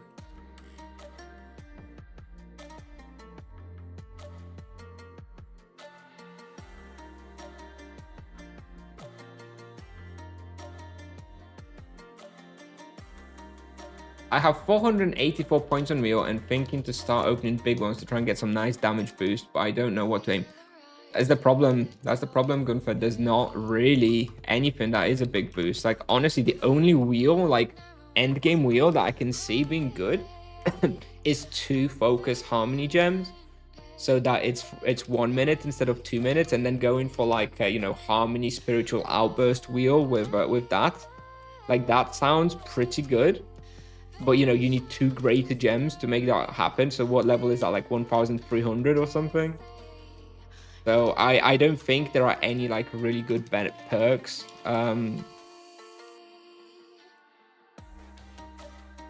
For a level... for, like, a mid-level monk in the greater gems. Like, all the bonuses are, like, you know? And Flurry of Blows is just garbage anyway. Just the way its size and stuff is just not very good. You could aim for Spiritual Outburst too if you get enough points. Yeah, that's possible. Or Ascetic tier 2, also okay. Hello, you're back. Yeah, what was your question? Oh, try Plague Seal. Yeah, we tried Plague Seal on stream, I think like 2-3 days ago. I haven't tried it since the nerf. The problem is I don't have charms on Health Layer. So... it's tricky because you really want the charm on the health layer, but it's okay. You can hunt there. It's going to be a solid profit spot for sure, and it's doable, but I would like to try it again when I have health layer charm, but I don't know when that's going to be.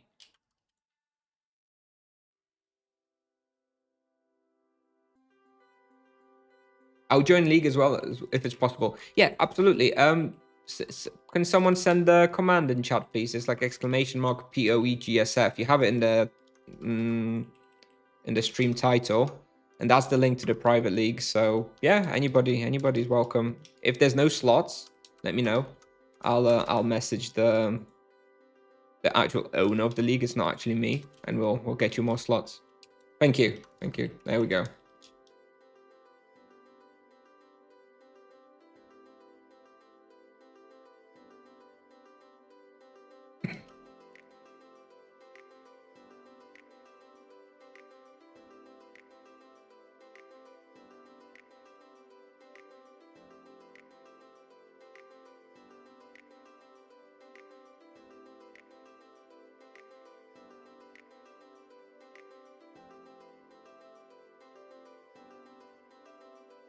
Sig with the Prime sub, which for some reason didn't show on the announcement. I'm sorry, Pasig. I don't know why it didn't show.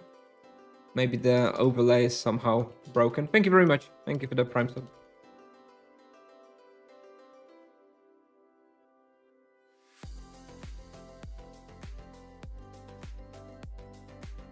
You applied for the last spots. Okay. All right. We'll get some more spots. I'm following your full guide with Monk. Take level 7. You've got level 70 today. All right. Maybe the fun will start. Yeah, level 70 is very good. You know, chain penance. It's been a little nerfed now, but at your level, it really shouldn't make much difference, to be honest. It should be still very, very good. But yeah, should be better now at level 70 for sure. So conclusion from yesterday and today: Virtue of Harmony better, right? Yeah, like I think so. I still think it's not like worlds apart. They're still pretty close, but I think Harmony on average is going to edge it out by a couple percentage points.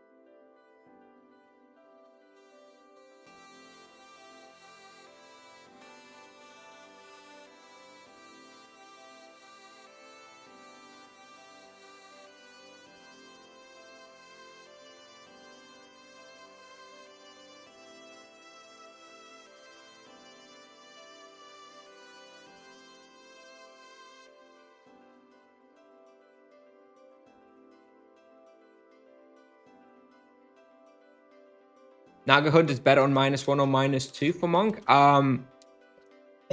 Why does your world have a split of Nagas between 2 floors? Because the optimal way to hunt Nagas is both floors. I've never hunted just -1 or just -2. If that's how it is on your server, then I don't know. But you should ideally be doing both in the way the lap works.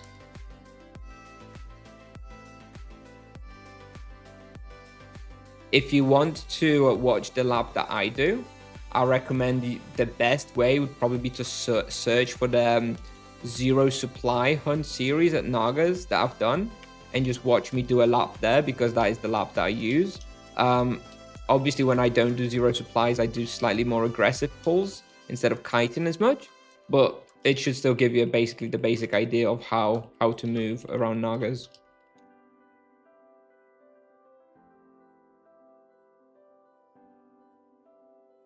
Do you think Monk item prices are going to drop after the recent nerf?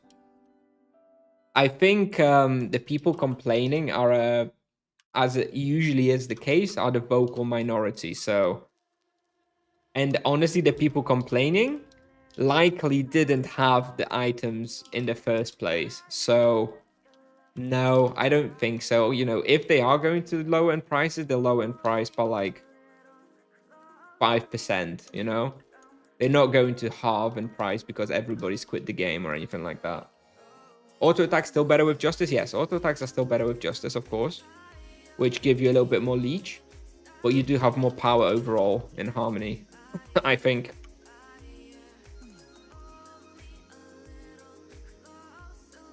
477. We actually got a whole level here. I guess we hunted so long. We got a whole level here on orange stamina. Impressive stuff.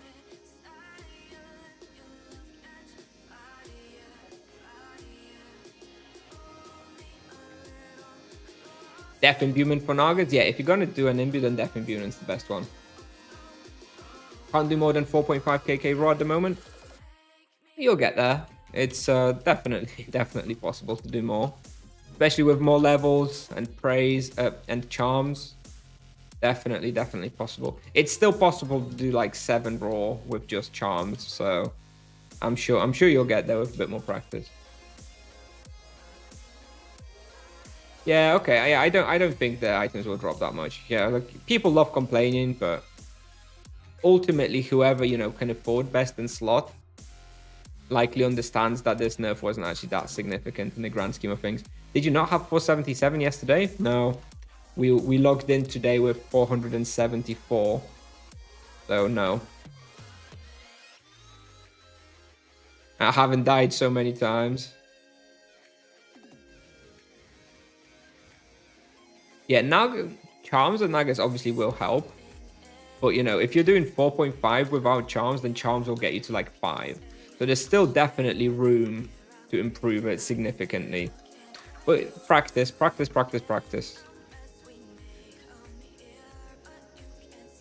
Undead seal, yes.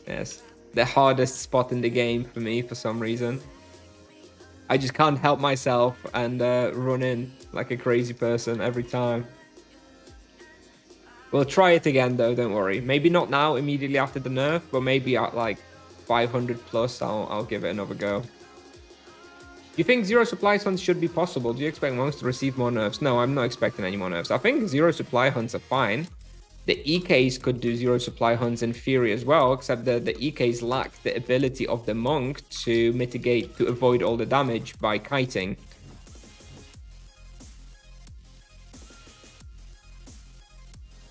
I'm not anticipating any more nerfs for now. Any more nerfs and the monk loses its strength as a strong, powerful mid-game class, and it doesn't have anything else going for it, so... Like, I didn't complain about the nerfs yesterday because I think they were deserved. I think if the monk was nerfed again without getting a significant boost to its end game, I would complain, and I would not be okay with that.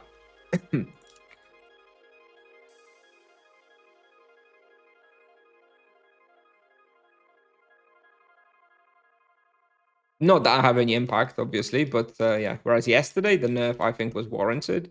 I think if they hit us with another nerf like that, I don't think it would be warranted.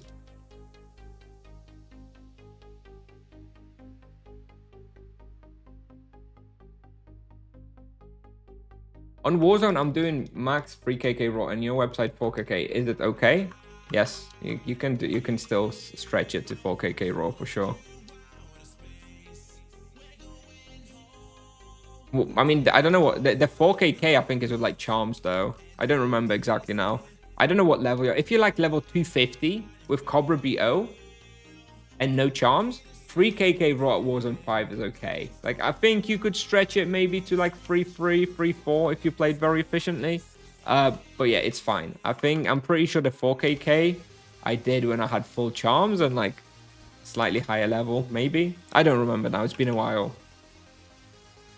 Do you think we'll ever see a second promotion for each vocation? I don't think so. I'd be surprised. I mean, I'd be surprised if we ever had a 5th vocation though, and here we are, so you never know. But I don't think a second promotion is something that is you know, is planned. I died 4 times at 200 when first sustained nerfs came out. Yeah, when the first sustain nerf came out some weeks ago, I died twice within the first 30 minutes. You just kind of have to get used to it, to the new level of sustain. That's it.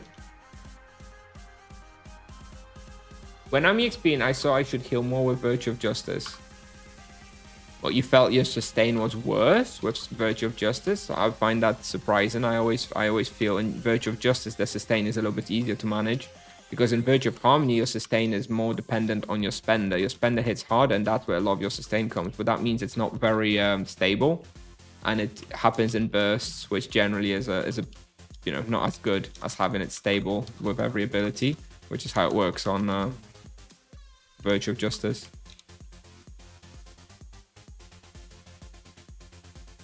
Oh, and yeah, okay. Yeah. So your sustain is a little bit worse than Virtue of Harmony. Virtue of Justice is a little bit better for overall maintaining of your health and mana. But it does do significantly less damage now. Which means it's overall not yeah, maybe that is the comparison point now, right? Whereas previously Virtue of Justice was basically just better. But now you have to make a decision, right? Do you want a little bit more power and a bit more experience that comes with Harmony? Or do you want a bit of a safer hunt, maybe with higher sustain and more consistent sustain of the Virtue of Justice, right? Maybe that's the trade-off now. Which I guess is fine. That's a fine trade-off to make. What do I think about the imbuement system changes? Great. I mean, it's a very, very non-controversial change, I would say. I'm very happy with it. Not a very big feature, though, for the summer update. I hope there's more.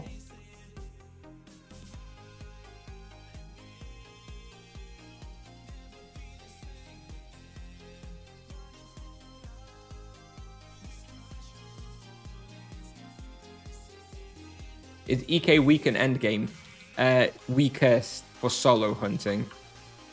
Yes. It's because, like, Endgame, you know, 1k plus-ish. Because you're stuck hitting 8 creatures per turn. Killest and best raw experience spot for Monk in 350 to 400. Asura Mirror. At that level, you're, like, blazing and chilling. I think Winter Court is good as well. Pretty chill as well. Were Tigers, very chill at that level too. But honestly, even Nagas should be, if you have best in slot Nagas at that level, is not even very, very stressful, I didn't think.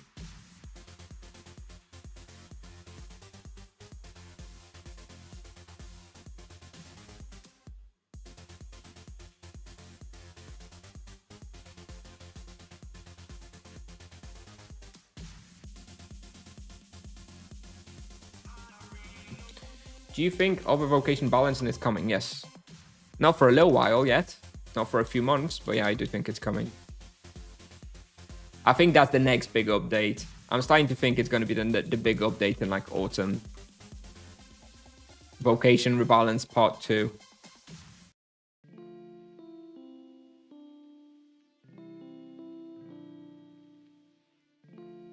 Diamond arrows removed from the game.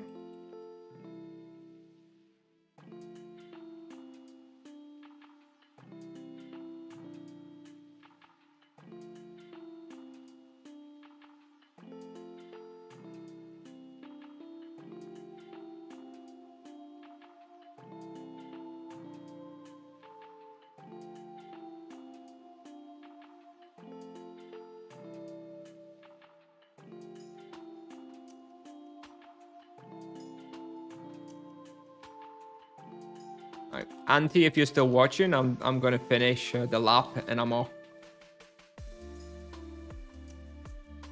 Gonna do the main room and I'll be leaving. Thank you for letting me stay a bit longer and finish it off.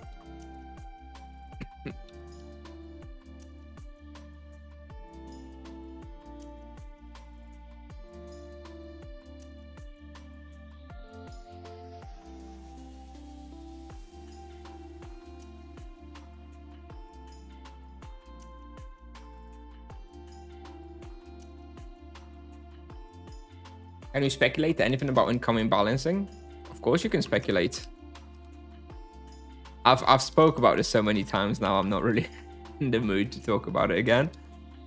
But I have nothing against people speculating about it, of course. Anyway, I'll be ending the stream soon anyway. I'm gonna finish off here. I'm gonna go to town, gonna drop all my supplies, and I'm gonna drop soon. I need to get something to eat and then I'm going out, meeting a friend.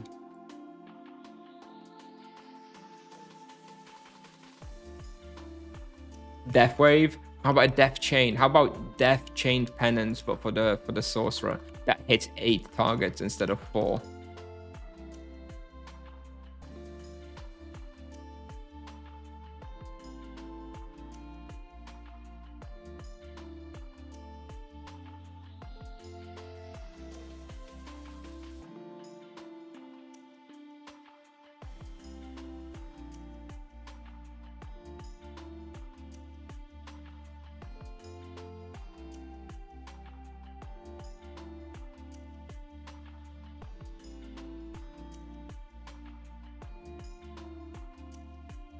All right, we done. I'm out of here. Never coming back. It's free, Auntie. It's free.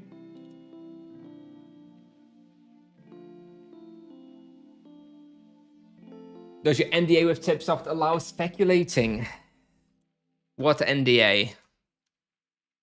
I am not legally allowed to talk about an existence or the lack of an NDA.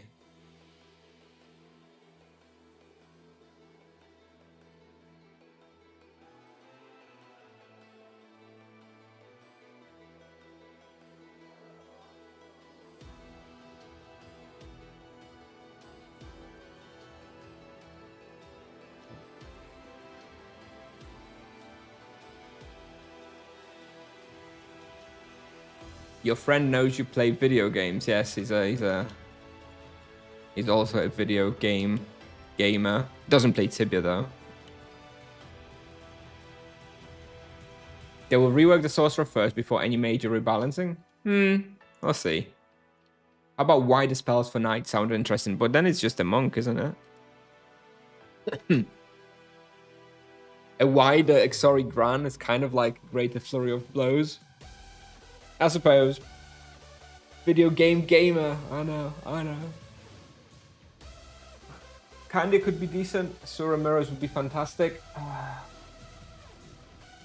RP 395. Yeah, Sura Mirror good at that point. Yeah, Candy as well. Good good answer, Casey.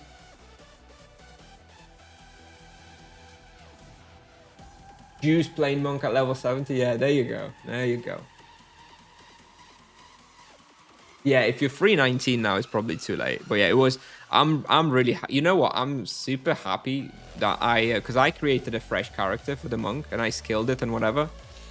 But I got it to level 20, and then it turned out that you can't leave Dawnport as a level 20. So I ended up just buying. I ended up buying and rooking a character, and I'm so happy I did because it saved me so much time. It was well worth it. So Tipsoft's incompetence with regards to the monk leaving at level 20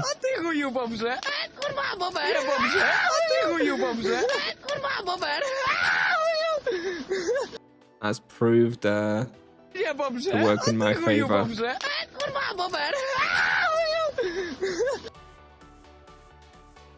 What level you rooking? I rooked a level 400. Yo, any good spots I'm missing on 395 RP? The guy who answered you on YouTube was correct. Candia, Sura Mirror.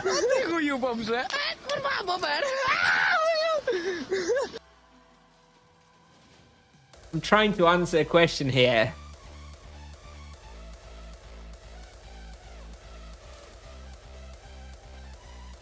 Hey, Kusnier, could you post more shorts or videos doing solo bosses? I wanted...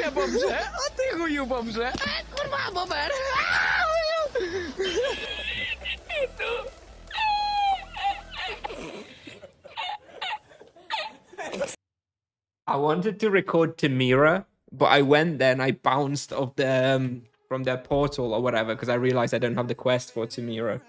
But yeah, I can try to do so. I can try to do some solo bosses at some point.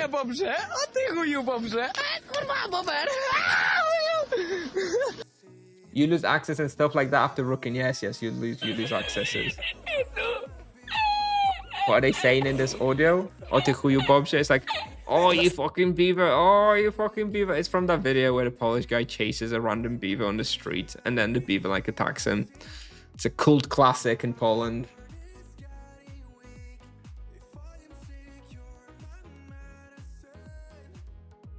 All right, good day today.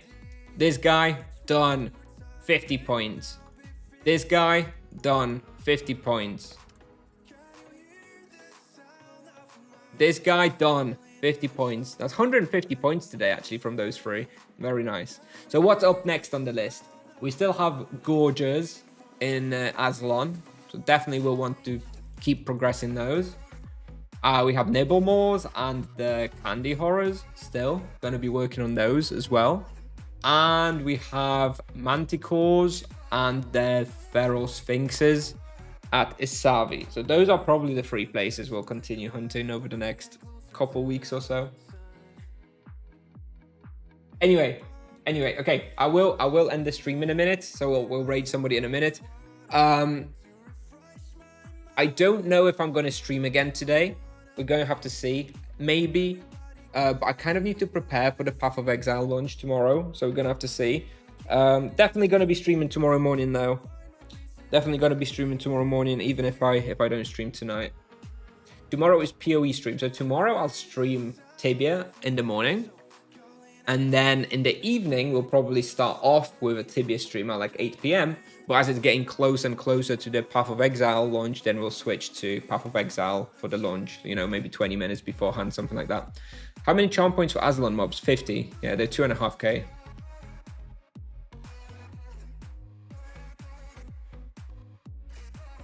I don't know how long I'll stream PoE for, to be honest, because it's, you know, the release is at like 10 p.m., right? So, you know, I'll play it for like a couple of hours and then I'll go to bed.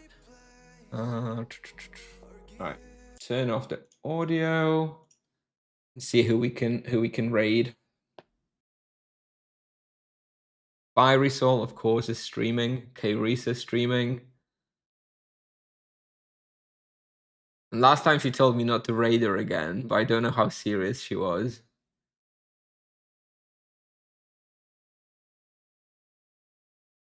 Oh, and she's standing in depot anyway. Well, in her house, so we can't raid K-Risa. Nothing going on there. I guess it just leaves us Fiery Soul. Is Swavek streaming? It looks like he's just starting. Never watched Swavek, to be honest, but not usually my type of content.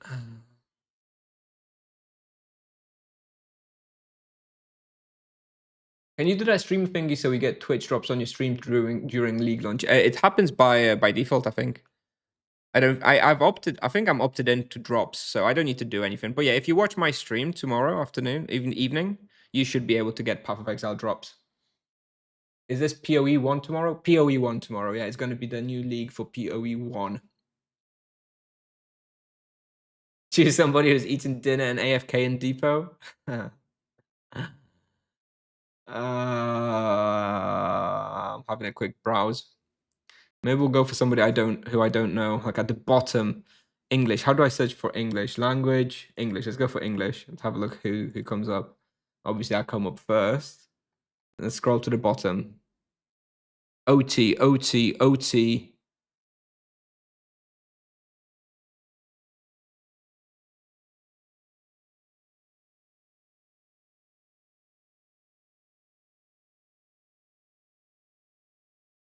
Any monks? Any monk enjoyers out there?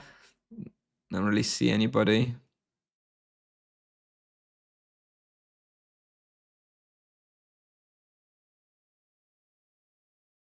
Oh, it's so hard to find somebody to raid.